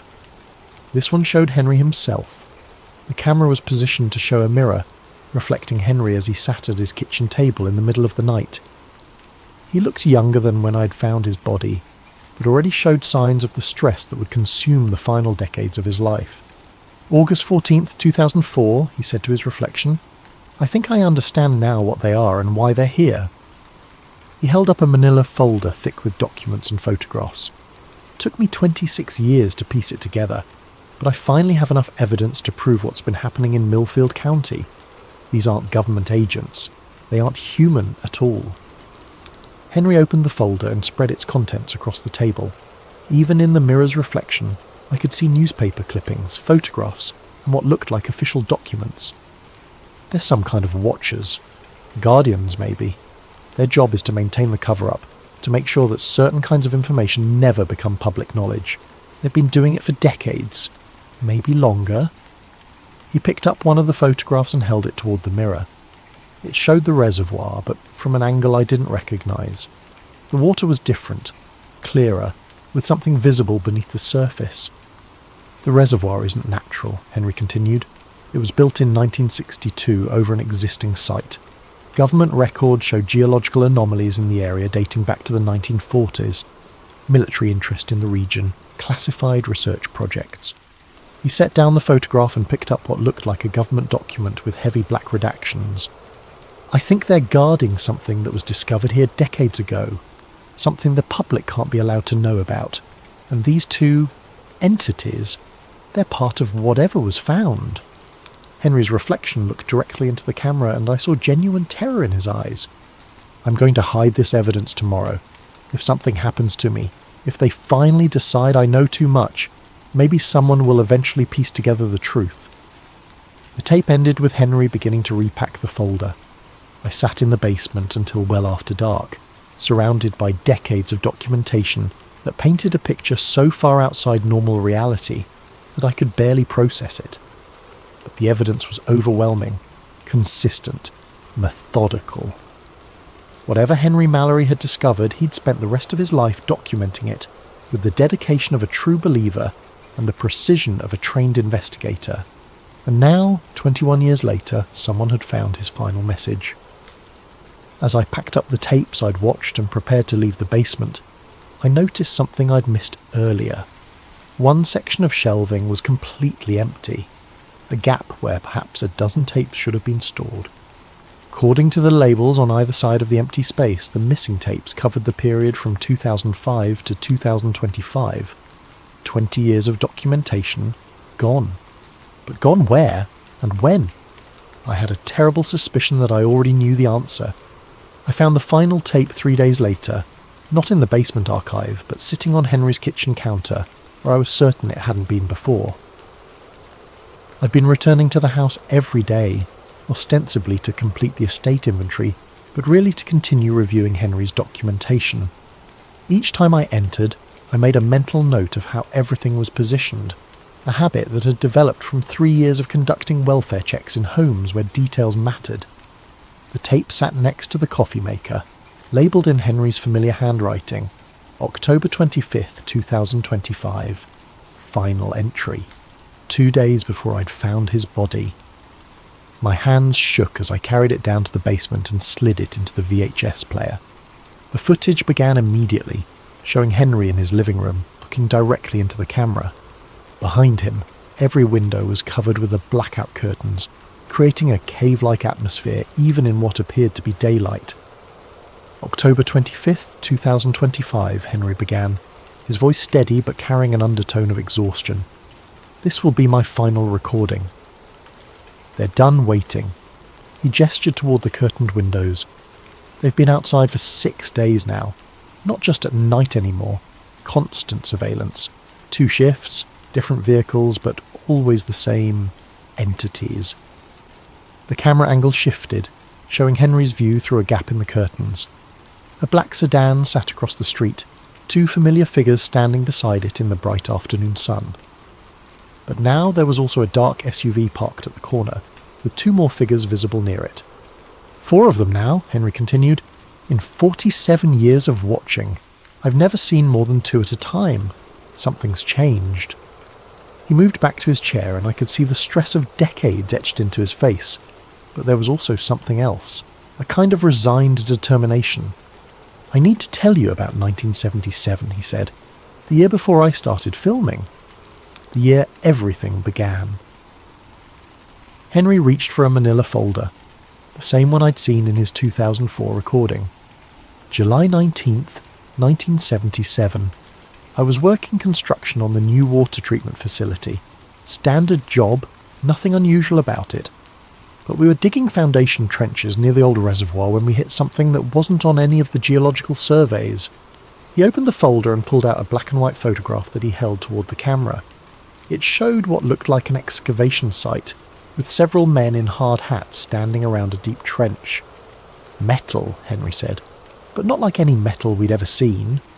Dark, almost black, with a surface that seemed to absorb light instead of reflecting it. The shape was geometric, perfect angles, mathematical precision, obviously artificial. He set down the photograph and picked up what appeared to be an official document. Foreman called the county engineer called the state called someone in Washington. By the next morning, we had federal agents on site telling us the excavation was being classified under national security. Henry's voice grew bitter. They told us we'd been digging near an old military testing site. Unexploded ordnance, they said. Dangerous to continue.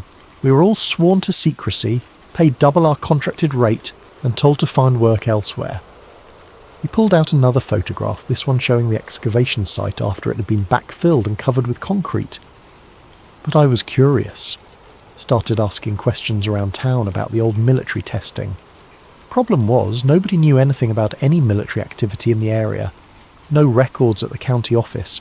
No stories from old-timers who would have remembered. It was like the whole story had been fabricated.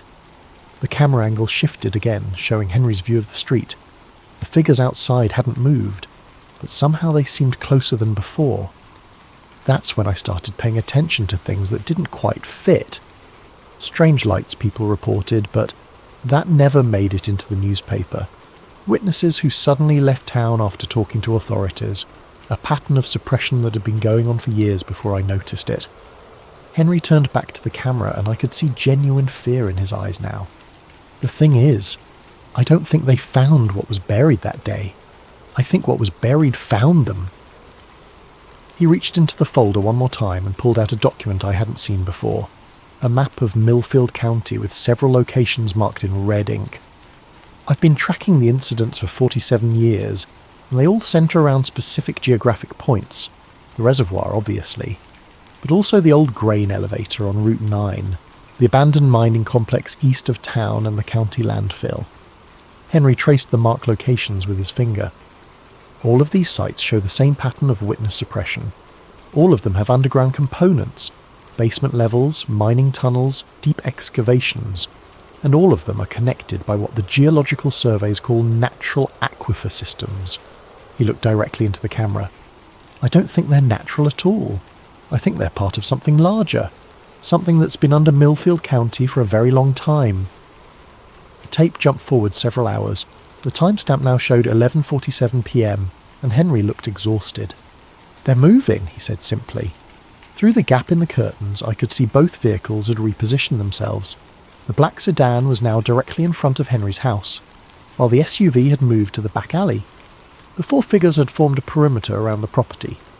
I found something yesterday, Henry continued, in the basement of the old grain elevator.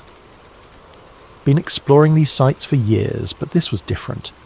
There's a chamber down there, filled with the same black metal we found in 1977. He held up a small object, roughly cylindrical, about the size of a flashlight, made of the same light-absorbing material he'd described. But this was sitting on a table in the centre of the chamber, like someone left it there for me to find. Henry turned the object in his hands, and I could see symbols etched into its surface, geometric patterns that seemed to shift and move in the camera's light. When I touched it, I saw things, understood things. This isn't just about covering up UFO sightings or maintaining some government secret. This is about keeping something contained, something that's been trying to communicate with the surface world for decades. The object began to emit a faint glow, barely visible in the dim lighting of Henry's living room.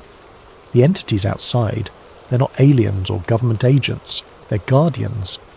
Part of a containment system that's been in place since whatever's down there was first discovered. And the people who report sightings, who get too close to the truth, they're not just being silenced. Henry's voice dropped to a whisper. They're being recruited. The glow from the object intensified, and Henry set it carefully on the table beside his chair. I understand now why the witnesses leave town, where they go, what they become. The sightings aren't random events. They're calls for help.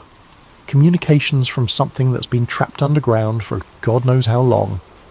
Outside, the four figures had begun moving toward the house. And now it's my turn, Henry said, standing up from his chair. I've learned too much, documented too much. But maybe that was always the plan.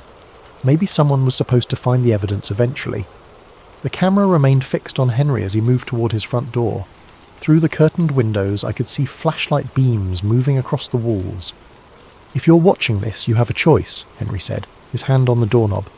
"You can try to expose what I've discovered, publish the tapes, contact the media, get the truth out there. But they'll find you, just like they found me." The flashlight beams were getting brighter, and I could hear the sound of footsteps on Henry's front porch.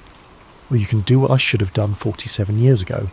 Walk away, forget what you've seen, let the containment system do its job. Henry opened the door. The tape went to static. I sat in the basement for a long time after the recording ended, staring at the dead screen and trying to process what I'd just witnessed. According to the timestamp, this footage had been recorded less than 48 hours before I'd found Henry's body in his living room. But the coroner had ruled it natural causes, heart failure, no signs of violence or struggle. I rewound the tape and watched the final moments again, looking for details I'd missed. When Henry opened the door, there was a brief glimpse of the figures outside. Tall, pale, wearing their characteristic dark suits. But in that instant before the tape cut to static, I caught something I hadn't noticed before. They weren't alone. Behind them, barely visible in the darkness, stood other figures, dozens of them, forming a crowd that stretched beyond the range of the camera. Men and women of various ages, all wearing the same dark clothing, all standing with the same rigid posture I'd seen in Henry's surveillance footage. Eddie Morrison was among them, I was certain of it, even though the footage was too brief and dark to make out specific faces. The same build, the same work clothes I'd seen in the 1987 diner footage. How many witnesses had been recruited over the decades? How many missing persons cases could be explained by whatever process Henry had discovered? And now they had come for him. Why leave his body to be found? Why not make Henry disappear like all the others? The answer came to me as I ejected the tape and looked around at Henry's massive archive. They wanted someone to find the evidence. 47 years of documentation, carefully preserved and organised, waiting for the right person to discover it. Someone like me. I turned off the basement lights and climbed the stairs, the final tape clutched in my hand. At the top I paused and looked back down into the darkness. Henry had spent nearly half a century documenting a containment system designed to suppress knowledge of something buried beneath Millfield County. Something that communicated through unexplained phenomena trying to reach the surface world. And now I had become part of that system. The question was, what was I going to do about it? I started asking questions the next day, against every instinct screaming at me to walk away, to forget everything I'd seen in Henry's basement. I began reaching out to people who might have known him. I told myself I was just being thorough, completing the welfare check investigation properly. The truth was, I couldn't stop thinking about that crowd of figures standing behind the two guardians at Henry's door. All those missing witnesses recruited into whatever system had been containing the thing beneath Millfield County. My first stop was Mrs. Henderson, the neighbour who had provided Henry's spare key location. She was in her 70s, a retired schoolteacher who had lived on Maple Street for most of her adult life. "Poor Henry," she said, serving me coffee in her immaculate kitchen. "Always seemed like such a troubled man. Paranoid, you know. Always peeking through those awful curtains, writing in those notebooks. Did he ever talk to you about what he was documenting?" Mrs. Henderson pursed her lips. "Oh, he tried to, especially in the early years, going on about government conspiracies and mysterious visitors. I told him he was watching too much television." "What kind of mysterious visitors?" "Men in suits," he claimed. Said they were watching him, intimidating people who reported strange things. Nonsense, of course. This is Millfield County. Nothing mysterious ever happens here. But as she spoke, I noticed her hands trembling slightly as she poured the coffee. And when I asked if she'd ever seen any unusual activity around Henry's house, her answer came too quickly. "Nothing at all. Very quiet neighbourhood. I mind my own business." I left her house with the distinct impression that Mrs. Henderson knew more than she was willing to admit. But whether that was from fear or something else, I couldn't tell. My next stop was the Millfield Gazette, where I hoped to find archives of the UFO reports Henry had referenced in his documentation. The current editor, A young woman named Lisa Parker was helpful but puzzled. "We don't really cover that kind of story anymore," she said, scrolling through digital archives on her computer. "Liability issues, you know. People make wild claims, we print them, then they sue us when nothing comes of it. What about historical reports? Say from the 1980s or 1990s. Lisa frowned at her screen. "That's strange. We should have digital copies of everything from 1975 forward, but there are gaps, whole weeks missing from some years." She pulled up what appeared to be a filing system showing years and months. Large sections were greyed out, marked as archived or unavailable. "I've never noticed this before," she muttered. "Let me check the physical archives." 20 minutes later, she returned from the basement storage area looking confused. "This doesn't make sense. We have boxes for every year, but some of them are nearly empty, like someone went through and removed specific issues." "Which years?" Lisa consulted her notes. "Scattered throughout the 80s and 90s, and," she paused, checking again, 2001, 2003, 2004. Almost nothing from those years. The same years when Henry's documentation showed increased activity from the Guardians. I thanked Lisa and left the newspaper office, but I could feel her watching me through the front window as I walked to my car. In the reflection of the glass, I caught a glimpse of someone else watching from across the street. A tall figure in a dark suit standing perfectly still beside a black sedan. My heart rate spiked, but when I turned for a direct look, the street was empty. That afternoon, I drove to the Millfield Diner and spoke with the evening manager, an older man named Carl who had worked there for over 20 years. I asked about Eddie Morrison, the maintenance worker from Henry's 1987 footage. "Eddie Morrison," Carl repeated, scratching his head. "Name sounds familiar, but I can't place him. You sure he worked around here?" "He was a regular customer, apparently. Used to come in late at night." Carl's expression changed slightly. "Oh, you mean late shift, Eddie? Yeah, I remember him now. Quiet guy, kept to himself, stopped coming around suddenly. Must have been the late 80s or early 90s. Do you know what happened to him?" "Moved away, I think. People do that sometimes. Get tired of small-town life, head for the city." But Carl avoided eye contact as he spoke, and his voice carried the same forced casualness I'd heard from Mrs. Henderson. I ordered coffee and sat in the same booth where I'd seen Eddie Morrison confronted by the Guardians. The diner felt normal. Typical small-town restaurant with checkered floors and outdated decor. But I found myself studying the other customers, looking for signs of the mechanical behaviour I'd seen in Henry's footage. Nothing seemed unusual until I got up to leave.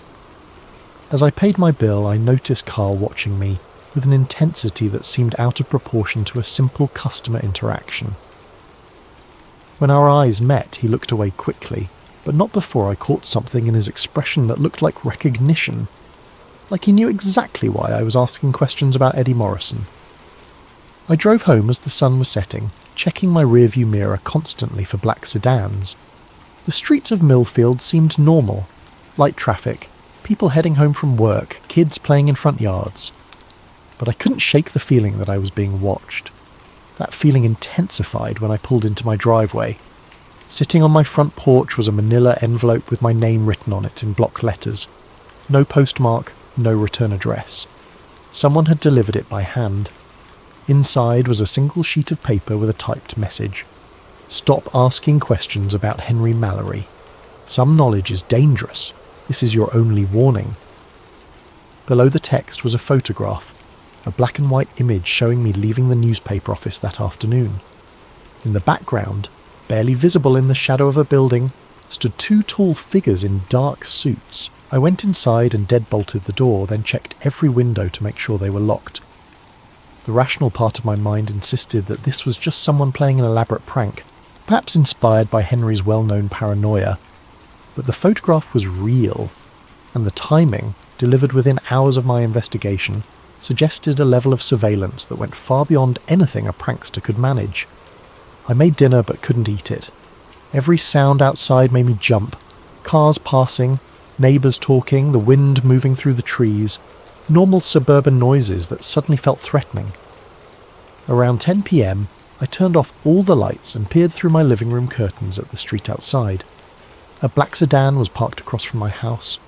2 figures stood beside it, perfectly still facing my front door. In the dim light from the street lamp, I could make out their characteristic tall, thin builds and dark suits. They weren't trying to hide their presence. If anything, they seemed to want me to see them. I watched for an hour and they never moved, never spoke to each other, never showed any of the restless behaviours that normal surveillance teams would display during a long watch. At 11:15, I decided to test them. I turned on my porch light and stepped outside, making no attempt at stealth. If they were watching me, they would know I was coming.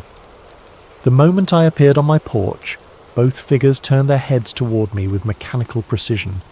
Even from across the street I could see their pale faces and dark eyes. They stood perfectly aligned, like mirror images of each other. "Can I help you?" I called out, surprised by how steady my voice sounded. They didn't respond, didn't move, just stood there watching me with a kind of absolute stillness that no living person could maintain. I took a step toward the street, and they both took a step backward, maintaining the exact same distance between us. Another step forward, another synchronized step back. It was like some kind of bizarre dance, with invisible rules that kept us in perfect equilibrium. "What do you want?" I shouted. This time one of them, impossible to tell which in the poor lighting, spoke. The voice carried clearly across the distance, but it had an odd quality. Too precise, like someone reading from a script. "Return to your house. Discontinue your investigation. This is your final warning." The words were completely clear, but something about them felt wrong. The cadence was off, as if the speaker was mimicking human speech without fully understanding its natural rhythm. What happened to Henry Mallory? Mr. Mallory chose to join the containment protocol. The same choice is available to you. What containment protocol? What are you containing? But instead of answering, both figures turned away from me and got into their vehicle. The car pulled away from the curb and disappeared down the street without making a sound. No engine noise, just like Henry had described in his recordings. I stood on my porch for several more minutes, staring at the empty street and trying to process what had just happened. The conversation, if it could be called that, had felt completely surreal. Like talking to sophisticated automatons that had been programmed with just enough human behaviour to maintain a conversation, but not enough to seem genuinely alive. Back inside, I double-checked all my locks and closed every curtain. Then I sat in my living room with the lights off, thinking about what the figure had said. Mr. Mallory chose to join the containment protocol. Not that he had died. Not that he had been eliminated for knowing too much. That he had chosen to join something, and the same choice was available to me. I thought about that crowd of figures I'd seen in Henry's final recording. All those missing witnesses standing behind the Guardians like a silent army. Had they all made the same choice? And if so, what exactly were they containing? Outside, the street remained quiet, but I had the distinct feeling that this was far from over. I didn't sleep that night. Instead, I sat in my darkened living room, periodically checking the windows for any sign of the black sedan's return. Around 3 a.m, I made a decision that would have seemed insane just a week earlier. I was going to document everything just like Henry had. If something happened to me, if I chose to join the containment protocol or simply disappeared like so many witnesses before me, at least there would be a record. I set up my smartphone to record and positioned it on the coffee table, where it could capture both me and the view out my front window.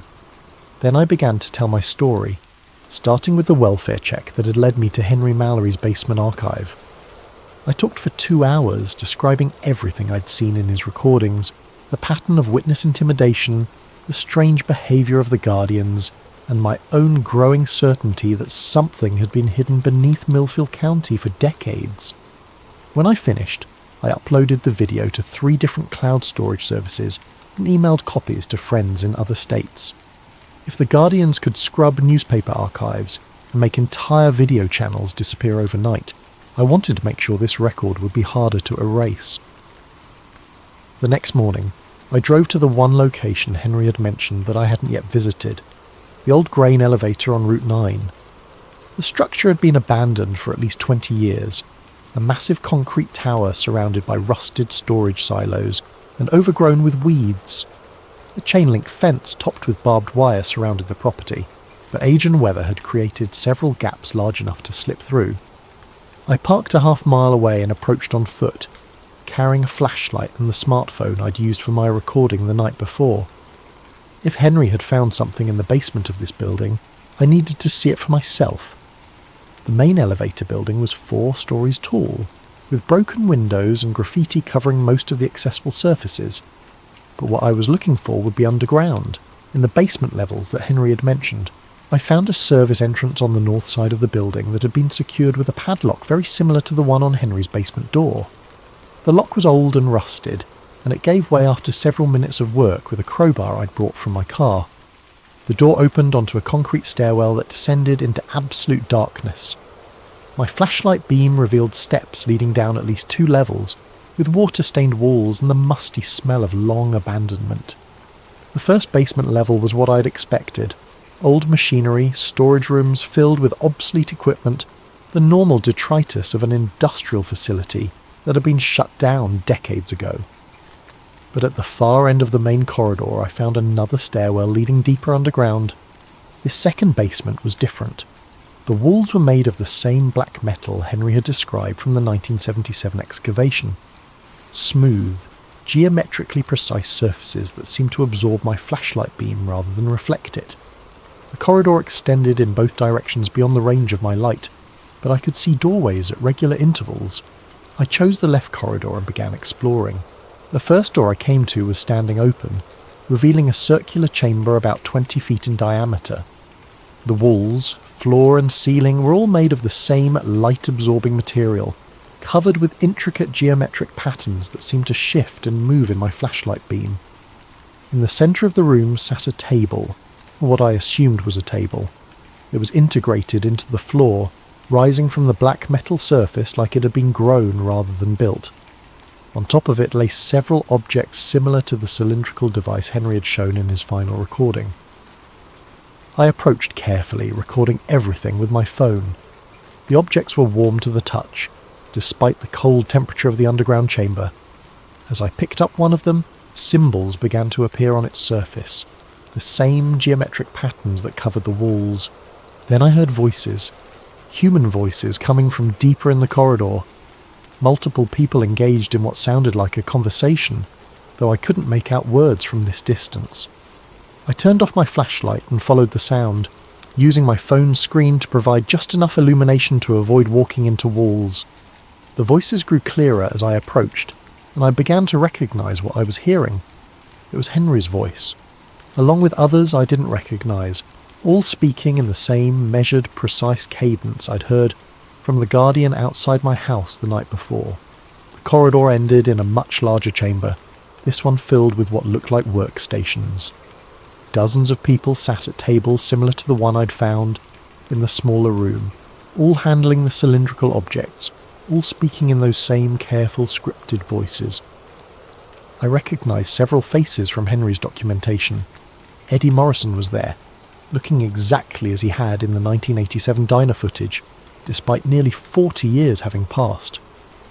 The young college student from the 2003 recording sat at a nearby table, also unchanged by time, and at the centre of the chamber, directing the activities with quiet authority, was Henry Mallory.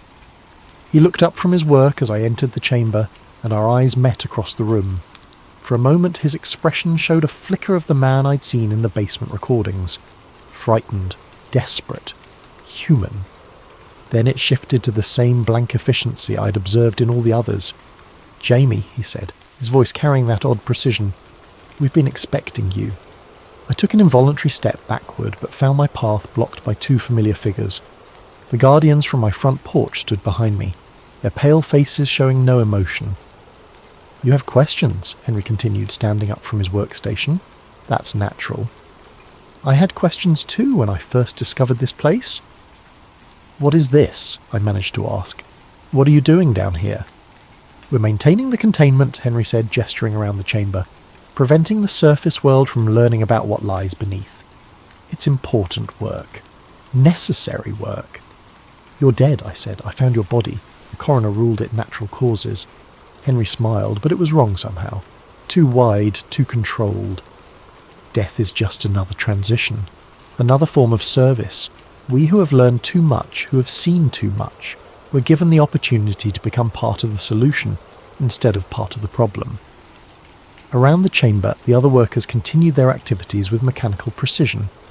No one looked up from their tasks. No one showed any curiosity about my presence or the conversation taking place. The objects we work with, Henry continued, picking up one of the cylindrical devices, they're communication tools, translators. They allow us to interface with the entity that has been contained here since 1962. What entity? Something that fell from the sky in 1947. Something that the government tried to study and couldn't understand. They built the reservoir over the crash site, thinking they could contain it with water and concrete. But it continued to communicate, continued to try to reach the surface world. Henry held up the device, and symbols began appearing on its surface. Every UFO sighting, every unexplained phenomenon reported in this county, their attempts at communication, messages trying to reach someone who could understand, and every time someone got too close to the truth, the containment protocol was activated. So you silence them, make them disappear. We recruit them, Henry corrected. We give them the opportunity to understand, to become part of something larger than themselves. Around the chamber I could see dozens of workstations, each occupied by someone who had supposedly disappeared over the past several decades, all working with the same focused determination, all speaking in the same precise cadence. What's it like, I asked, being part of this containment protocol? Henry's expression flickered again, and for just a moment I saw genuine emotion there. Fear, sadness, regret. It's peaceful, he said, but his voice wavered slightly. No more questions, no more uncertainty, just purpose. But as he spoke, I noticed something that chilled me more than anything I'd seen so far. Tears were running down Henry's face, even as he smiled and spoke about peace and purpose. The containment protocol hadn't just recruited him, it had trapped him. All of them. I don't want to join, I said. That's what I said, Henry replied, but you will, eventually. The alternative is much worse. The two guardians stepped closer and I felt their cold hands on my shoulders, but instead of forcing me toward one of the workstations, they simply stood there, waiting. The choice is yours, Henry said. Join the containment protocol willingly and maintain some small part of who you were. Resist and become something else entirely. I looked around the chamber at all the missing witnesses, all the people who had supposedly chosen to join this underground operation. None of them looked up. None of them showed any sign of individual will or personality. But Henry's tears told a different story. There's a third option, I said, which is, I leave. I walk out of here. I never speak of what I've seen. Henry shook his head. Too late for that. You've seen too much, learned too much. The containment protocol cannot allow that knowledge to exist outside our control. But even as he spoke, I could see doubt in his eyes, and I realized something that might be important. You want me to choose the third option, I said. You're hoping I'll find a way out that you couldn't. Henry's smile faltered completely. Don't, he whispered. Don't give them any reason to doubt your compliance. But it was too late. The guardians had heard, and their grip on my shoulders tightened. As they began to guide me toward an empty workstation, I made my own choice. I ran. I made it as far as the first basement level before they caught me. The guardians moved with inhuman speed, their footsteps completely silent on the concrete floors.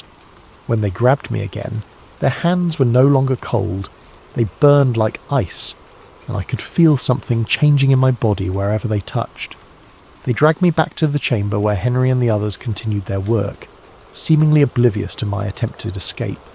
But as the guardians forced me into a chair at an empty workstation, Henry looked up from his own work and met my eyes. I'm sorry, he said, and this time his voice sounded completely human. I tried to warn you. One of the guardians placed a cylindrical device in my hands. The moment my fingers closed around it, symbols began appearing on its surface, and I heard something that wasn't quite a voice speaking directly into my mind. Welcome, it said. We have been waiting for you. Images flooded my consciousness. The thing that had crashed in 1947. the government's attempts to study and contain it, the decades of communication attempts that had been systematically suppressed. I saw the truth of what the containment protocol really was. Not protection of the surface world from an alien entity. Protection of the entity from the surface world. The thing beneath Millfield County wasn't trying to escape or invade. It was dying, slowly, from decades of isolation and containment. The UFO sightings, the unexplained phenomena, they were distress calls from a being that was trapped as surely as any of the human workers in this underground chamber. The Guardians weren't protecting humanity from an alien threat. They were protecting a government cover-up that had lasted over 70 years. "Help us," the voice continued, "help us return home." And suddenly I understood what my real choice was. I could join the containment protocol, become another worker in this underground facility, and spend whatever remained of my existence helping to maintain a lie that served no one. Or I could help the entity do what it had been trying to do for decades, communicate with the outside world. I looked around the chamber at all the people who had been recruited over the years. Henry, Eddie Morrison, the college student, dozens of others, all of them working with mechanical precision to maintain the containment. But as I watched more carefully, I noticed something the Guardians had missed. Subtle glances between the workers, hand signals passed when the Guardians weren't looking. Micro expressions that suggested more awareness than they were supposed to have. The containment protocol wasn't perfect. Some part of these people's original personalities remained, buried beneath the compulsion to serve but not entirely destroyed, including Henry. When our eyes met again, he gave an almost imperceptible nod towards something behind me. I glanced back without moving my head and saw what he was indicating. A communication panel built into the wall connected to the surface world. The entity's voice continued in my mind, showing me images of its home, its people, the desperate need to re-establish contact with those who had sent it to Earth decades ago. "They told your people we were invaders. We were explorers, scientists. Peaceful contact was always our intention." I made my decision. Instead of accepting the role of containment worker, I reached for the communication panel. The moment my hand touched the controls, alarms began blaring throughout the chamber. The Guardians moved toward me with their inhuman speed, but the other workers suddenly rose from their stations. For the first time since I'd entered this underground facility, they acted like human beings instead of automatons. Eddie Morrison tackled one Guardian while the college student disabled another. Henry himself moved to help me with the communication equipment. "Hurry," he said, his voice urgent and completely human now. "The compulsion is strong. We can't fight it for long." I input the emergency broadcast codes I'd learned during my county training, patching the chamber's communication system into every radio and television frequency in the area. Then I stepped back and let the entity speak for itself. The broadcast lasted exactly 17 minutes. 17 minutes of first contact, broadcast live across 3 counties. The entity's voice translated through the cylindrical devices, speaking directly to anyone who was listening, explaining its peaceful intentions, its decades of imprisonment, its desperate need to return home.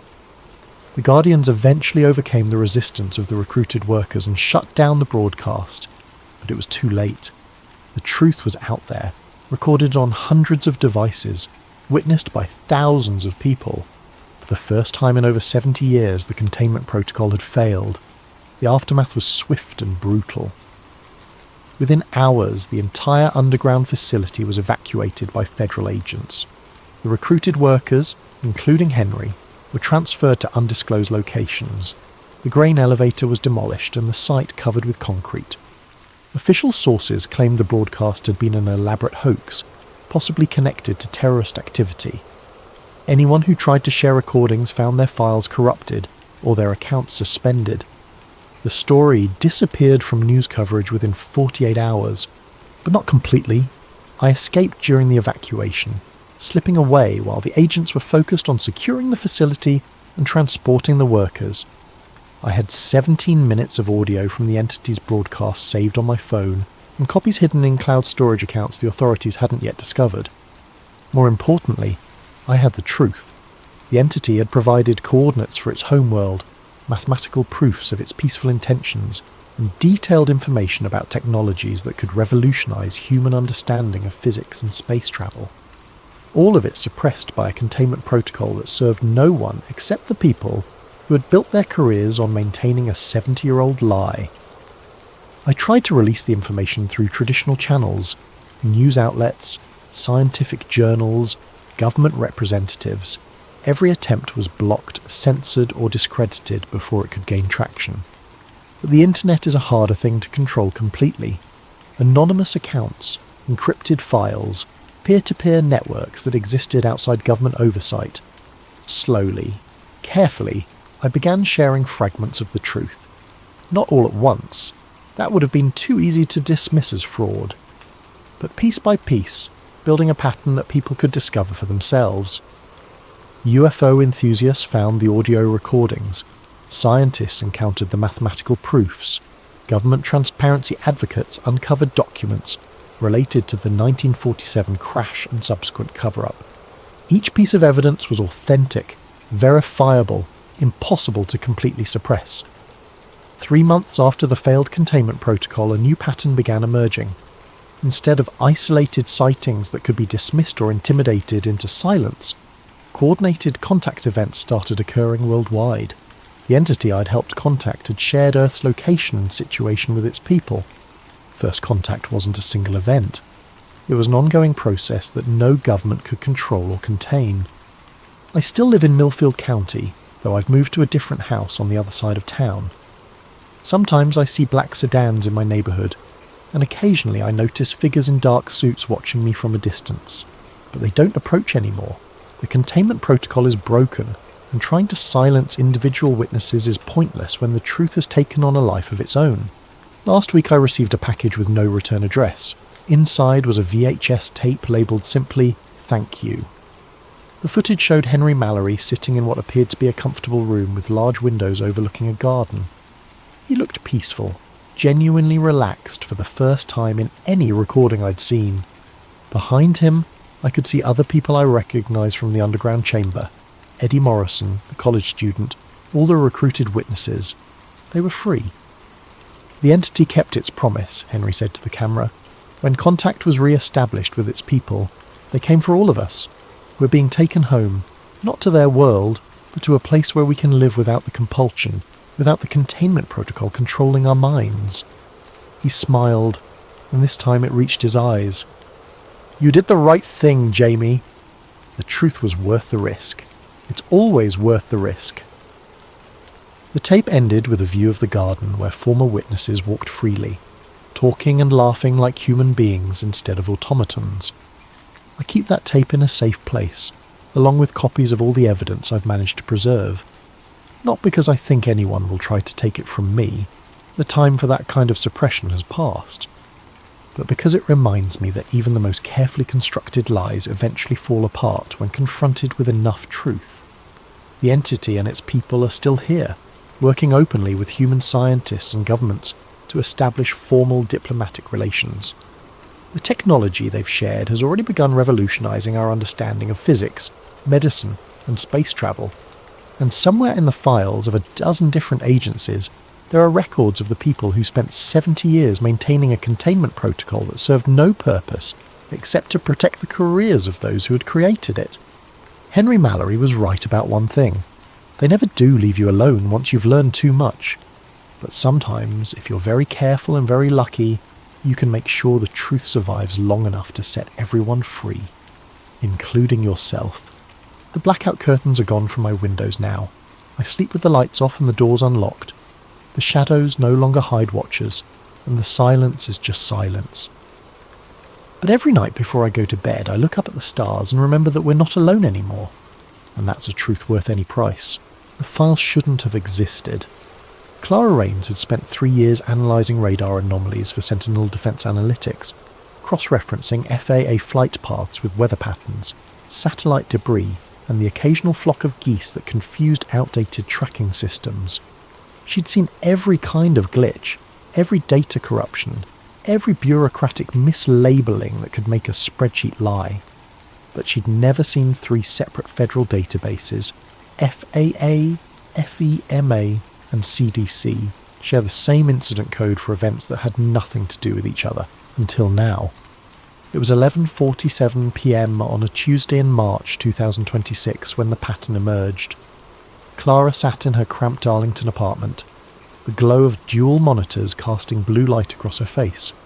Outside, the distant hum of the metro's last train faded into silence.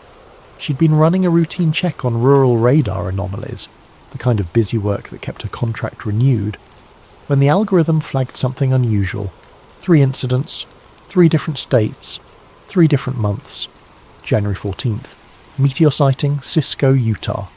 FAA logged unusual radar signature. Local fire department responded to reports of impact. FEMA designated it ENV-071KD. Follow-up. Closed within 18 hours. February 3rd. Mass illness event, Durbin, West Virginia. CDC investigated reports of 17 residents experiencing identical hallucinations. Designation ENV-071KD. Follow-up. Attributed to contaminated well water. Case closed. March 9th. Missing persons. Loma, Montana. 4 hikers disappeared during clear weather. FEMA deployed emergency assessment team. Designation ENV-071KD. Follow-up.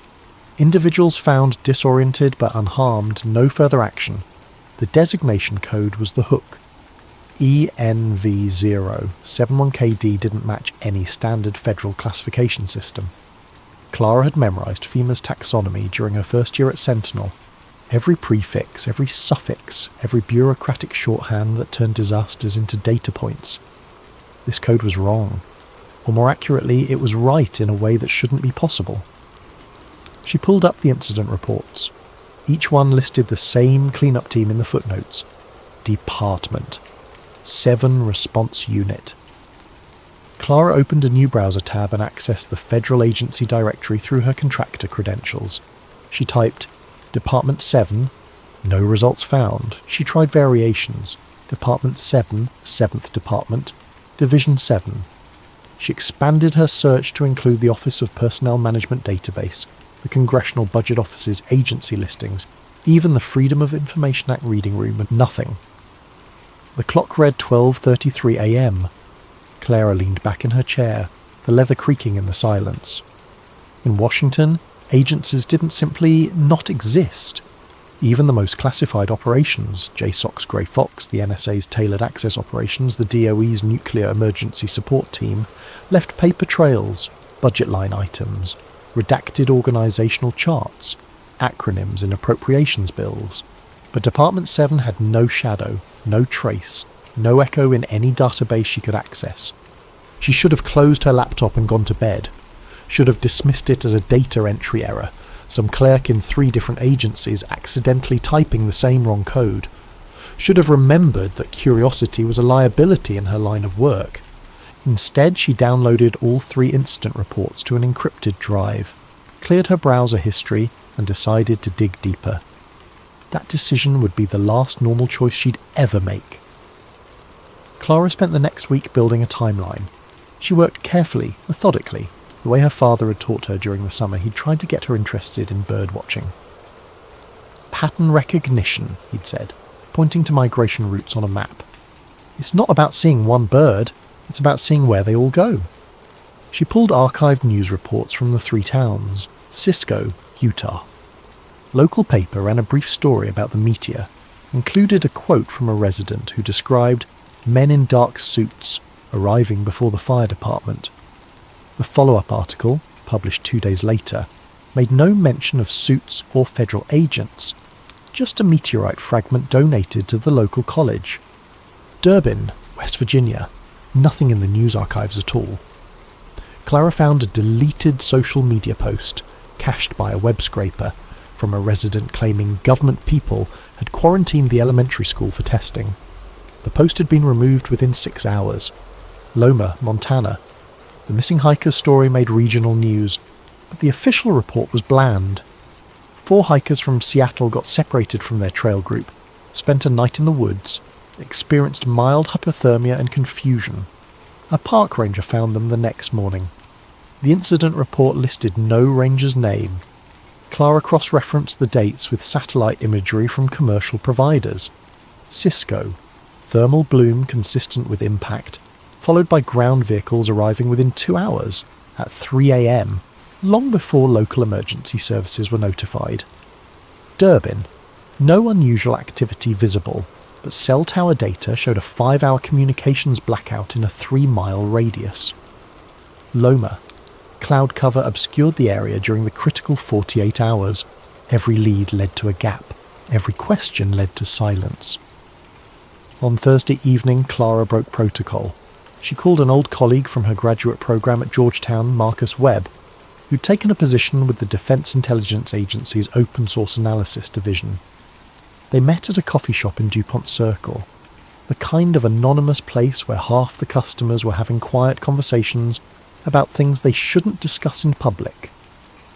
"You look like you haven't slept," Marcus said, stirring sugar into his espresso. "I need you to look up something for me," quietly. "I'm not pulling classified files, Clara. Not asking you to. Just check the DIA's unclassified organisational records. Tell me if you've ever heard of Department 7. Marcus frowned. "Department 7 of what?" "That's what I'm asking." He pulled out his phone, spent 2 minutes scrolling, then shook his head. "Nothing." "Why? You ever come across an incident code ENV071KD? "No, that's not a standard format." "Where'd you see it?" Clara hesitated. "Just something that crossed my desk. Probably nothing." Marcus leaned forward, lowering his voice. "If it's probably nothing, why do you look scared?" She didn't answer. Instead, she asked, "You ever hear stories about cleanup teams? Federal, but not from any specific agency? You mean like NEST? They're DOE? No, unmarked, just present when weird things happen, then gone." Marcus set down his cup. "Clara, if you've stumbled onto something operational, you need to report it through proper channels and then forget about it. Seriously, I've seen contractors lose their clearances for less. What if the proper channels don't acknowledge it exists? Then it definitely doesn't exist, and you should stop asking." He stood, leaving a 20 on the table. "I mean it. Some doors stay closed for good reasons." Clara watched him leave. She finished her coffee in silence, then took the metro back to Arlington, checking over her shoulder 3 times before entering her building. That night she found the photographs. She'd requested field documentation from the Cisco incident through a Freedom of Information Act query, a routine request that should have taken months to process. Instead, the response arrived in 4 days, a PDF containing 12 heavily redacted pages and 6 photographs. The photos showed the impact site: scorched earth, a shallow crater, scattered fragments of dark material, standard meteor documentation. But in the background of the third photo, Clara spotted something the redaction team had missed. 3 vehicles parked in formation, dark SUVs with no visible markings. She zoomed in. The resolution degraded, but she could make out a small emblem on the lead vehicle's door. White numbers on a black circular background. 7-13-4. Clara saved the image, enhanced it using forensic software, and confirmed what she'd seen. The badge was deliberately minimal, no agency name, no seal, just numbers.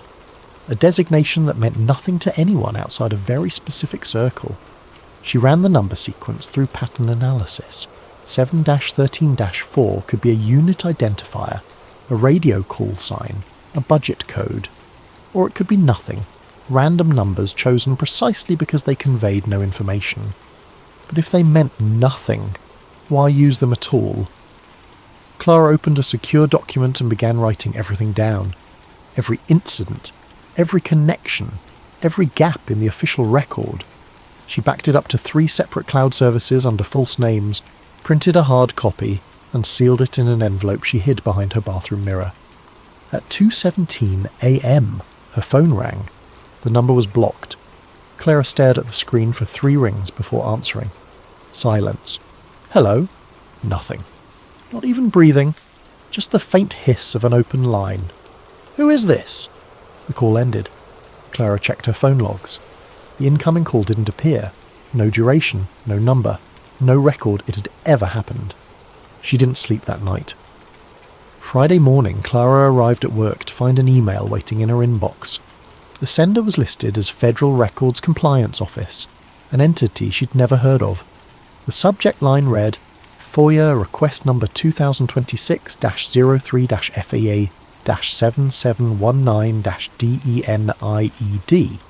She opened it. Your request for field documentation regarding incident ENV071KD, Cisco, UT, has been reviewed and denied under 5 U.S.C. Section 552B1. The requested materials are classified in the interest of national security. No further information can be provided at this time. This denial is final and not subject to administrative appeal. Clara checked her FOIA tracking portal. Request number 2026-03-FAI-7719 didn't exist in the system. She'd never been assigned that number. More importantly, she'd already received the documents. She had them saved on her laptop. Someone was trying to erase what she'd already seen. Clara closed her email and opened a private browser window. She navigated to a file-sharing service and uploaded every document she'd collected, setting the folder to auto-delete in 72 hours unless she renewed it. Then she sent the link to herself at 3 different email addresses, including one she'd created in college and hadn't used in years. Insurance. She spent the day working on routine tasks, acting normal, laughing at a co-worker's joke about the office coffee machine, but every time someone walked past her cubicle, she tensed. At 4:30 p.m, her supervisor stopped by. Gerald Costner, a former Air Force intelligence officer who'd transitioned to the private sector and spent most of his time in meetings. He smiled, casual and friendly. "Clara, you have a minute?" "Sure, what's up?" "Just wanted to check in. You've been putting in a lot of late hours this week, everything okay?" "Yeah, just trying to clear some backlog before the quarterly review." Good. Listen, I noticed you put in a FOIA request last week, Cisco Meteor thing." Clara's stomach tightened. "Yeah, just routine. Wanted to see if there was any debris that might explain the radar signature." "Find anything interesting?" "Not really." "Pretty standard meteor documentation." Gerald nodded, still smiling. "Great. Hey, just so you know, FOIA requests need to be cleared through my desk first. Contractor policy. No big deal, just make sure to loop me in next time." "Of course. Sorry about that." "No problem." He tapped her cubicle wall twice, a casual gesture. "Have a good weekend." Clara waited until he was out of sight before exhaling. She pulled up her company's contractor handbook and searched for the FOIA policy. There was no requirement to clear requests through supervision.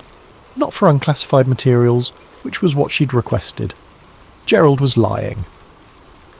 At 5 p.m, Clara packed her laptop, took the elevator down to the parking garage, and sat in her car for 10 minutes watching the exit ramp. No one followed her out. No unfamiliar vehicles lingered nearby. She drove home through rush-hour traffic, taking random turns, doubling back twice. Nothing. She was being paranoid. Had to be. But when she arrived home and checked her apartment, she found her bathroom mirror slightly askew. The envelope she'd hidden behind it was gone. Clara stopped sleeping. She'd read somewhere that the human body could survive on 4 hours of sleep a night for weeks, though cognition degraded over time. She allowed herself 2-hour shifts, setting alarms, keeping her phone in her hand even while unconscious. Every creak in the building woke her. Every car door slam outside sent her to the window. She didn't go back to work on Monday. Instead, she called in sick, then drove to a public library in Silver Spring and used their computers to continue her research. The librarian barely glanced at her ID. Clara accessed the commercial satellite archives again, this time focusing on the Montana incident. Loma was a town of 487 people, surrounded by national forest, the kind of place where hikers went missing just often enough that local search and rescue teams had a routine. The 4 missing hikers, Sarah Donnelly, Marcus Price, Jennifer Torres and Kyle Hammond, had been experienced backcountry campers, all in their 30s, all from Seattle. The official Park Service report stated they'd been found 16 miles from their last known position, dehydrated and confused, with no memory of the intervening 31 hours. Medical evaluations showed elevated cortisol levels and minor abrasions, but nothing that explained their disorientation. Clara found a podcast that had covered the incident. The host interviewed a local sheriff who described the federal response as overkill for a simple rescue. When asked which agency had responded, the sheriff paused, then said, "They didn't say. Had badges, but I didn't catch the department." The podcast had been posted 3 weeks ago. Clara tried to access it now. The episode had been removed. The show's website listed all episodes except that one. She found a cached version through a web archive and downloaded the audio file. At timestamp 23:17, the sheriff said something she'd missed in the transcript. They set up a perimeter around the recovery site. Wouldn't let our people in until they'd secured the scene. I asked what they were securing. These were hikers, not criminals. Guy just looked at me and said, "Contamination protocol." Never explained what that meant. Contamination protocol. For missing hikers. Clara dug deeper into the background of the 4 individuals. Marcus Price's social media had gone dark after his rescue. His last post was from the trailhead, a photo of sunrise over the mountains. His Facebook profile still existed, but every post after the incident had been deleted. His friends' comments remained. "Glad you're okay, man. Call me when you can talk about it." She found a phone number for Marcus Price through a people search site and called it. The line rang 4 times before going to voicemail. His voice sounded tired. "This is Marcus. Leave a message." "Mr. Price, my name is Clara Rains. I'm a researcher looking into unusual federal responses to outdoor incidents. I was hoping to ask you a few questions about your experience in Montana last month. Please call me back at this number. It's important." She left her burner phone number, a prepaid cell she'd bought with cash that morning. 3 hours later, it rang. "Hello? You called about Montana?" The voice was male, cautious, not Marcus Price. "Who is this?" "Doesn't matter. You need to stop asking questions about that." "I just want to understand what happened." "No, you don't. Trust me, Marcus doesn't remember, and that's a mercy." "What do you mean he doesn't remember?" "I mean exactly what I said. Whatever they did to him, to all of them, it worked. He can't even talk about it without getting panic attacks. Leave it alone." "Who did something to him? Who are they?" The line went dead. Clara tried calling back. The number didn't connect. She sat in her car in the library parking lot, hands shaking. Someone was watching these incidents. Someone was intervening with witnesses, and someone knew she was asking questions. That night she found Major Emmett Crowley. Crowley's name appeared in a declassified Air Force memo from 1987, a routine personnel reassignment document that listed him as a radar technician, stationed at Malmstrom Air Force Base in Montana. Clara found his name again in a 2003 Veterans Forum post, where he'd commented on a thread about unexplained radar contacts. His post had been deleted, but the quote remained in someone's reply. "We tracked them for years." The official story was always weather balloons or equipment malfunction, but some of us knew better. She tracked him through public records to a small town in New Mexico, where he'd retired 10 years ago. His address led her to a trailer park outside Roswell. Ironic, Clara thought, given the town's history. She drove 17 hours straight, stopping only for gas and coffee. The landscape shifted from green to brown, humid to arid, dense to sparse. By the time she reached Roswell, it was late afternoon, the sun turning the desert gold.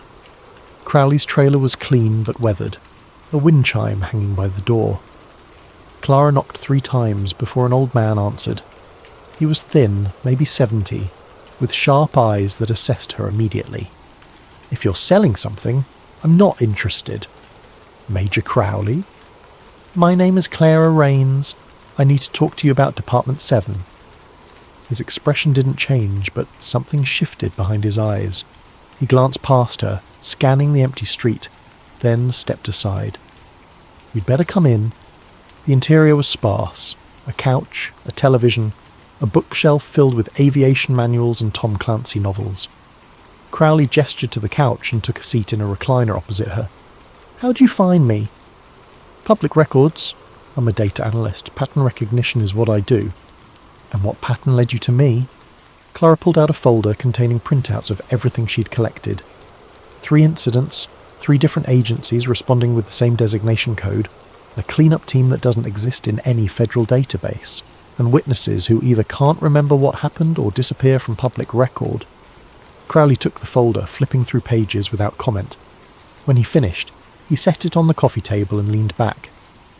"You shouldn't be looking into this. Everyone keeps telling me that. No one tells me why.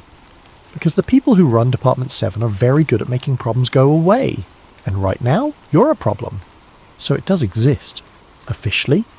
Number? In practice?" He gestured at her folder. "You've already seen the evidence.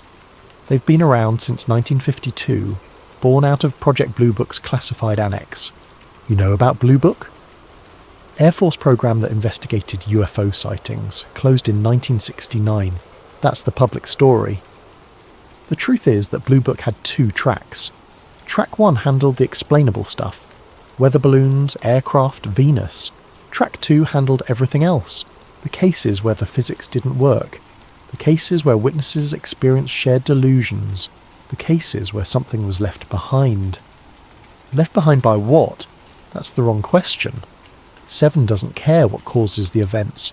They care about containment. Their job is to maintain consensus reality. When something happens that contradicts what people believe is possible, 7 arrives and rewrites the scene. They're not covering up aliens or time travellers.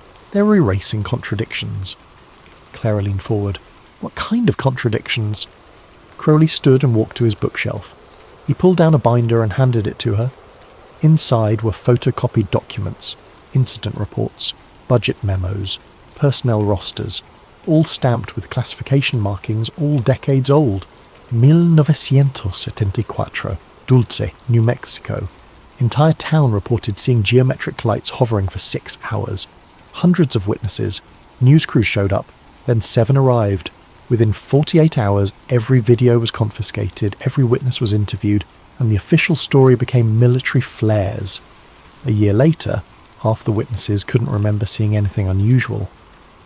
How is that possible? You'd have to ask them, but I've heard rumours. DARPA programs, neural interference tech, targeted electromagnetic fields. They don't just erase evidence, they erase memory. Clara paged through the binder. Another incident. 1989, Shoshone National Forest. A group of hunters found a clearing where all vegetation had been desiccated overnight. The ground fused into glass. Department 7 response team arrived, declared the area contaminated and removed everything. Official explanation: lightning strike. "Why are you telling me this?" Clara asked. "Because you're already in their crosshairs, and maybe if you understand what you're dealing with, you'll be smart enough to stop." Crowley sat down again. "I spent 30 years tracking radar anomalies. I learned to recognise the pattern. Every few months something would happen. Time distortions, energy blooms, mass cognitive events. And every time, 7 would show up. They'd scrub the site, interview witnesses and disappear. I tried to compile a comprehensive report in 1995. 2 weeks later I was reassigned to a desk job in Alaska. The message was clear. But you kept records, copies, hidden, because I knew someone would eventually come asking." He looked at her carefully. "You're not the first. Over the years, a few others have stumbled onto the pattern. Journalists, researchers, people like you. They ask questions, dig too deep, and then they disappear. Not violently. They just stop. New jobs in other states, sudden career changes. Sometimes they seem fine, just uninterested in the topic anymore, like someone flipped a switch." Clara's hands felt cold. "What do I do?"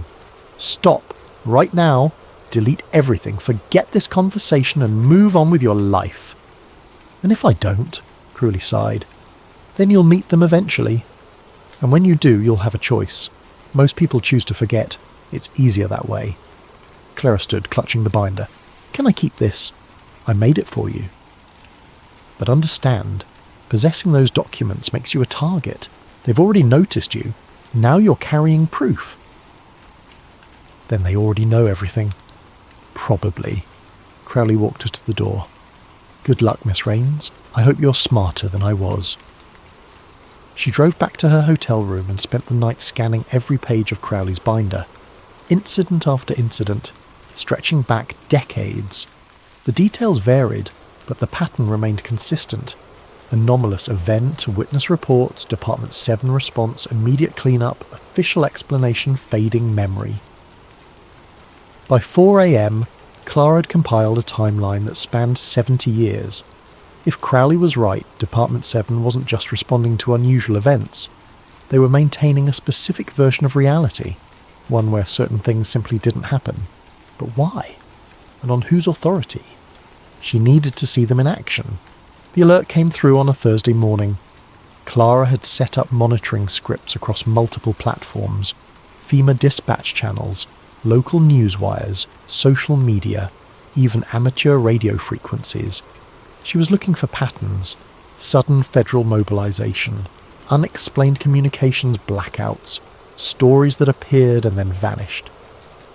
At 7:43 a.m, her system flagged a cluster of social media posts from Thornton, Montana, population 1,122, located in a valley surrounded by national forest.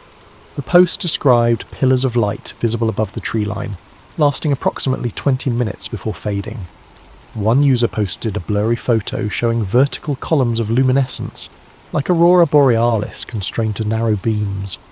By 8 a.m, several posts had been deleted.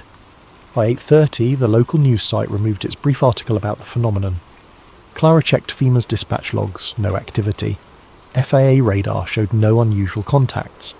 Weather Service reported clear skies. But at 9:15 a.m, her monitoring script caught a spike in encrypted radio traffic in the area, using frequencies associated with federal emergency response. She was in her car within 10 minutes. Thornton was a 9-hour drive from Roswell. Clara pushed her rental car to 80 miles per hour across empty highways, stopping only once for gas and energy drinks. She reached the Montana border by evening, the sky dimming to purple as she navigated through increasingly rural terrain. She arrived at Thornton just before midnight. The town was dark, most houses unlit, a single gas station glowing like a beacon on the main street. Clara parked at a motel on the edge of town and checked in under a false name, paying cash. In her room, she assembled her equipment, a digital camera with a telephoto lens, a radio scanner, binoculars, and a small drone she'd purchased 3 days ago. The drone was consumer grade but had a decent camera and could fly for 30 minutes on a single battery. At 1:30 a.m, Clara drove to the location where the light pillars had been reported, a forestry road leading to a hilltop with a view of the valley. She parked half a mile away and hiked the rest of the distance, carrying her equipment in a backpack. The hilltop offered a clear view. Below, Thornton spread out in a grid of streetlights and dark houses. Beyond it, the forest stretched into darkness. Clara set up her camera and waited. At 2:47 a.m, headlights appeared on the road below. 3 vehicles, dark SUVs moving in formation, no emergency lights, driving with deliberate speed. They turned onto a side road leading into the forest, toward the area where the light pillars had been reported. Clara launched the drone, keeping it low, using the trees as cover. The infrared camera showed the vehicles stopping in a clearing 2 miles into the forest. Figures emerged, 6 people in plain dark clothing, moving with practiced efficiency. They unloaded equipment from the vehicles, metal cases, tripods, devices Clara didn't recognize. One person set up a perimeter using what looked like portable fencing. Another assembled a sensor array on a telescoping pole. Clara zoomed in with her camera. The vehicles had badges on their doors. Even in low light she could make out the design. A black circle, white numbers, 7-13-4. She was watching Department 7 work. For the next hour, Clara documented everything. The team moved methodically, scanning the clearing with handheld devices, collecting samples of soil and vegetation, assembling what looked like lead-lined containment pods. One person stayed by the vehicles holding a tablet, occasionally speaking into a radio. At 4:15 a.m, Clara noticed something. One of the team members was looking around, scanning the tree line. He raised binoculars and pointed them directly toward her position.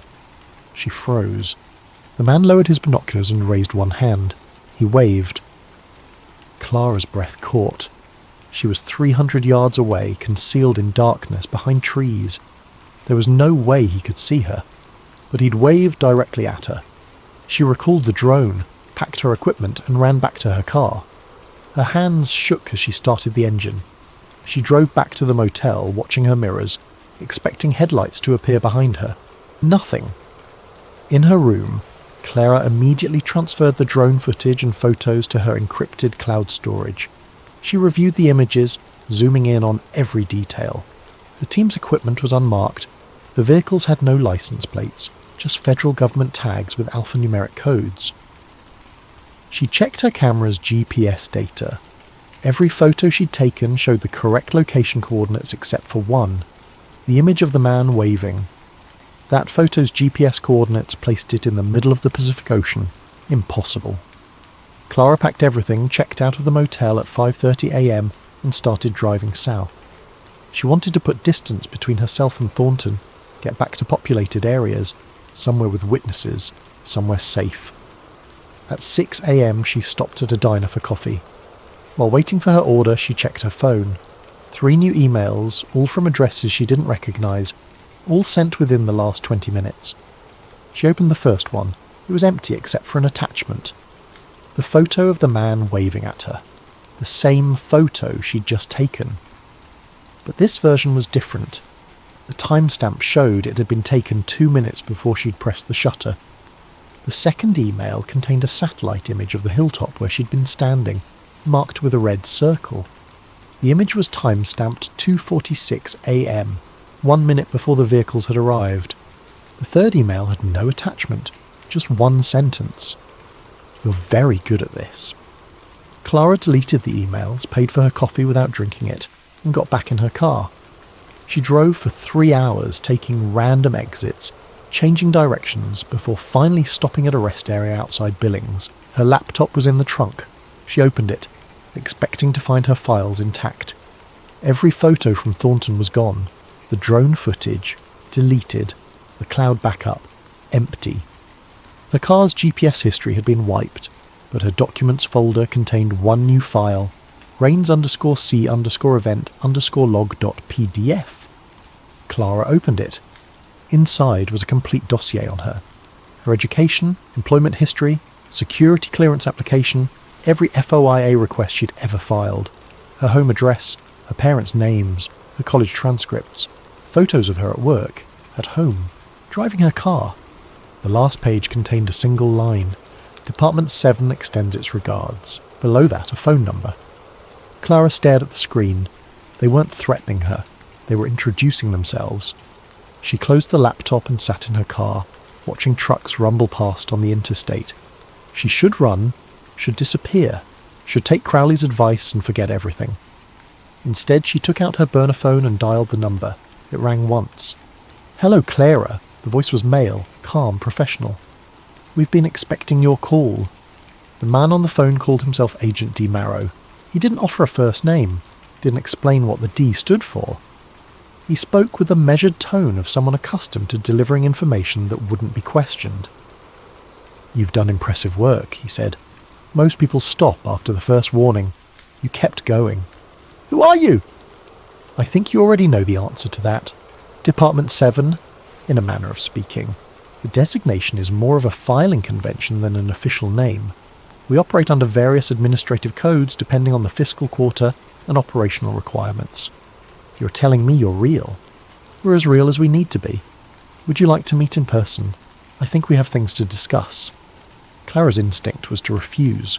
Every thriller she'd ever read, every conspiracy documentary she'd watched, taught her that accepting such an invitation was how people vanished. But she'd already crossed too many lines. They had her home address, they had her files. Running wouldn't help. Where? Denver. Tomorrow. There's a federal building at 1961 Stout Street. 4th floor, room 447. Come alone.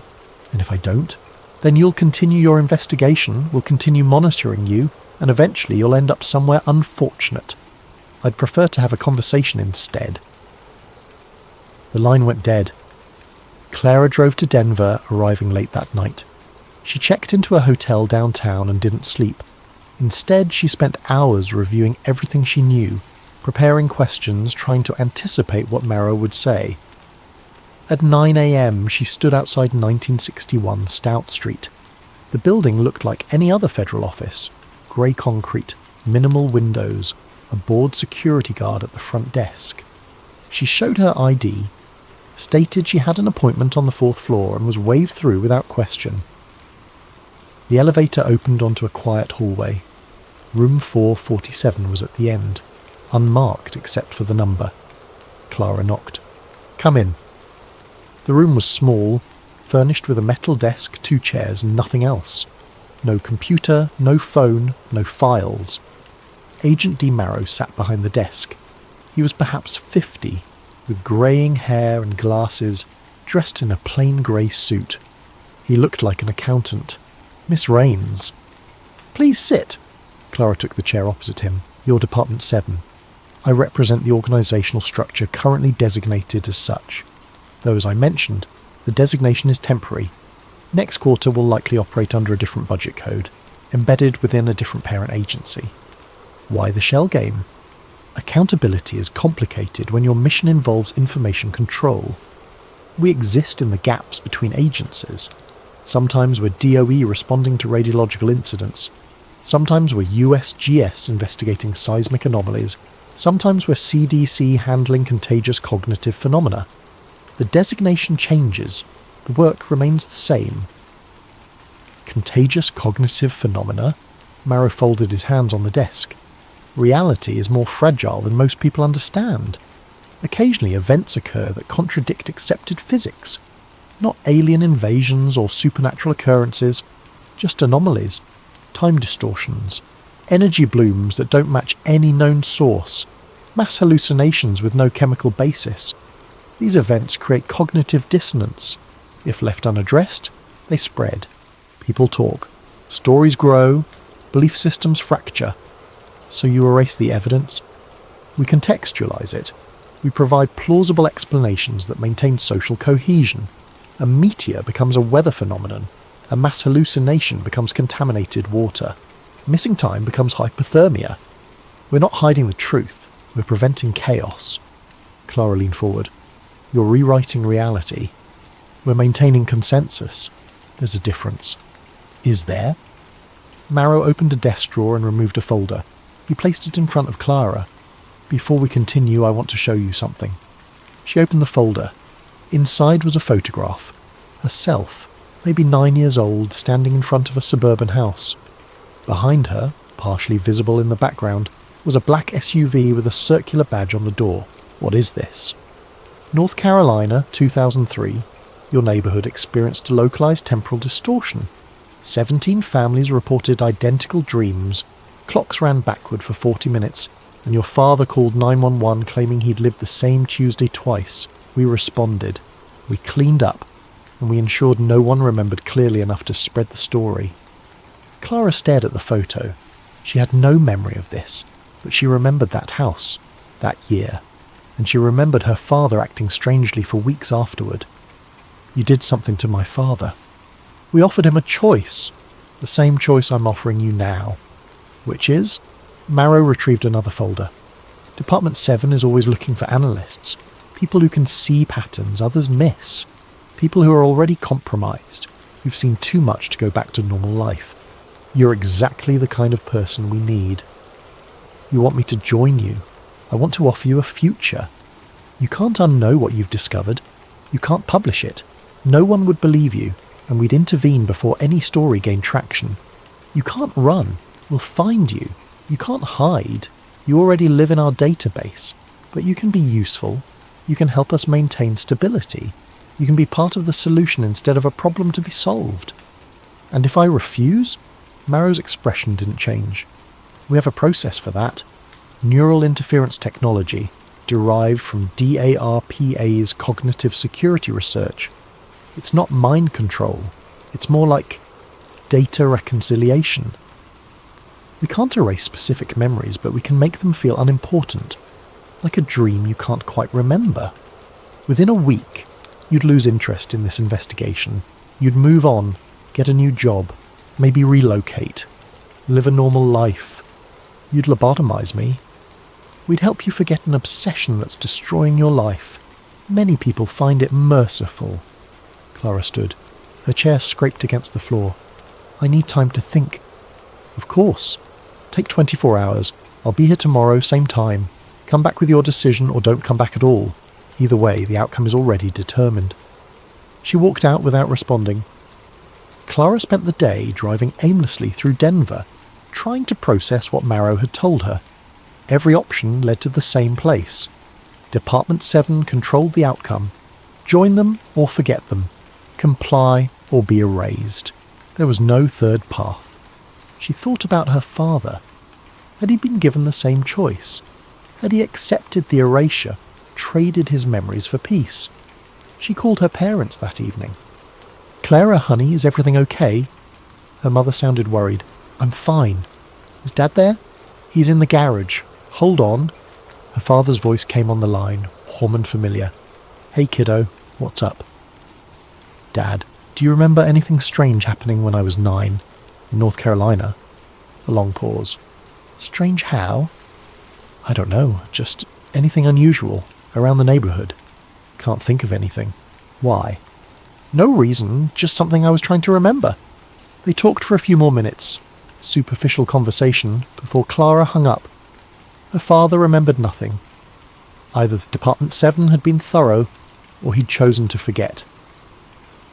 That night, Clara sat in her hotel room with her laptop staring at the empty folders where her evidence had been. She could walk away, accept the erasure, wake up in a week with no memory of Department 7, no obsession with patterns, no fear of unmarked vehicles, a normal life, or she could join them, become part of the system that erased truth, help maintain the comfortable lie that kept society stable. Neither option felt like freedom. At midnight she made her decision.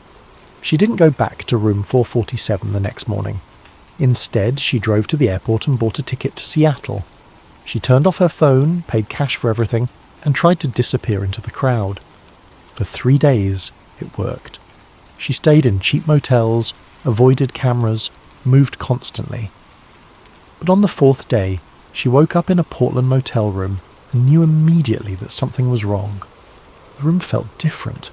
Her belongings were arranged slightly differently than she'd left them. Her laptop was closed, she'd left it open. She tried to turn it on. Dead battery, though. She'd charged it overnight.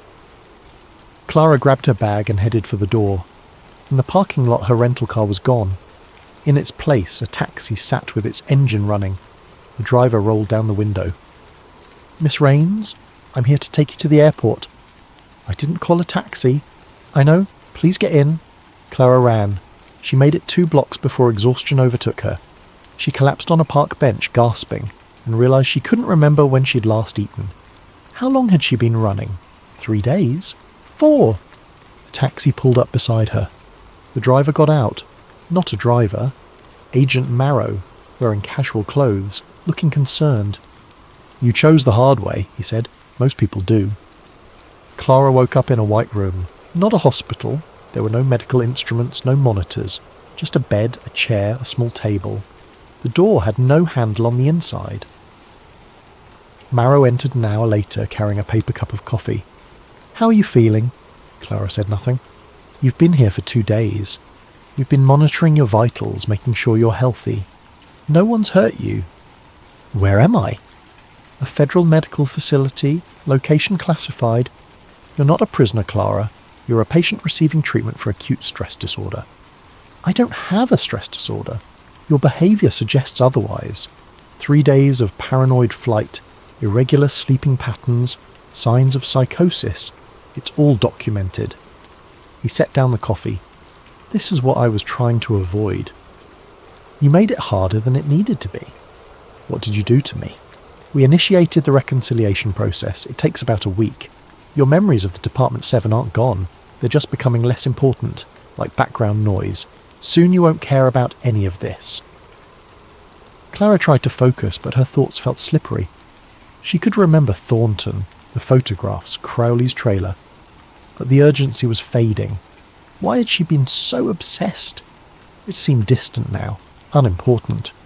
"Fight it," she whispered to herself. "Don't," Marrow said gently. "It's easier if you let go." Over the next 3 days, Clara's grip on her investigation weakened. She could recall facts, but couldn't summon the drive to care. Department 7 existed.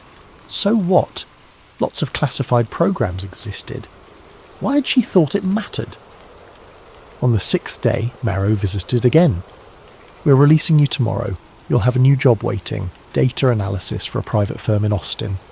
Good pay, benefits, fresh start. Your apartment in Arlington has been cleared out. Your parents have been told you're relocating for work, everything's arranged. What about my files, my research?" "Gone.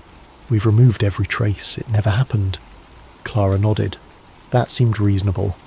But that night, alone in the white room, a fragment of memory surfaced. Her father, speaking to her when she was 9. Sometimes you have to remember things even when people tell you to forget. Pattern recognition isn't just about what you see, it's about what you hold on to. Had he said that? Or was she imagining it? She closed her eyes and tried to visualize her evidence. The 3 incidents. ENV071-KD, the badge numbers 7-13-4, the man waving at her in Thornton, the email, "You're very good at this." By morning the details had faded to impressions, but something remained, a feeling that she'd discovered something important. Clara was released on a Tuesday morning. They returned her belongings, her phone, her wallet, her clothes.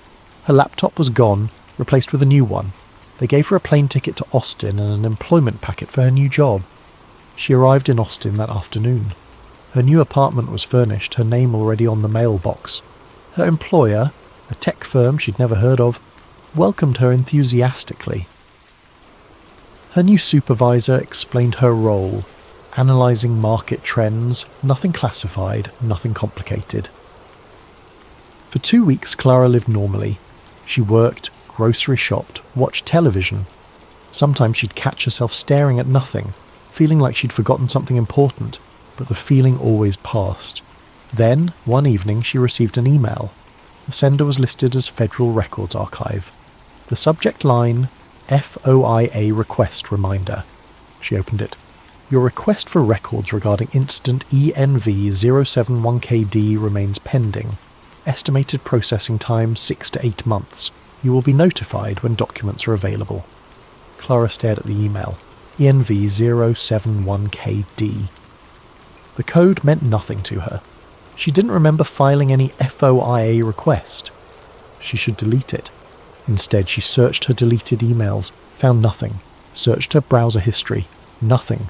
But the code stuck in her mind. ENV071KD. She opened a private browser window and typed it in. No results, just like before. Before when? Clara closed her laptop and went to bed, but she didn't sleep.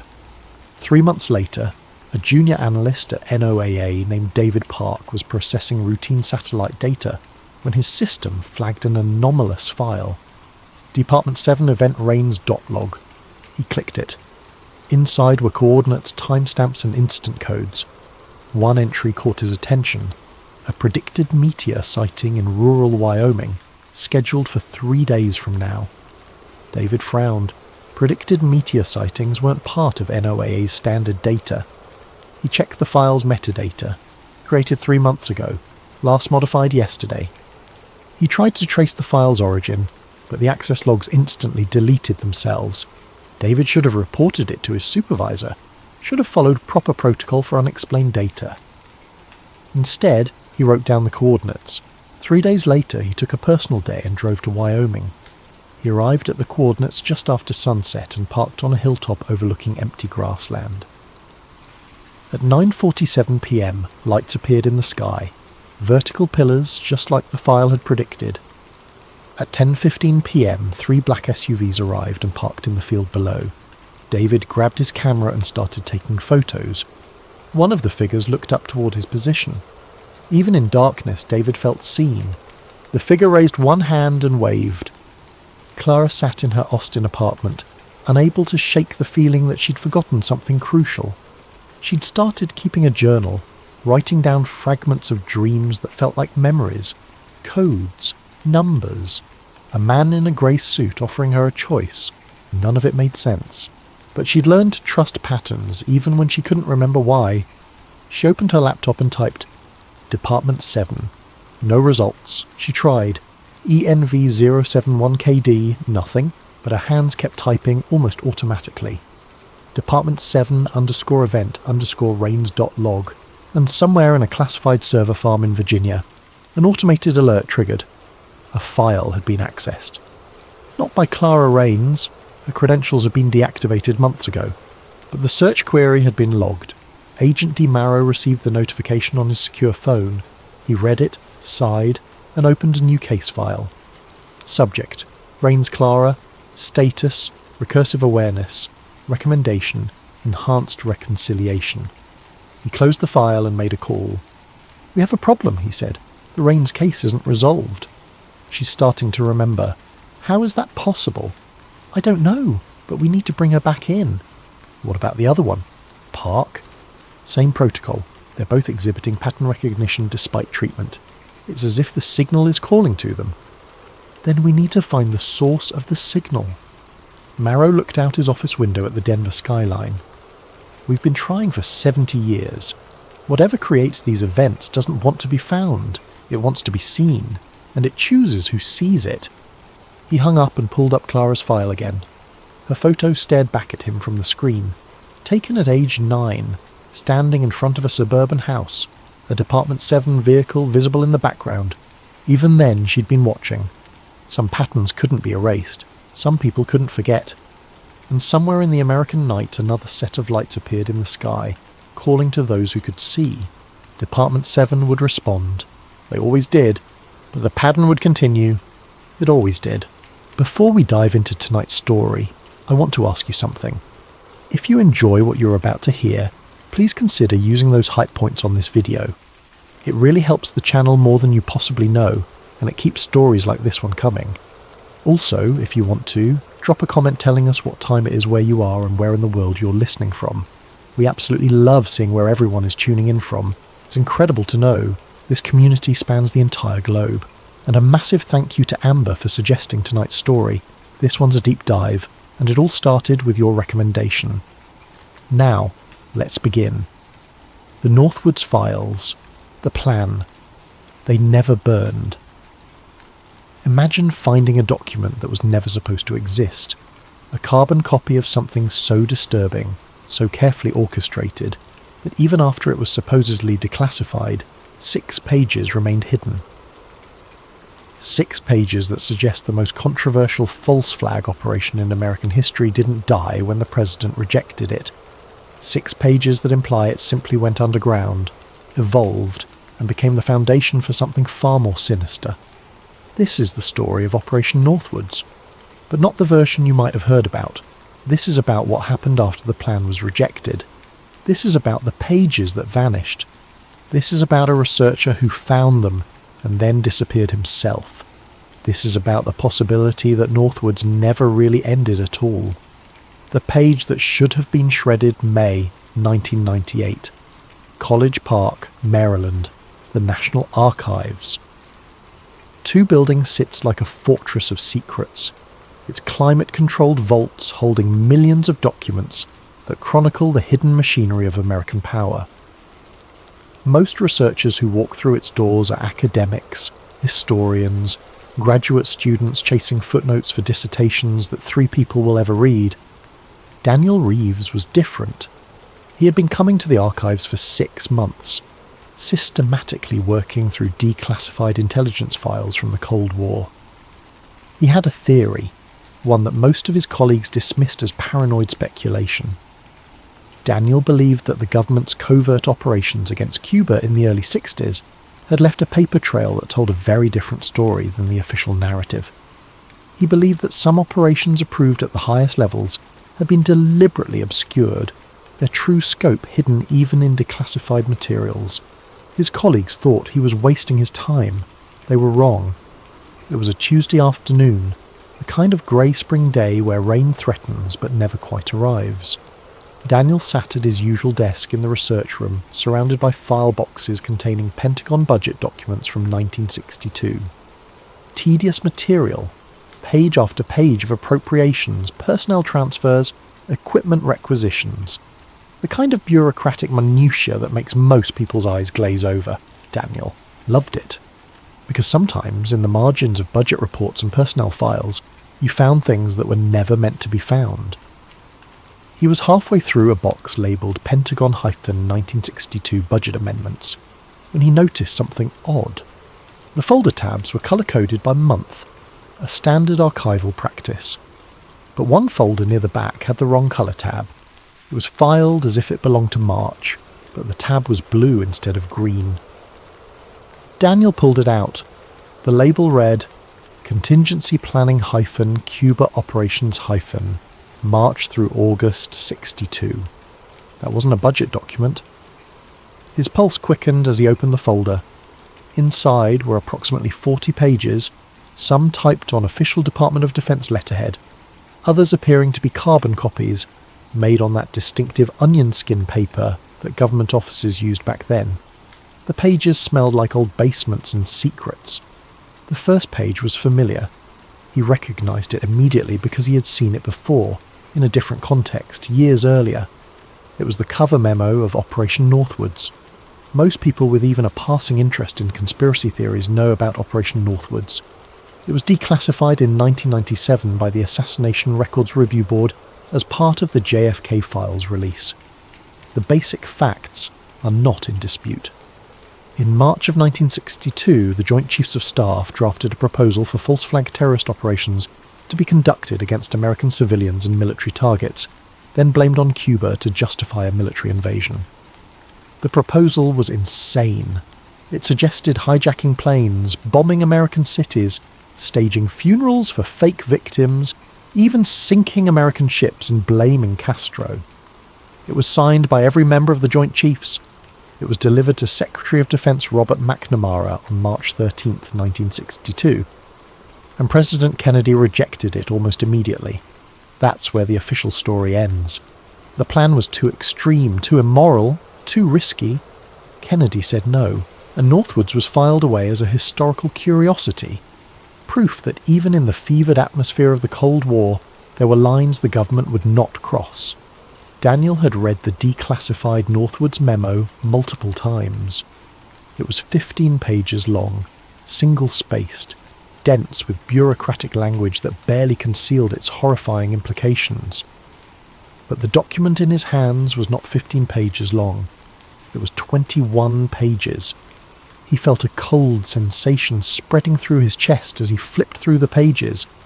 The first 15 were identical to the declassified version. He recognised specific paragraphs, particular turns of phrase, but then came page 16, and the document continued into territory he had never seen before. Page 16 was titled Addendum-Contingency Patterns, Alpha through Gamma. Daniel's hands were shaking now. He pulled out his phone to take photographs, then remembered that cameras were not permitted in this section of the archives. He would have to read it here, memorise what he could, and request official copies through the proper channels. He began reading. Contingency Pattern Alpha was outlined first.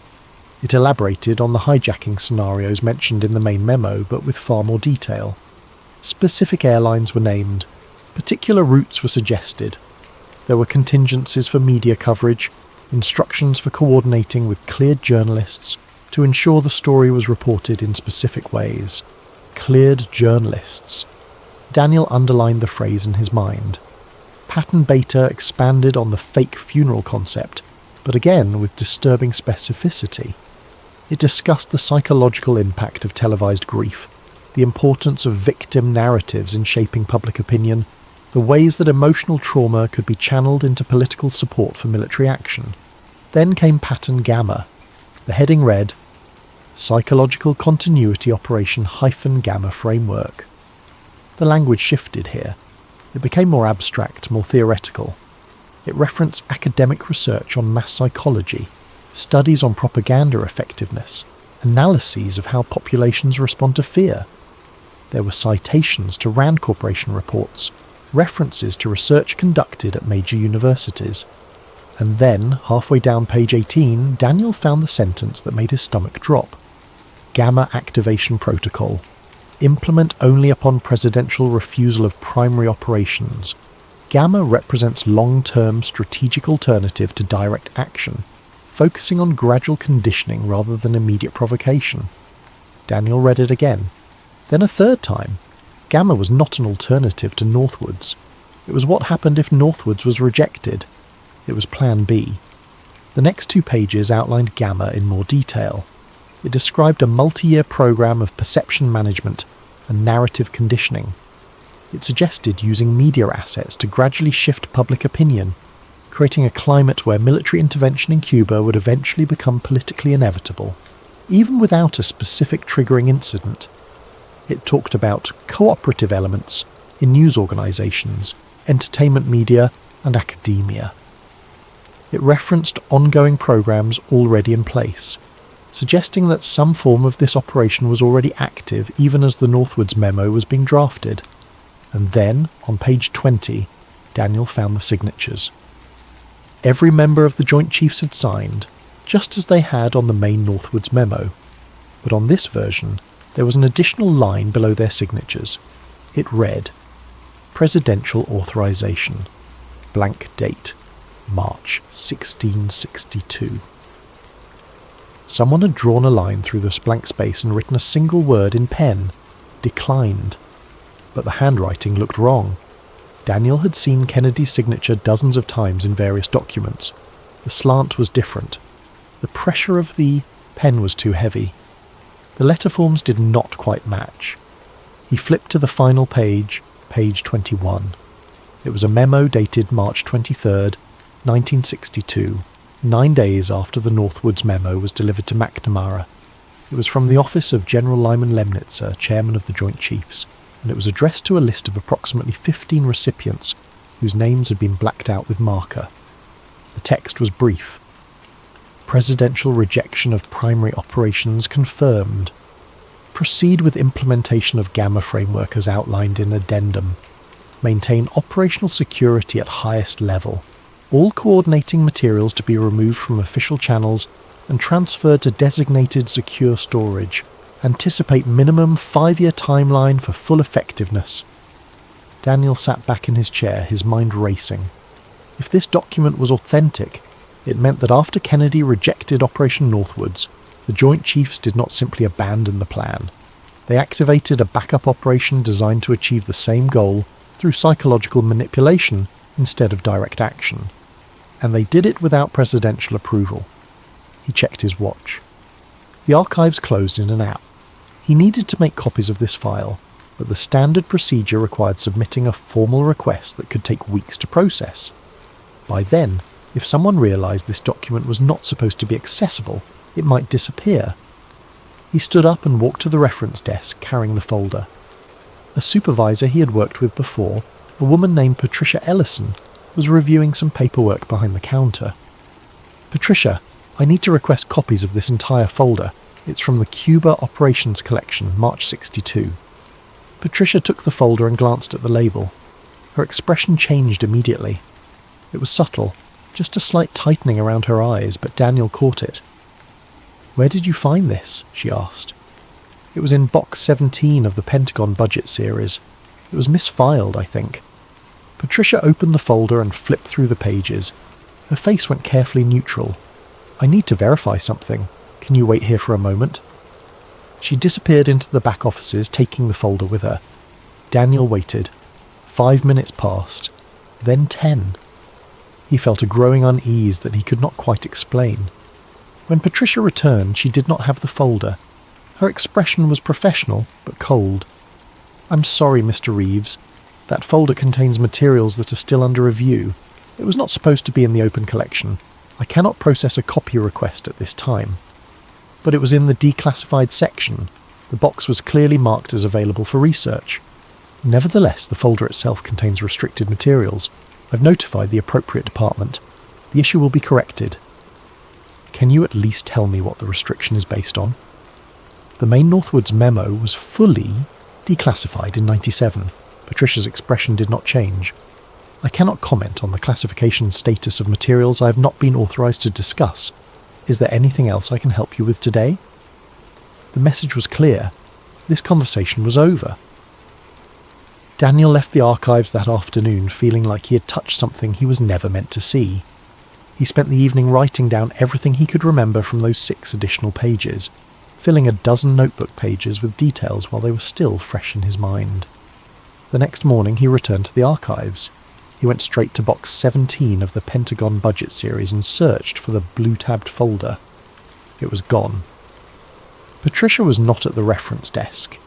He asked another employee about her and was told she had the day off. He requested box 17 again and went through it page by page. The budget documents were still there, but the folder on Cuba operations had vanished completely. It was as if it had never existed at all. But Daniel Reeves knew what he had seen, and he knew that someone had not wanted him to see it. So he began to dig deeper. The real history. To understand what Daniel had stumbled onto, you need to understand the actual history of Operation Northwoods. And the thing about Northwoods is that the basic facts are not disputed. This is not a conspiracy theory. This is documented, verified, historical reality. Let's start at the beginning.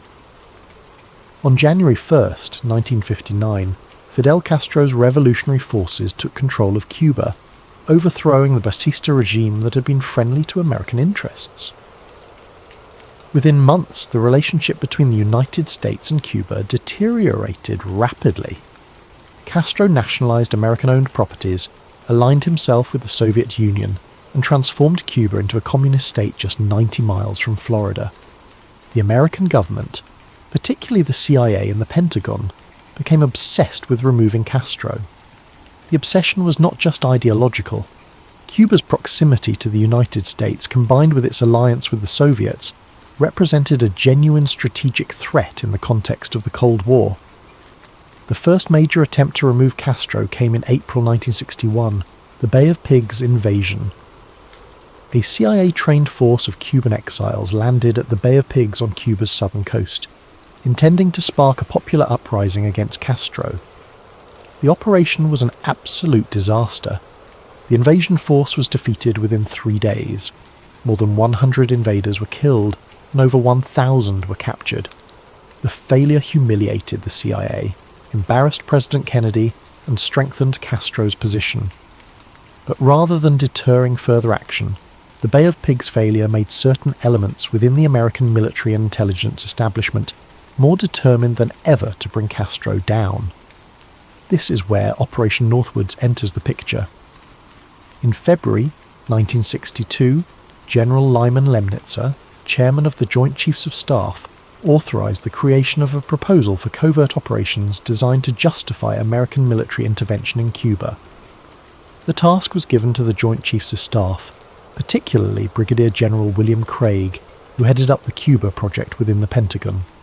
The result was a document officially titled Justification for United States Military Intervention in Cuba, but which became known as Operation Northwoods. The memo was delivered to Secretary of Defense Robert McNamara on March 13, 1962. It was signed by every member of the Joint Chiefs of Staff: General Lemnitzer, General George Decker of the Army, Admiral George Anderson of the Navy, General Curtis LeMay of the Air Force, and General David Shoup of the Marine Corps. The proposals contained in that memo remain shocking even today, more than 60 years later. The Joint Chiefs suggested staging terrorist attacks against American civilians and military targets, then blaming those attacks on Cuba to create public support for an invasion.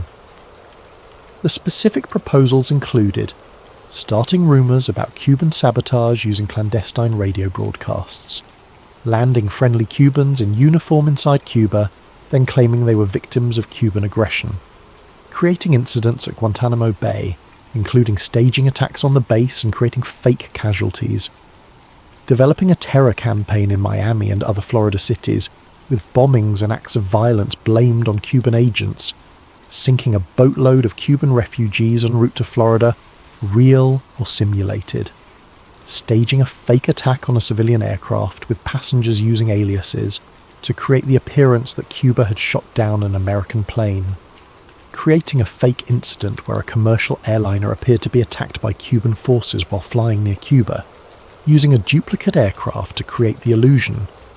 These were not vague suggestions. The memo included detailed planning, specific scenarios, and recommendations for how to manage the media coverage to ensure maximum public impact.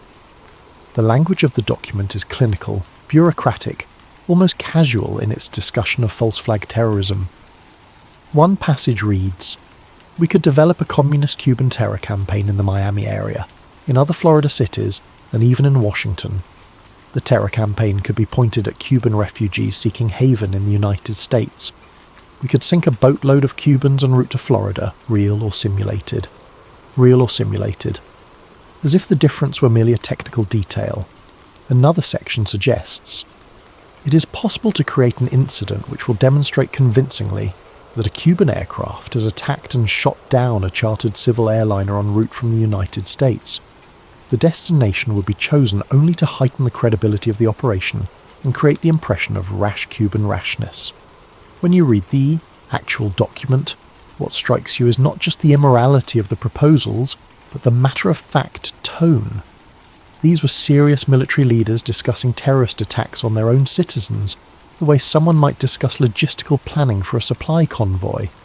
President Kennedy's response to the Northwoods proposal was swift and definitive. He rejected it. There is no record of any serious consideration given to implementing the plan. Kennedy had already been burned by the Bay of Pigs debacle, and he was deeply skeptical of the aggressive military solutions being pushed by the Pentagon and the CIA. In August of 1962, just 5 months after the Northwoods memo was delivered, General Lemnitzer was removed as chairman of the Joint Chiefs. He was reassigned to be the Supreme Allied Commander of NATO, a prestigious position, but one that effectively removed him from direct influence over Cuba policy. The official story says that this was the end of Operation Northwoods. Kennedy said no, Lemnitzer was sidelined, and the plan was filed away as a historical artifact. Except Daniel Reeves had found evidence that suggested a very different story. The part no one acknowledges. Daniel spent the next 3 weeks systematically searching for any other references to Contingency Gamma, or the extended version of the Northwoods memo. He worked his way through related collections at the archives, requested files from the JFK Presidential Library, and contacted researchers who specialized in Cold War covert operations. He found nothing. Or rather, he found absences where something should have been. Several files related to Cuba operations from March through August 1962 were listed in the archive's catalogue but marked as unavailable for research purposes. When Daniel requested information about why they were restricted, he received vague responses about ongoing classification review or materials not yet processed. This was unusual. The Assassination Records Review Board had conducted a massive declassification effort in the mid-90s, specifically focused on materials related to Cuba, the CIA, and Kennedy's assassination. Most relevant files from that era had been declassified and made available. The fact that certain files were still restricted decades later suggested someone had a specific reason for keeping them sealed. Daniel also discovered something odd about the declassification of the main Northwoods memo itself. While it had been released in 1997 as part of the JFK files, the memo's existence had actually been revealed much earlier. In a 1994 book by James Bamford about the National Security Agency, Northwoods was briefly mentioned as an example of rejected covert operation proposals. But Bamford's description of the memo included details that did not appear in the later declassified version. He mentioned multi-phase implementation strategies and psychological operations, components that were supposedly part of the Northwoods proposal. When the actual memo was declassified 3 years later, those elements were not present. Daniel tracked down Bamford's contact information and sent him an email explaining what he had found. Bamford responded within a day, and they arranged a phone call. "I remember those details," Bamford said when Daniel asked about the discrepancies. "I saw a summary of Northwoods in a different document, something from the NSA's files about Cuba operations. It mentioned that Northwoods had multiple components, including some kind of media coordination plan and a long-term psychological operation."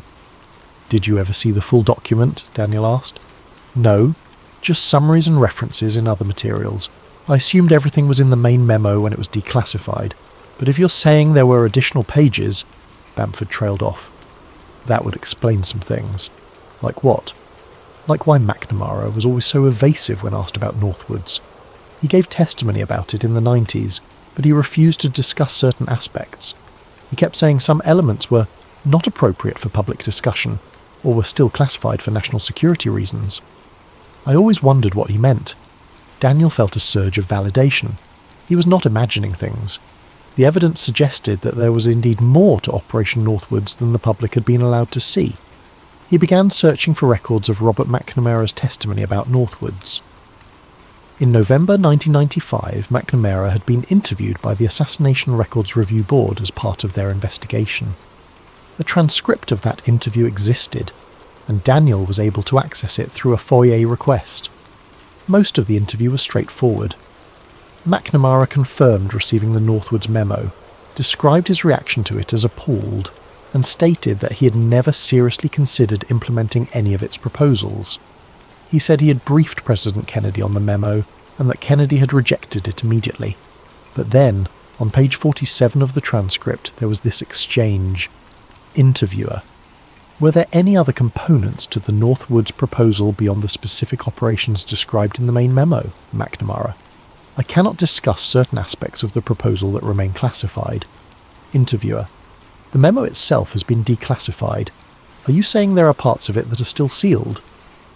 McNamara: I am saying that there were related materials and discussions that I am not authorized to address.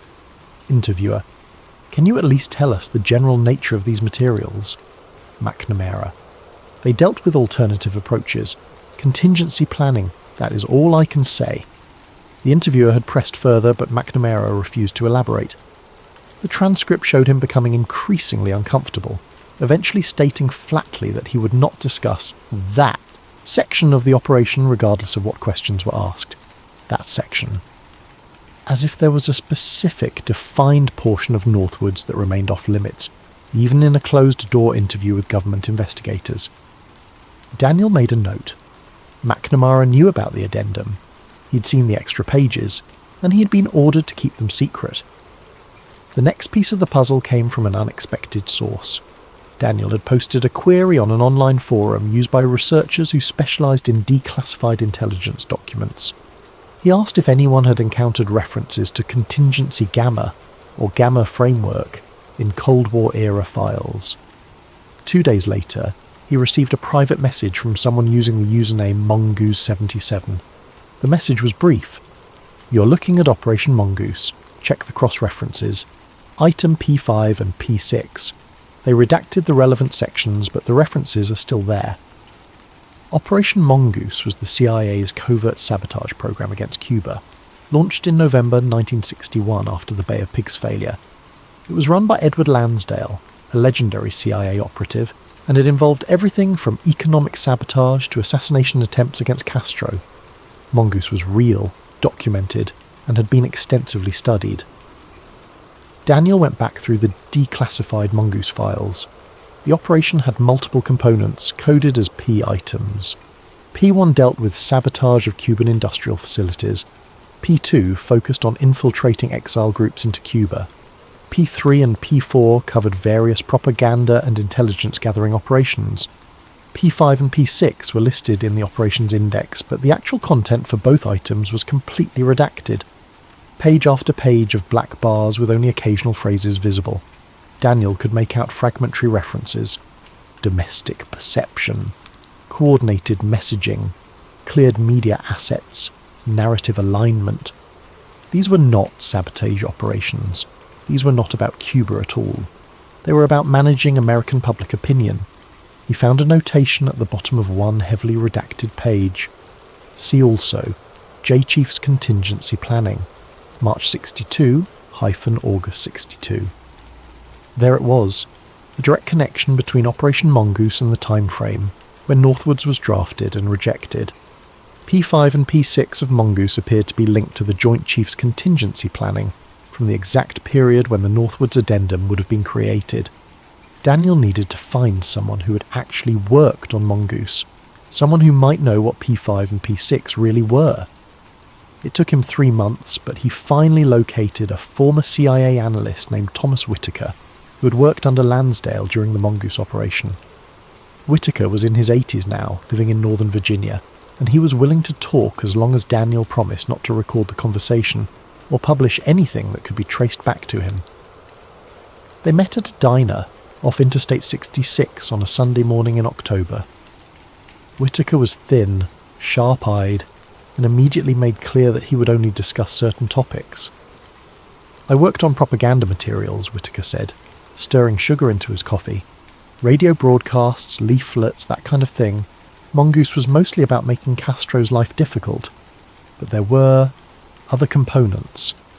"P5 and P6, Daniel said. Whitaker's expression did not change, but his hand stopped moving for just a moment. "You have done your homework." "What were they?" "Officially, domestic public affairs coordination.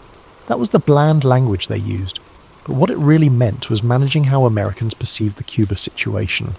Lansdale worked with people in the Pentagon, people in the media.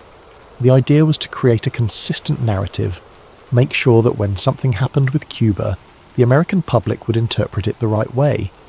The right way meaning favourably toward intervention. Exactly. It was not about making stuff up necessarily. It was about emphasis. Which stories got covered, which experts got quoted, which angles got pursued. We had journalists who would cooperate, sometimes knowingly, sometimes not. We had academics who would publish papers supporting our position. We had people in Hollywood working on projects that would portray Cuba in certain ways. Daniel felt his pulse quickening. Did this have anything to do with Operation Northwoods? Whitaker sipped his coffee before answering. Northwoods was the Joint Chiefs baby, not ours. But yeah, there was overlap. After Kennedy killed Northwoods, some of the same thinking migrated over to Mongoose. The idea that you did not need a big dramatic incident to get public support. You could build it gradually, shape perception over time. Someone once told me that Northwoods was not really about Cuba, Daniel said carefully. They said it was about learning how far you could bend the American mind. Whitaker met his eyes for a long moment. Then he looked down at his coffee. Whoever told you that understood the real game. Cuba was the excuse. The actual experiment was whether you could manufacture public consent for just about anything, if you controlled the narrative. And the answer, we discovered, was yes. You absolutely could. The conspiracy twist. Daniel's research had taken him from a misfiled folder in the archives to a disturbing conclusion. Operation Northwoods had not died when Kennedy rejected it. The specific proposals for false flag terrorism had been shelved, but the underlying concept, the Gamma framework, had been implemented through other channels.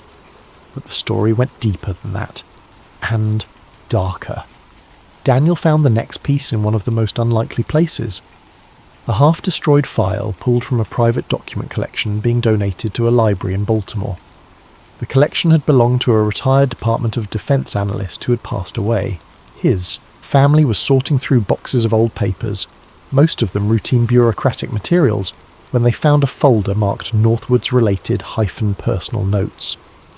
The family donated the collection to a local university library, and Daniel only learned about it because he had set up automated alerts for any new archival materials mentioning Northwoods. He drove to Baltimore the day after the collection was processed and spent an afternoon going through the dead analyst's papers. Most of it was exactly what you would expect. Memos, reports, meeting notes. But tucked into a folder about budget hearings from 1962 was a single page that appeared to have survived a fire.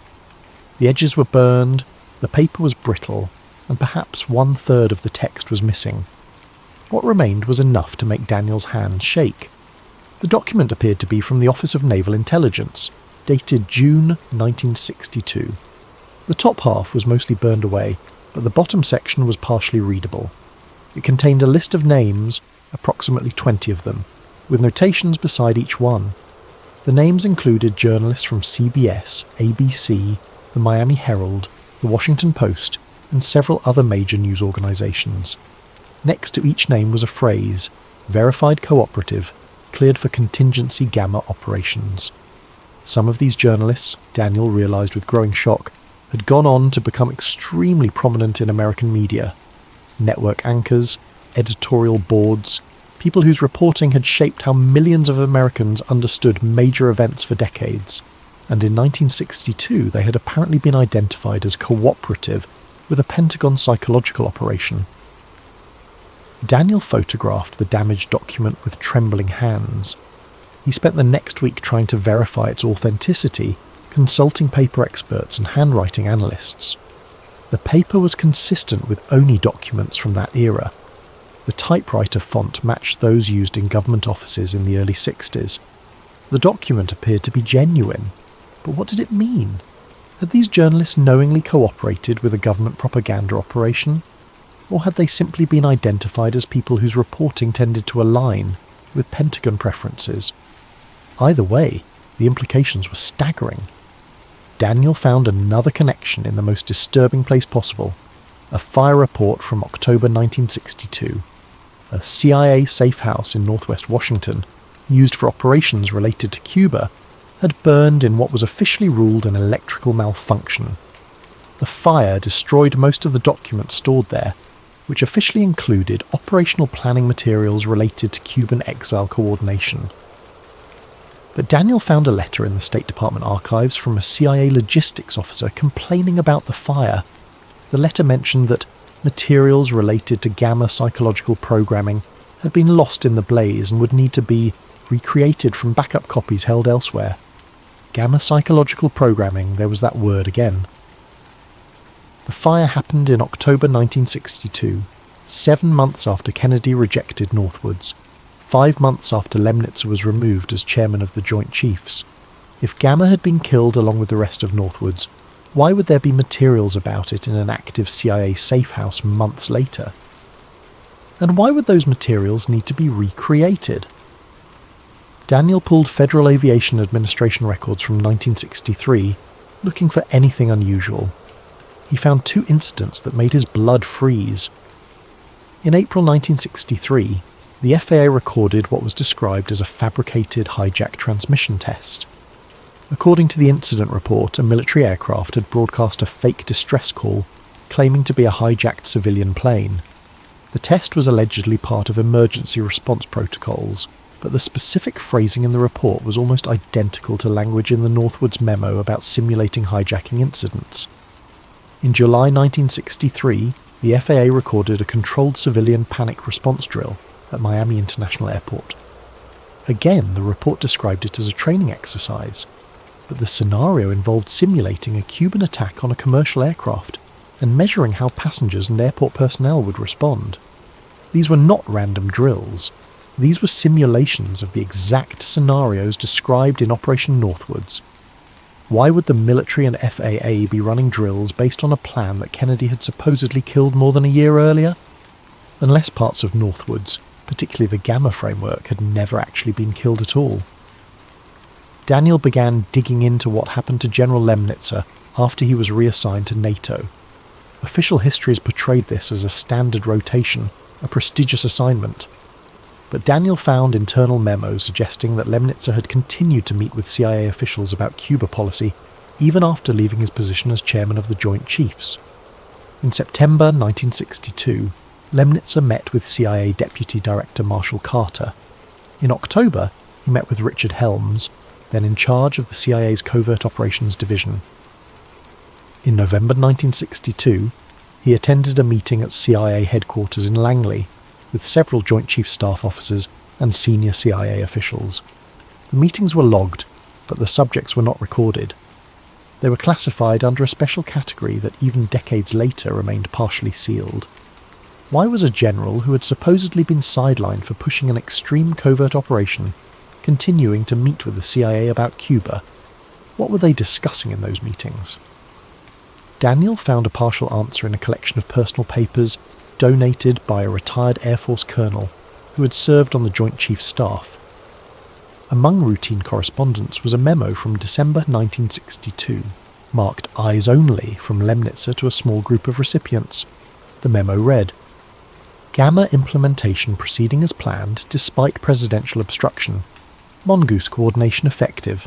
Estimate 12 to 18 months for full domestic narrative shift. Cuban crisis provides excellent testing ground for perception management techniques. Domestic narrative shift. Perception management techniques. They had not abandoned the Gamma framework. They were actively implementing it without presidential authorization. And then Daniel found the connection that researchers had whispered about for decades but could never quite prove. The Dallas connection. In 1976, a former CIA officer named Victor Marchetti published an article about the Kennedy assassination that included a provocative statement. Marchetti wrote, "A rare discussion of assassination at high levels came about in response to allegations by a Pentagon officer. The story was investigated by the CIA, and by the time we were through, we were convinced there was nothing to it. But the story is still fascinating. The gist of the story was that the officer said President Kennedy was killed by elements within the government. Years later, in an interview, Marchetti elaborated slightly. I cannot prove anything, but I can tell you that if you investigate Operation Northwoods deeply enough, all roads eventually lead to Dallas." It was a cryptic statement, and Marchetti had never provided any concrete evidence. Most researchers dismissed it as speculative conspiracy thinking. But Daniel could not stop thinking about the timeline. March 1962, Kennedy rejects Operation Northwoods. August 1962, Lemnitzer is removed as chairman of the Joint Chiefs. October 1962, materials related to Gamma framework are referenced in an active CIA safe house. November 1963, President Kennedy is assassinated in Dallas, Texas. It proved nothing. Correlation is not causation. But the pattern was unsettling, especially given what Daniel had learned about Gamma's implementation continuing despite presidential rejection. He found something else in the archives that made the timeline even more disturbing. In September 1963, just 2 months before Kennedy's assassination, the Joint Chiefs held a special meeting about Cuba policy. The meeting was attended by all the chiefs, plus several Pentagon officials and 2 representatives from the CIA. The minutes from that meeting were mostly declassified, but one section remained redacted. All Daniel could see was discussion of contingency planning for post-Castro scenario, reference to redacted implementation strategies from March 62 planning documents. March 62 was when Northwoods was drafted. Post-Castro scenario suggested planning for what would happen after Castro was removed from power. But why would they be referencing planning documents from March 62 unless those documents contained strategies that were still considered relevant? Daniel found one more piece, and this one chilled him to the bone. In the National Security Archive, a collection of declassified documents at George Washington University, there was a memo from McGeorge Bundy, Kennedy's national security advisor, to the president dated October 1963. The memo was brief. Mr. President, per your inquiry about ongoing Cuba operations, I have confirmed that certain military planning activities continue without NSC oversight. I recommend immediate review and possible intervention. Kennedy died less than a month later. There is no record that any review was ever conducted. What military planning activities was Bundy referring to? Why were they operating without NSC oversight? And why did Kennedy apparently only learn about them in October 1963? Daniel could not prove it, but the evidence suggested a disturbing possibility. After Kennedy rejected Northwoods and removed Lemnitzer, certain elements within the military and intelligence establishment continued implementing parts of the plan, particularly the Gamma Psychological Operations Framework, without presidential knowledge or approval. They had decided that manufacturing public consent for Cuba policy was too important to let something like presidential authority get in the way. And when Kennedy started asking questions about unauthorized operations in the weeks before his death, Daniel did not want to finish that thought. But he could not stop thinking about Victor Marchetti's words, all roads eventually lead to Dallas. The modern version. Daniel's investigation had taken him from 1962 to 1963, tracing how Operation Northwoods appeared to evolve from a rejected proposal into an active psychological operation. But the story did not end there. In fact, it might not have ended at all. In December 2001, Daniel received an anonymous email. The sender used an obviously fake name and an encrypted email service. The message contained no text, just an attachment, a scanned PDF of what appeared to be a government memo. Daniel ran every security check he could think of before opening it. The PDF was clean. What it contained was explosive. The document was dated September 2002, 1 year after the September 11th attacks. It appeared to be from an office within the Department of Defense called Strategic Communications and Information Operations. The memo was addressed to multiple recipients whose names were redacted. The subject line read, Gamma Continuity - Narrative Alignment Protocols. There was that word again. Gamma. The memo discussed perception management strategies for maintaining public support for military operations. It talked about cooperative media relationships, academic outreach programs, and entertainment industry coordination. It mentioned emotional event design and behavioral priming. The language was more sophisticated than the 1962 documents, more dressed up in social science terminology. But the underlying concept was the same, systematically shaping how Americans perceived military and foreign policy issues.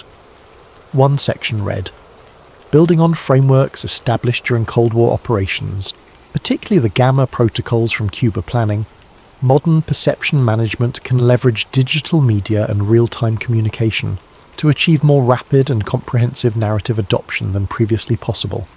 Building on frameworks established during Cold War operations, Gamma protocols from Cuba planning, they were openly referencing Northwoods-era techniques, updated for the 21st century.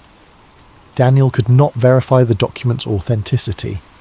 The sender never responded to his attempts at contact, but he began looking for other evidence that something like the Gamma framework might be operating in the modern era. He found it in unexpected places. In 2004, he discovered a Department of Defense contract with a private communications firm to provide strategic messaging coordination for the Iraq War. The contract mentioned embedding narrative frameworks in media coverage and coordinating expert commentary across multiple platforms. In 2008, he found National Security Council emails discussing perception management strategies for the financial crisis. The emails referenced controlled information releases and coordinating with cleared media contacts. In 2012, he found State Department documents about strategic communications for the Libyan intervention that used phrases almost identical to the 1962 Northwoods Addendum. Psychological continuity, narrative conditioning, emotional framework establishment. The terminology had evolved. The techniques had become more sophisticated, but the basic approach, using coordinated psychological operations to shape domestic public opinion, appeared to be standard practice. Daniel began reaching out to people who might know more: Pentagon communications officers, retired CIA analysts, academics who studied propaganda and media manipulation. Most would not talk. A few would speak off the record, and they painted a disturbing picture. One former Pentagon official told Daniel, "Every administration does this. They call it different things: public affairs, strategic communications, information operations. But it is all the same basic playbook. You figure out what narrative you want the public to believe, and then you use every tool available to embed that narrative in the media environment. It is not a conspiracy. It is just how modern government works." A retired NSA analyst was more blunt. Northwoods was amateur hour compared to what we can do now. Back then they had to rely on a few journalists and radio broadcasts. Now we have social, media, algorithmic content promotion, coordinated influencer networks. We can shape perception at scale in ways those guys in the 60s could not have imagined. In 2014, Daniel found the most direct connection. He was reviewing FOIA requests related to the CIA's communications office when he came across a training manual for information operations officers. The manual was heavily redacted, but one section that remained visible was titled Historical Frameworks for Domestic Perception Management. It contained a case study. The case study was Operation Northwoods. The manual described Northwoods as an early attempt at comprehensive narrative control that failed due to operational exposure and political resistance. It then stated, modern operations benefit from lessons learned, particularly the importance of A. Maintaining operational security. B. Implementing gradual conditioning rather than dramatic events. C. Utilising distributed influence networks rather than centralised control. It was Gamma, the exact approach described in the Northwoods Addendum from 1962, and the CIA was teaching it as a case study for modern information operations. Daniel realised something chilling. Operation Northwoods had not been rejected. Not really. The specific proposals for false flag terrorism had been too extreme, too risky, too likely to be exposed. But the underlying concept, the Gamma framework for manipulating public perception, had been validated and refined over 6 decades. It had become standard procedure. Daniel's discovery and disappearance. By 2015, Daniel had compiled more than 2,000 pages of documents, memos, emails, and interviews, tracing the evolution of the Gamma framework from its origins in Operation Northwoods to its apparent modern implementation. He had built a comprehensive case that psychological operations for domestic perception management had been continuous government policy since at least the early 1960s. He decided to publish his findings. He contacted several journalists, offered his research to documentary filmmakers, and prepared a comprehensive report that could be released online. That is when things started to go wrong. In July 2015, Daniel's apartment was broken into. Nothing obvious was stolen. His television was still there. His laptop was still there. But his file cabinets had been opened and his documents had been disturbed. Someone had gone through his physical files. Fortunately, Daniel had anticipated something like this. All his important materials were backed up on encrypted drives stored in multiple locations. The break-in was unsettling, but not catastrophic. 2 weeks later, 2 men appeared at his door, claiming to be from something called the Department of Defense Records Integrity Program. They wore suits and carried identification that looked official. They said there had been concerns about improperly accessed materials from the National Archives, and they needed to verify that Daniel did not possess any classified documents. Daniel refused to let them in. He asked for their names and contact information so he could verify their credentials. They became insistent, saying they had legal authority to inspect his materials. Daniel told them to come back with a warrant. They left. Daniel immediately called the main Department of Defense information number and asked about the Records Integrity Program. After being transferred 3 times, he finally reached someone who told him no such program existed. He filed a police report about the incident, but nothing came of it.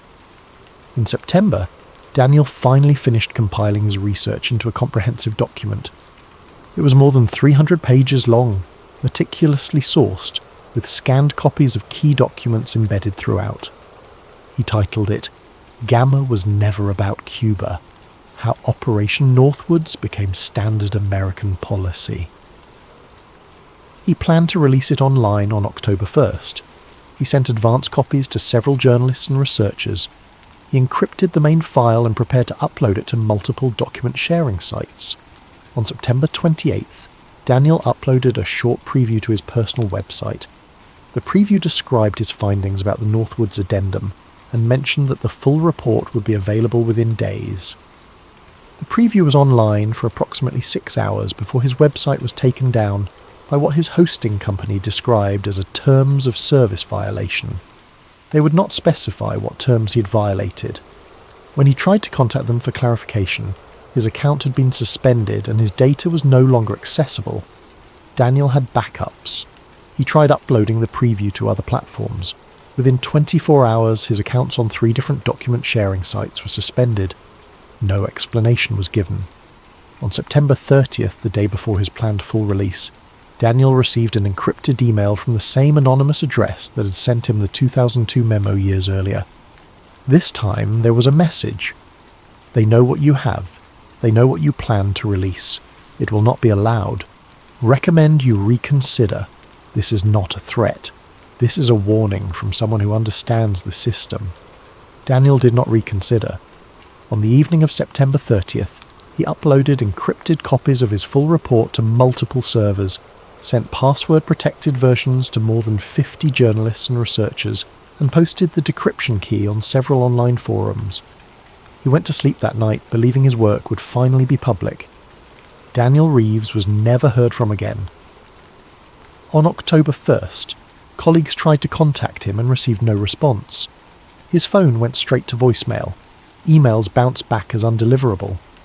When friends went to his apartment on October 2nd, they found it completely empty. All his furniture was gone. All his documents were gone. The apartment was vacant, as if no one had ever lived there. His landlord said Daniel had sent an email on September 30th saying he was breaking his lease effective immediately and would forfeit his security deposit. The email came from Daniel's account, but none of his friends believed he'd sent it. The few journalists who had received his report found that their copies had been corrupted. The files would not open. The encrypted versions were intact, but Daniel had never sent out the decryption key. Or if he had, none of them received it. The posts containing the key on online forums had been deleted. Within a week, it was as if Daniel Reeves and his research had never existed. But there was one thing that survived. A researcher in California who had corresponded with Daniel had printed out a draft version of the Northwoods addendum pages before Daniel disappeared. He scanned the printout and posted it anonymously to a conspiracy theory website.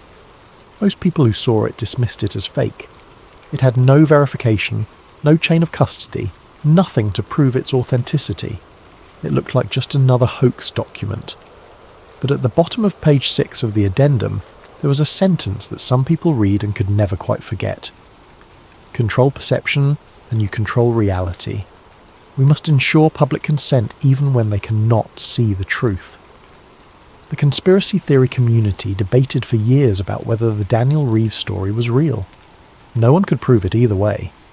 His social security number showed no activity after September 2015. His credit cards went dormant. His driver's license expired and was never renewed. His family, when contacted, said they had not heard from him and assumed he had left the country. But once in a while, someone on an obscure forum would post, "What if Northwoods never really ended? What if Daniel was right?" And then, in the late 2000 teens, people started noticing patterns. The way news stories about military interventions were covered. The way expert commentary seemed coordinated across multiple platforms. The way certain narratives appeared simultaneously in newspapers, on cable news, in think tank reports, in academic papers. It did not prove anything. It could all be coincidence or just the natural way that modern media ecosystems work. But some people remembered Daniel's research. They remembered the Gamma framework. They remembered that the government had once seriously proposed terrorizing its own citizens to manufacture consent for war. And they wondered, if they were willing to propose that then, what would they be willing to actually do now? Epilogue. In the fall of 2023, an anonymous package arrived at the offices of an investigative journalism nonprofit in Washington. The package contained a single sheet of paper, aged and yellowed, printed on the kind of onion skin carbon copy paper that government offices used in the 1960s. At the top of the page were 2 words, Contingency Gamma. Below that was a single paragraph. Gamma represents the final evolution of psychological warfare, turned inward upon the sponsoring population. The successful implementation of Gamma makes traditional false flag operations unnecessary. When perception is controlled at the narrative level, reality becomes irrelevant. The public will support any policy, accept any explanation, believe any official story provided the psychological framework has been properly established. This is not deception. This is the architecture of modern governance. At the bottom of the page was a handwritten note, dated September 30, 2015.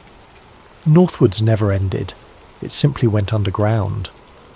The note was unsigned, but handwriting analysis would later suggest it matched samples of Daniel Reeves' writing. The journalism organisation verified the paper was consistent with government documents from the 1960s. They could not verify anything else. They published the image online with a full disclaimer about its uncertain provenance. It went viral for approximately 48 hours. Then it was flagged as misinformation by major social media platforms, and its reach was limited. Within a week, most people had forgotten about it. But in a small apartment in College Park, Maryland, A graduate student working on her dissertation was reviewing records from the National Archives. She was looking through recently declassified files from the early 2000s. In a box of routine communications, she found a Department of Defense memo from 2016. The memo discussed information operations frameworks and mentioned historical continuity with Cold War-era perception management protocols. It contained one sentence that made her pause. Gamma principles remain foundational to modern strategic communications doctrine. She thought about requesting more information. She thought about digging deeper. Then she remembered the story of the researcher who had disappeared after investigating Operation Northwoods. She had always assumed it was an internet legend, the kind of creepy story conspiracy theorists tell each other. But now she was not so sure. She closed the file and moved on to the next box. Some things, she decided, were better left alone, and somewhere, in classified files that will not be declassified for another 50 years, a framework labelled Gamma continues to operate. The techniques are more sophisticated now, the technology is more advanced, the coordination is more seamless, but the basic principle remains unchanged. Control perception, and you control reality. Operation Northwoods was never really about Cuba.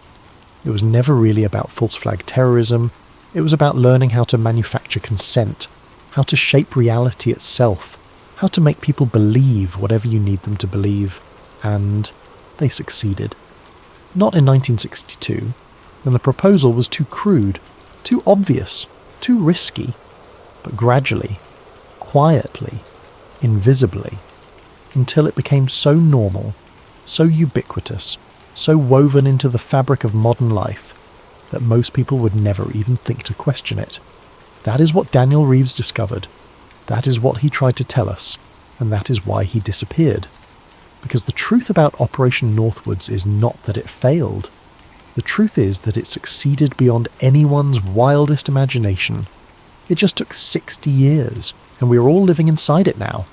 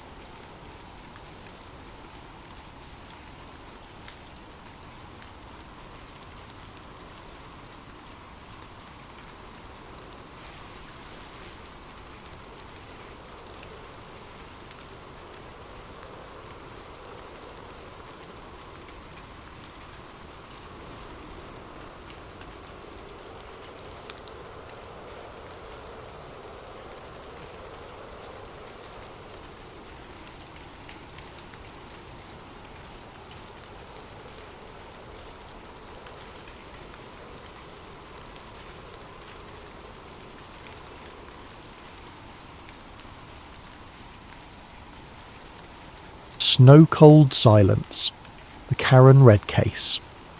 Thanks to Kristin for this incredible story idea. Now let's begin tonight's breakdown. The night was ending, but for some, it would never truly be over. Picture a quiet Massachusetts suburb blanketed in fresh snow. The kind of snow that muffles sound, that makes the world feel suspended in time. In those early morning hours of January 29th, 2022, a Lexus SUV backed out of a residential driveway at 7 minutes past 5 in the morning. The camera captured it all in grainy detail. Inside that vehicle sat Karen Reed, a financial analyst whose life was about to become a national obsession. What she didn't know as those tyres crunched over ice was that her boyfriend, Boston police officer John O'Keefe, lay dying in the snow just miles away. And what none of them knew was that this death would unravel into one of the most controversial criminal cases in modern Massachusetts history, splitting a community down the middle and raising questions that still echo through courtrooms and living rooms across America. This is not just a story about a death in the snow. This is a story about what happens when the people sworn to find the truth might be the ones hiding it. The night everything changed. January 28th, 2022 started like many winter weekends in the Boston area. Karen Red and John O'Keefe had been dating for over 2 years. He was a 16-year veteran of the Boston Police Department, a father figure to his niece and nephew after his sister's death, a man known for his dedication to family and his work. Karen was successful in her own right, established in her career, respected by colleagues. They were the kind of couple that seemed solid, the kind neighbours would describe as nice people without a second thought. Around 9 that evening, they arrived at the Waterfall Bar and Grill in Canton, Massachusetts. It was a typical night out, drinks with friends, laughter cutting through the winter chill that had settled over the region. Security cameras captured them entering together. Witnesses later recalled seeing them at the bar, nothing unusual, nothing that suggested the tragedy waiting in the hours ahead. The evening wore on, drinks were poured, conversations flowed, and eventually, as it always does, the night began winding down. After midnight, they left the bar. This is where the story everyone thought they knew begins to fracture into competing narratives, each one claiming truth, each one pointing fingers in different directions. According to the prosecution's version of events, Karen and John drove to 34 Fairview Road, the home of Brian Albert, a former Boston police officer who had retired from the force. It was supposed to be an after-party, a chance to continue the night's festivities in a more private setting. But somewhere in the confusion of that snowy night, something went terribly wrong. At 7 minutes past 5 on the morning of January 29th, surveillance footage captured Karen's Lexus SUV backing out of the garage at John's residence in Canton. The timestamp would become crucial, dissected frame by frame in the investigation to come. Shortly after that footage was recorded, John O'Keefe was found lying in the snow outside 34 Fairview Road. He was unresponsive, his body already succumbing to the brutal Massachusetts winter. Emergency responders arrived to find a man face down in the snow, his clothing soaked through, his body temperature dangerously low. They rushed him to the hospital, but the damage was done. At 59 minutes past 7 that morning, John O'Keefe was pronounced dead. The cause, according to the initial medical examination, was blunt force trauma to the head combined with hypothermia. A police officer, a father figure, a boyfriend, gone in the span of a few frozen hours. The question everyone immediately asked was simple. What happened? The answer, it turned out, was anything but simple. The investigation begins. When a police officer dies under mysterious circumstances, the investigation typically moves with precision and urgency. Fellow officers rally to find answers, to bring closure to the family, to ensure that justice is served. This case would follow that pattern, but with twists that no one could have predicted. Within days, investigators had begun piecing together what they believed was a clear narrative. They focused on Karen Reed. Her vehicle had a cracked tail light. Fragments of red and clear plastic consistent with automotive taillight material were found at the scene where John's body was discovered. Karen had been drinking that night, and her blood alcohol level, recorded later that morning, was elevated. To the initial investigators, it seemed straightforward. A tragic accident caused by impaired driving. Karen had struck John with her vehicle, either while dropping him off or during some kind of altercation, and then fled the scene in panic or confusion. On February 2nd, just 4 days after John's death, Karen Reed was arrested. The charges were severe: manslaughter, motor vehicle homicide, and leaving the scene of an accident resulting in death. Each charge carried significant prison time. The district attorney's office presented their case to the public with confidence. They had physical evidence, they had motive in the form of relationship troubles, and they had witnesses who would testify to seeing the aftermath. But even as the prosecution built their case, cracks were beginning to show. Questions emerged that didn't have easy answers. Witnesses offered contradictory statements. Evidence that should have been clear-cut became murky under scrutiny. And Karen Reed, through her attorneys, began to tell a very different story. The defence didn't just argue that Karen was innocent of accidentally striking John with her vehicle. They argued something far more explosive, that John O'Keefe never died, outside 34 Fairview Road. They claimed he died inside the house, the victim of an assault by people who were supposed to be his friends, his colleagues in law enforcement.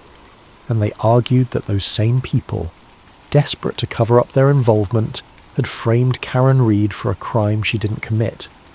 It was a conspiracy theory in the truest sense. And like all conspiracy theories that gain traction, it was built on a foundation of suspicious coincidences, unanswered questions, and a deep distrust of the official narrative. The theory that changed everything. In April 2023, more than a year after John's death, Karen Reed's defence team went public with their alternative theory in a dramatic fashion. They released affidavits, held press conferences, and launched what they called the Canton Cover-Up campaign.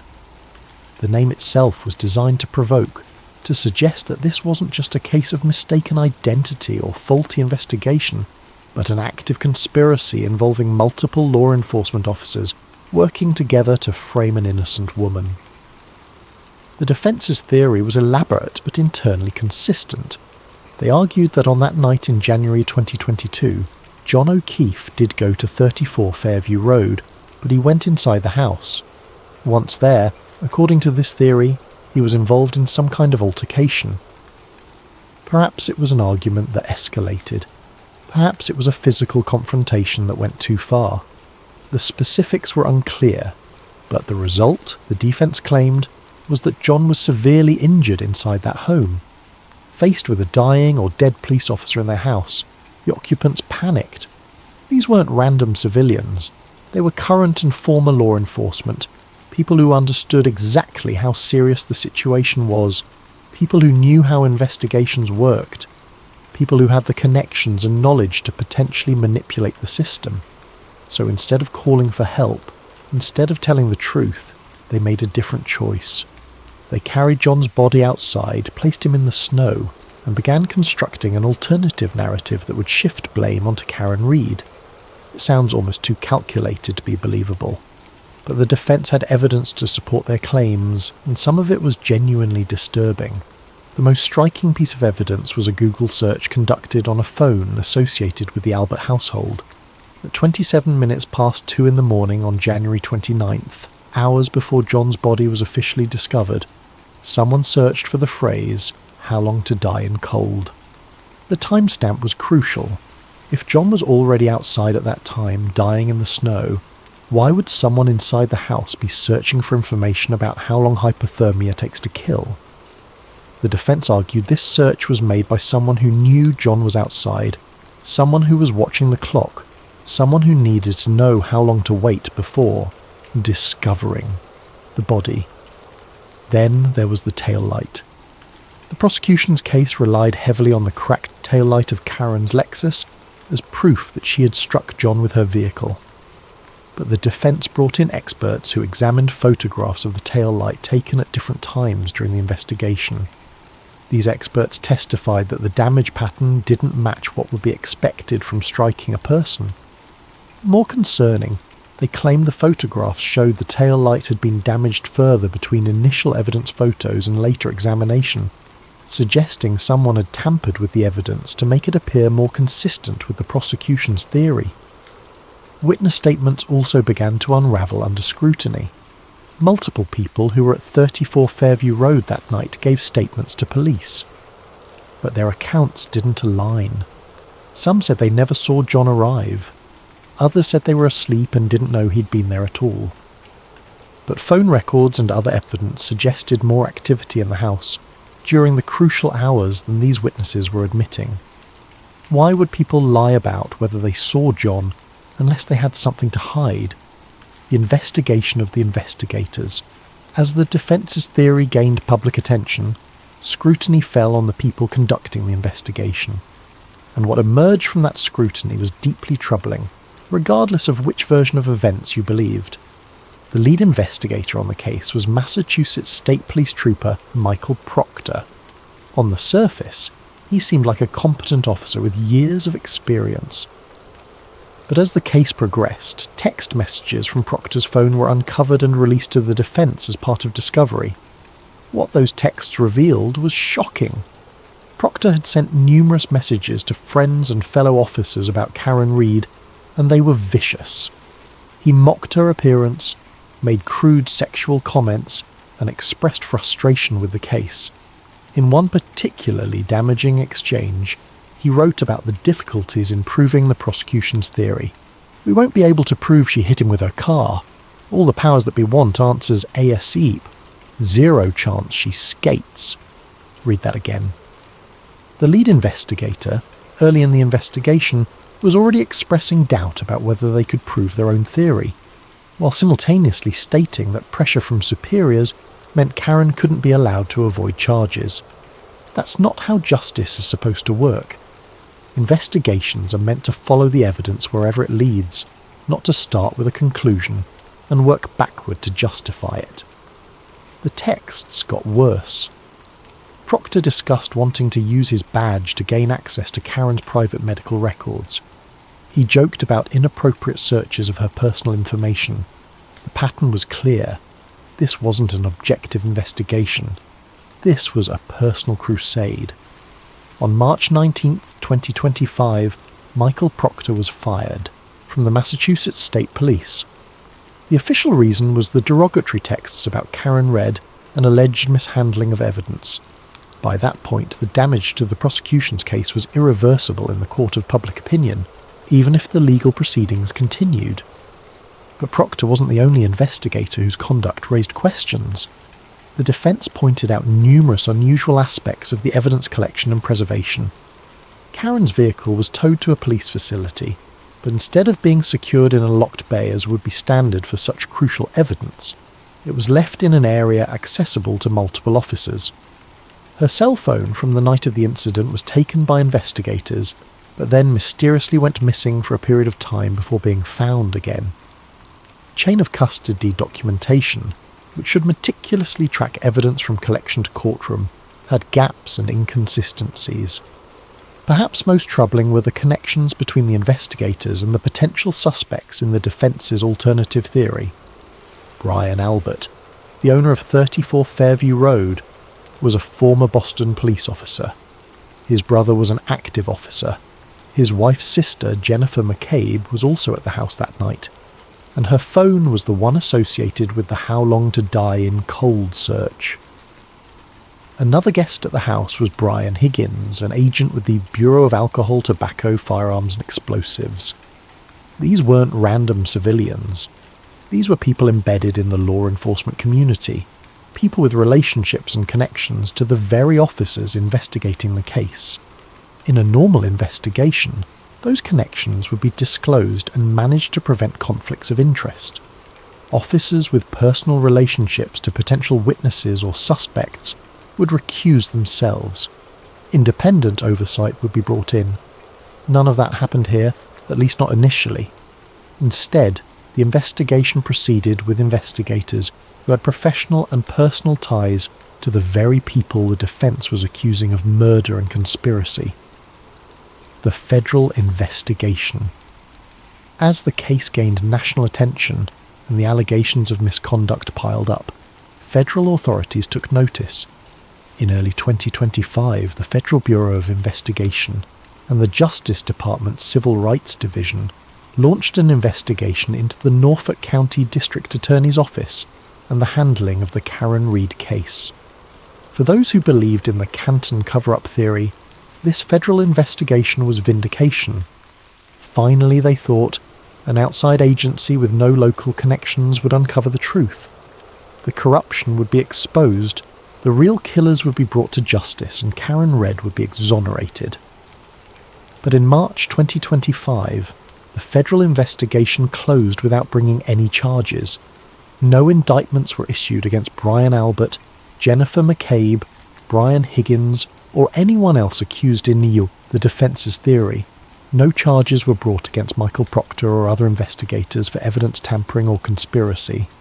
The investigation simply ended, with federal authorities offering little public explanation for their decision. For the prosecution, this was proof that the conspiracy theory was exactly that, a theory unsupported by evidence robust enough to bring charges. They argued that federal investigators had reviewed all the same evidence the defense pointed to and concluded it didn't support criminal charges against anyone except Karen Read herself. For the defense and their supporters, the closure of the federal investigation without charges only deepened their conviction that the cover-up extended further than they had imagined. They argued that law enforcement agencies protect their own, that the blue wall of silence extended from local police departments to federal agencies. The lack of charges, in their view, wasn't evidence of innocence, but evidence of how deep the corruption ran. The truth, as is often the case, likely lies somewhere more complicated than either narrative suggests. Federal investigations close without charges for many reasons. Sometimes it's because no crimes occurred. Sometimes it's because proving a crime beyond a reasonable doubt is impossible, even if investigators suspect wrongdoing. Sometimes it's because the crimes, if they occurred, fall outside federal jurisdiction or don't meet the specific criteria for federal charges. We may never know exactly why the federal investigation closed without action, but its closure didn't end the debate. If anything, it intensified it. The trials. The legal process in the Karen Read case was as dramatic and contentious as the investigation that preceded it. The first trial began on April 16th, 2024, more than 2 years after John O'Keefe's death.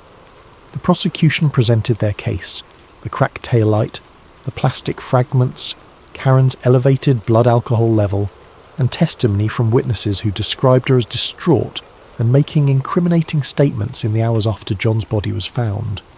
The defense countered with their conspiracy theory, now refined and supported by expert testimony. They brought in accident reconstruction specialists who testified that the injuries to John's body were inconsistent with being struck by a vehicle. They presented the Google search evidence, the text messages from Michael Proctor, and testimony about the connections between investigators and the Albert household. They argued that reasonable doubt wasn't just present in this case, it was overwhelming. For weeks, the jury heard testimony. They saw photographs of John's body, of the crime scene, of Karen's vehicle. They listened to expert witnesses from both sides contradict each other on crucial points. They heard Karen's own voice in recordings from that morning, heard her distress, heard her confusion. On July 1st, 2024, after days of deliberation, the jury announced they were hopelessly deadlocked. They couldn't reach a unanimous verdict on any of the charges. The judge declared a mistrial. Karen Read would not be convicted, but she would not be exonerated either. Instead, she would face a second trial. The retrial began on April 1st, 2025. By this point, the case had become a media sensation. Supporters of Karen Read gathered outside the courthouse daily, holding signs proclaiming her innocence and demanding justice for what they saw as a law enforcement conspiracy. The trial was live-streamed, with thousands watching the proceedings in real time and dissecting every moment on social media. This time, the jury reached a verdict. On the most serious charges, second-degree murder and manslaughter, they found Karen Read not guilty. They also acquitted her of leaving the scene of an accident. But on one charge, operating a vehicle under the influence of alcohol, they found her guilty. The judge sentenced her to 1 year of probation. The split verdict satisfied no one completely. The prosecution argued it proved Karen was impaired and operating her vehicle recklessly that night, even if the jury couldn't conclude she had deliberately or accidentally killed John O'Keefe. The defence and Karen's supporters argued the not guilty verdicts on the most serious charges vindicated their theory that she had been framed, and the single guilty verdict was a compromise by jurors who felt pressure to convict on something after such a lengthy and expensive trial. Karen Read walked out of the courthouse on probation, legally neither fully guilty nor fully innocent in the death of the man she loved. The unanswered questions. Even after 2 trials, after thousands of hours of investigation, after millions of words written and spoken about this case, fundamental questions remain unanswered. Did John O'Keefe ever go inside 34 Fairview Road that night? There is no surveillance footage from inside the house showing his arrival. Every person who was in that house that night claims they did not personally see him enter. Yet the defence argues he must have been inside based on his injuries and the circumstances of his death. Without video evidence or a witness willing to break ranks and tell a different story, this question remains open. What caused John's injuries? The medical examiner who performed the autopsy concluded his injuries were consistent with being struck by a vehicle and exposure to the cold. But defence experts examined the same body, the same photographs, the same medical data, and concluded his injuries were consistent with a beating, including wounds they argued came from a dog attack based on the pattern of marks on his arm. 2 sets of experts, 2 completely different conclusions. Both can't be right. But how is a jury, or the public, supposed to determine which experts to believe? When exactly did John die? The timeline is crucial to both theories. The prosecution needs him to have been struck by Karen's vehicle and left outside to die in the early morning hours. The defence needs him to have been alive inside the house, long enough for the conspiracy to unfold and for that Google search about hypothermia timing to make sense. Phone records show John's phone locked and stopped recording activity at a specific time, but does that mean he died then? Or just that his phone died or was damaged? Who made that Google search? The search for how long to die in cold came from a phone associated with Jennifer McCabe, who was at the Albert House that night. When questioned about it, she denied making the search and suggested it must have been a mistake or an artifact of some technical glitch. Forensic analysts confirmed the search was real and occurred at the timestamp indicated. So who made it and why? Was evidence tampered with? The defence presented testimony suggesting Karen's taillight was damaged further during the investigation to make it more consistent with the prosecution's theory. They pointed to inconsistencies in photographs taken at different times. The prosecution argued any apparent differences were due to lighting, camera angles, or the natural process of collecting and examining fragile evidence. Without a video recording of every moment the vehicle was in custody, proving tampering definitively is nearly impossible, but the suggestion alone cast doubt on the evidence's reliability. Why did Michael Proctor send those texts? Even people who believe in Karen's guilt struggle to defend Proctor's conduct. His messages were inappropriate by any standard, and his admission that they struggled to prove their own theory, while feeling pressure to secure a conviction, is deeply troubling. Was he just a crude, unprofessional investigator who nonetheless pursued a legitimate case, or were his texts evidence of a predetermined conclusion he was trying to justify after the fact? The broader context. The Karen Read case didn't happen in a vacuum.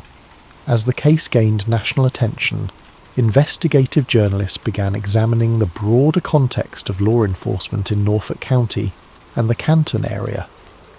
What they found added fuel to the fire of conspiracy theories. In 2021, a woman named Sandra Birchmore died in Canton. The official ruling was suicide, but her family and advocates raised questions about that conclusion.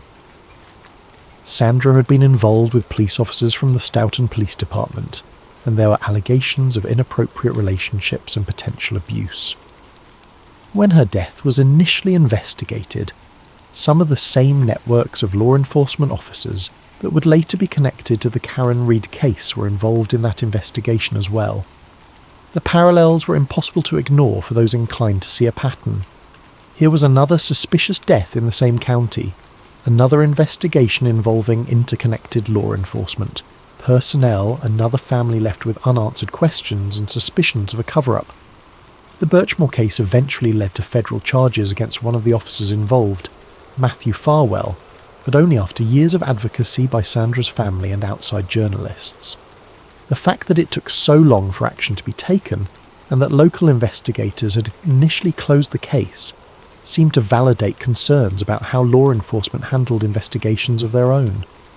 These connections matter because they shape how people view the Karen Read case. If this were an isolated incident, if there were no other examples of questionable investigations or suspicious deaths in the area, it would be easier to dismiss the conspiracy theory as paranoid fantasy. But when you can point to other cases, other examples of investigations that seem flawed or compromised, the conspiracy theory becomes more plausible. Pattern recognition is a powerful cognitive tool, even when the patterns might be coincidental. The public divide. Perhaps no aspect of the Karen Read case is more striking than how it has split public opinion. This isn't a case where most people believe one narrative with a small minority dissenting. Instead, it's a case where large numbers of passionate, informed people have reached completely opposite conclusions about what happened. On one side are those who believe Karen Read is a victim of a massive law enforcement conspiracy. They attend her court hearings, they organise rallies and fundraisers, they maintain social media accounts dedicated to exposing what they call the Canton cover-up. They see the suspicious Google search, the biased investigator, the connections between officers and witnesses, and they conclude that the only logical explanation is that John O'Keefe was killed inside 34 Fairview Road, and Karen was framed. For them, her conviction on the impaired driving charge is a miscarriage of justice, a compromise verdict by a jury that couldn't bring itself to fully acquit her, despite the overwhelming evidence of reasonable doubt. On the other side are those who believe the prosecution's core theory. They see a tragic case of drunk driving, a woman who made a terrible mistake and then compounded it by refusing to take responsibility. They look at the physical evidence, the cracked tail light, the plastic fragments at the scene, and they see a straightforward explanation. For them, the conspiracy theory is a desperate defense strategy, a Hail Mary attempt to create reasonable doubt by throwing out wild accusations. They point to the federal investigation's closure without charges as proof that outside investigators found no merit to the cover-up claims. They argue that Karen's acquittal on murder charges doesn't prove she's innocent, just that the prosecution couldn't prove guilt beyond a reasonable doubt, which is a high bar in any case. Between these two camps are people who genuinely aren't sure what to believe. They see troubling elements on both sides. They think Karen might have been involved in John's death, while also believing the investigation was compromised and potentially corrupt. They can imagine scenarios where John went inside the house, but then came back outside where Karen accidentally struck him. They wonder if the truth is some combination of both narratives that neither side is willing to acknowledge. This divide isn't just about the facts of the case, it's about deeper questions of trust. Do you trust law enforcement to investigate itself? Do you believe officers will tell the truth even when it implicates their colleagues and friends? Do you think the justice system works? Or do you think it's rigged in favour of those with power and connections? For many people, the Karen Read case became a referendum on those questions, rather than just a determination of what happened on one snowy night in January. If you already distrusted police, if you already believed the system was corrupt, then the Canton cover-up theory made perfect sense. If you believed in the integrity of law enforcement and the justice system, then Karen's conviction, even the limited one, seemed appropriate. The aftermath. As of now, the legal proceedings continue in different forms. A civil wrongful death lawsuit was filed on August 23, 2024, by John O'Keefe's family against Karen Reed and 2 Canton bars that served alcohol that night. The lawsuit is currently stayed pending appeals, but it represents another legal front in a case that seems to have no end point. Karen Reed herself remains a controversial figure. To her supporters, she's a folk hero, a whistleblower who exposed corruption at the highest levels of Massachusetts law enforcement. They've raised hundreds of thousands of dollars for her defense, attended every court hearing, and vowed to continue fighting for what they call justice. To her critics, she's a killer who got away with murder through a clever legal strategy and public manipulation. They see her supporters as gullible, taken in by conspiracy theories and anti-police sentiment. The people at 34 Fairview Road that night have largely retreated from public view. Brian Albert sold the house and moved away. Jennifer McCabe has faced harassment and death threats from Karen Reed supporters who believe she's part of the conspiracy. Brian Higgins has maintained his silence throughout. These are people who, regardless of what happened that night, have had their lives completely upended by their connection to this case. John O'Keefe's family remains caught in the middle. They lost a beloved son, brother and uncle in a tragic death. They want answers, they want justice, but the competing narratives have made it nearly impossible to get either.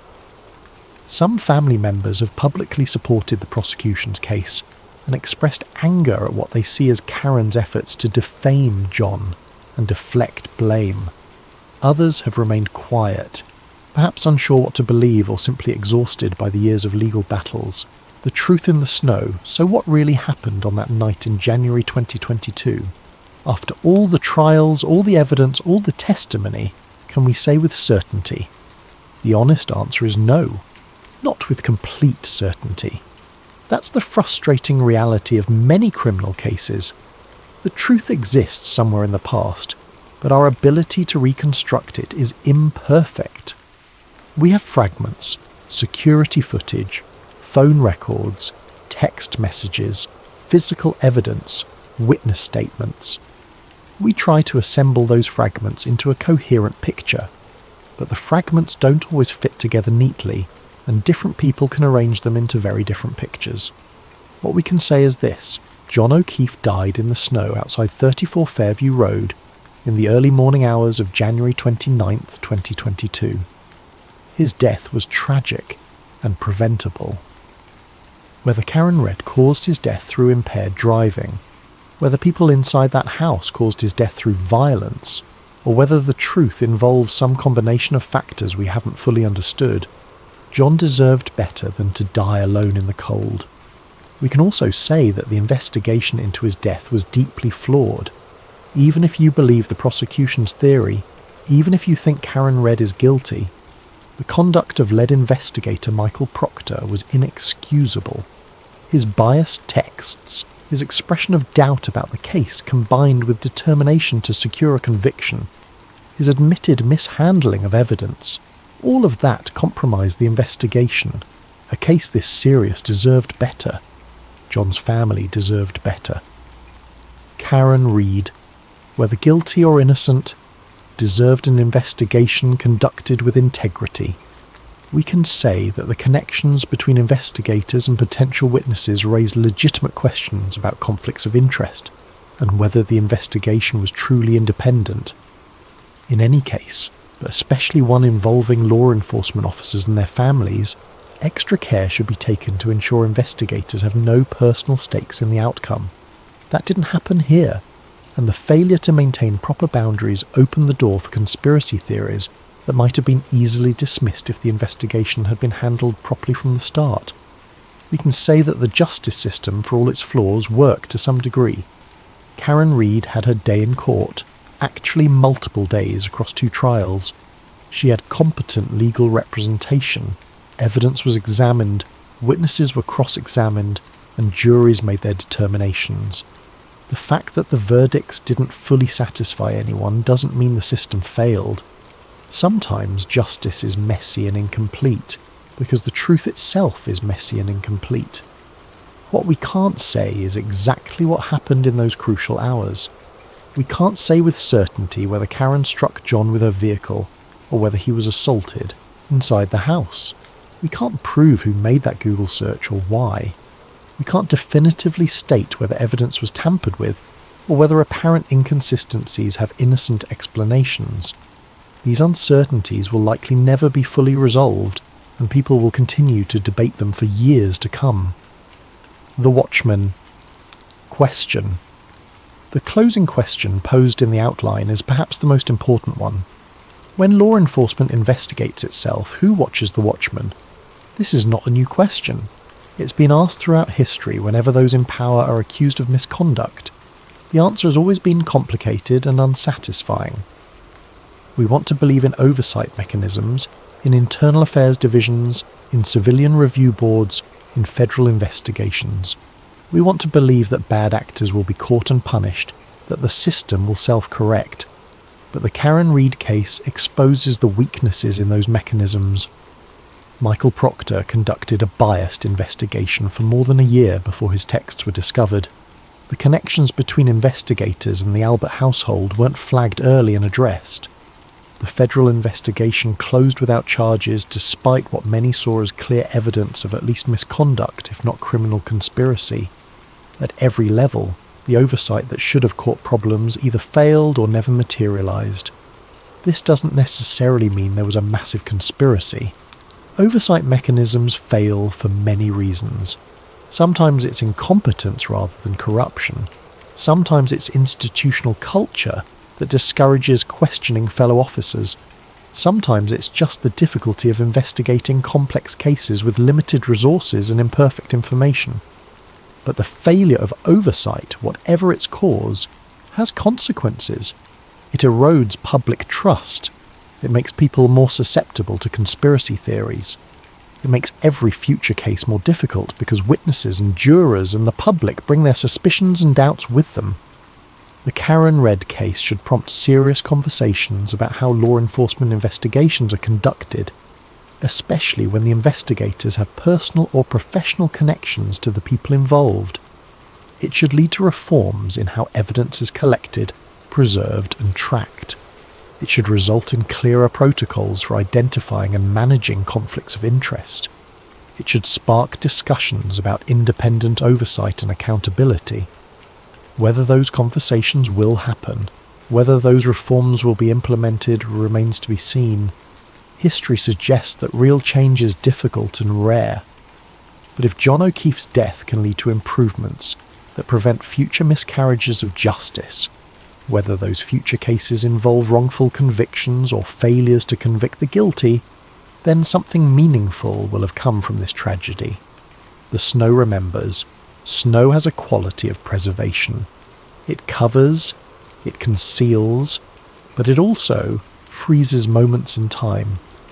When spring comes and the snow melts, what was hidden is revealed.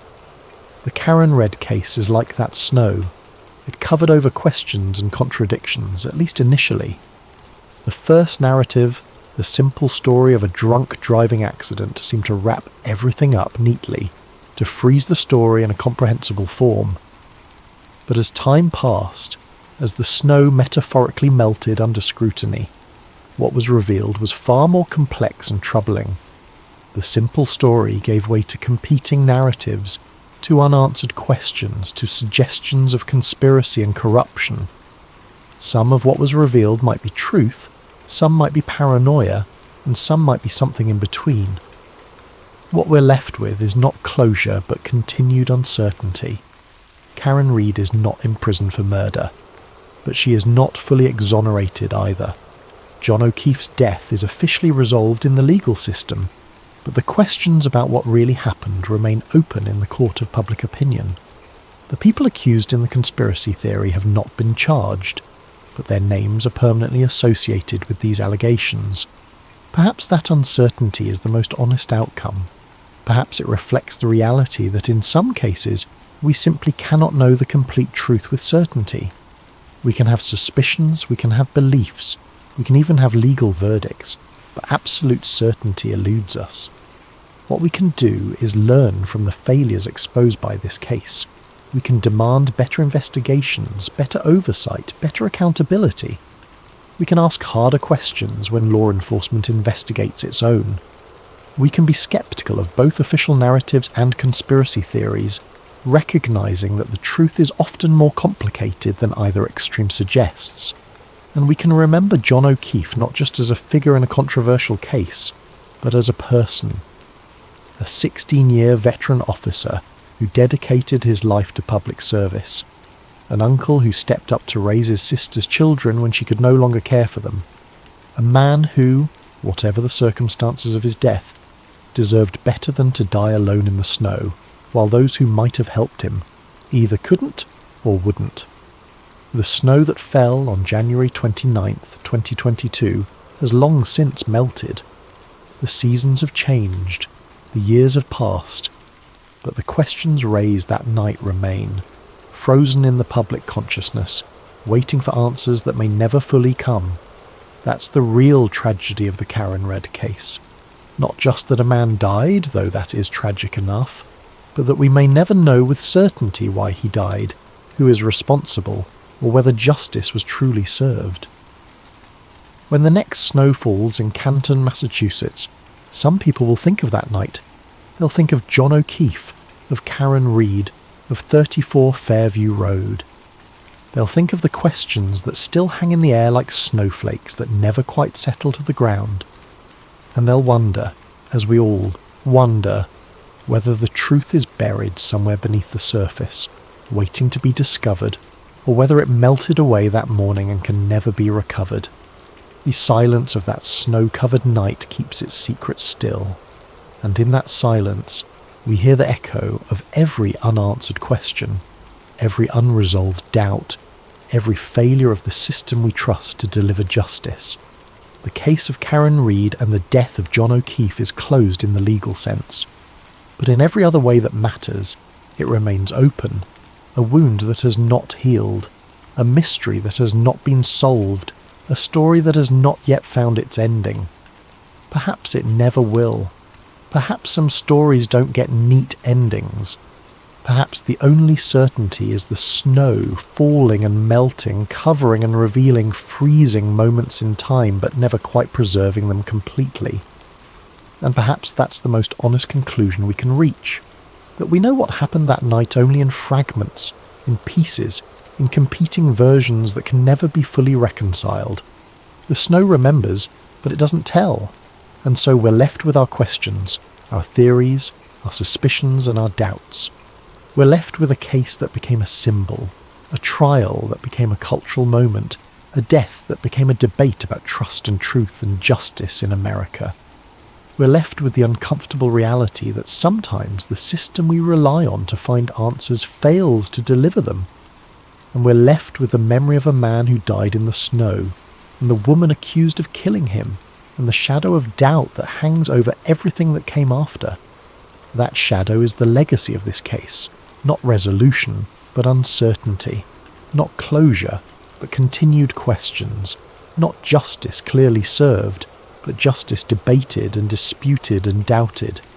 In the end, that might be the most troubling outcome of all, because if we can't trust the system to find the truth, in a case this scrutinized, this examined, this thoroughly investigated, then when can we trust it? And if we can't answer that question, then the shadow grows longer, the doubt spreads wider, and the next case becomes that much harder to resolve. The snow-cold silence that gave this case its name isn't just about the quiet of that winter night. It's about the silence of unanswered questions, the silence of evidence that doesn't speak clearly, the silence of witnesses who won't or can't tell the complete truth, the silence of investigators who failed in their duty, the silence of a system that couldn't deliver the certainty we expect from justice. And in that silence, John O'Keefe rests, his truth known only to himself and perhaps to those who were there that night. The rest of us are left to wonder, to debate, to take sides in a controversy that may never be fully resolved. That's the real story of the Karen Reed case. Not a story with a beginning, middle and clear end, but a story that continues to unfold, to evolve, to challenge our assumptions about truth and justice and the institutions we trust to deliver both. The documentary ends, but the case does not. The questions remain, the silence persists, and somewhere in that silence, buried beneath layers of evidence and testimony and competing narratives, lies the truth. Whether we'll ever uncover it completely is a question that only time, and perhaps new evidence or confessions, can answer. Until then, we're left with what we have. An unsettling case that exposed the fault lines in our justice system and left us all wondering whether we can truly know what happened when those sworn to protect us are the ones under suspicion. The snow has melted. The truth remains frozen,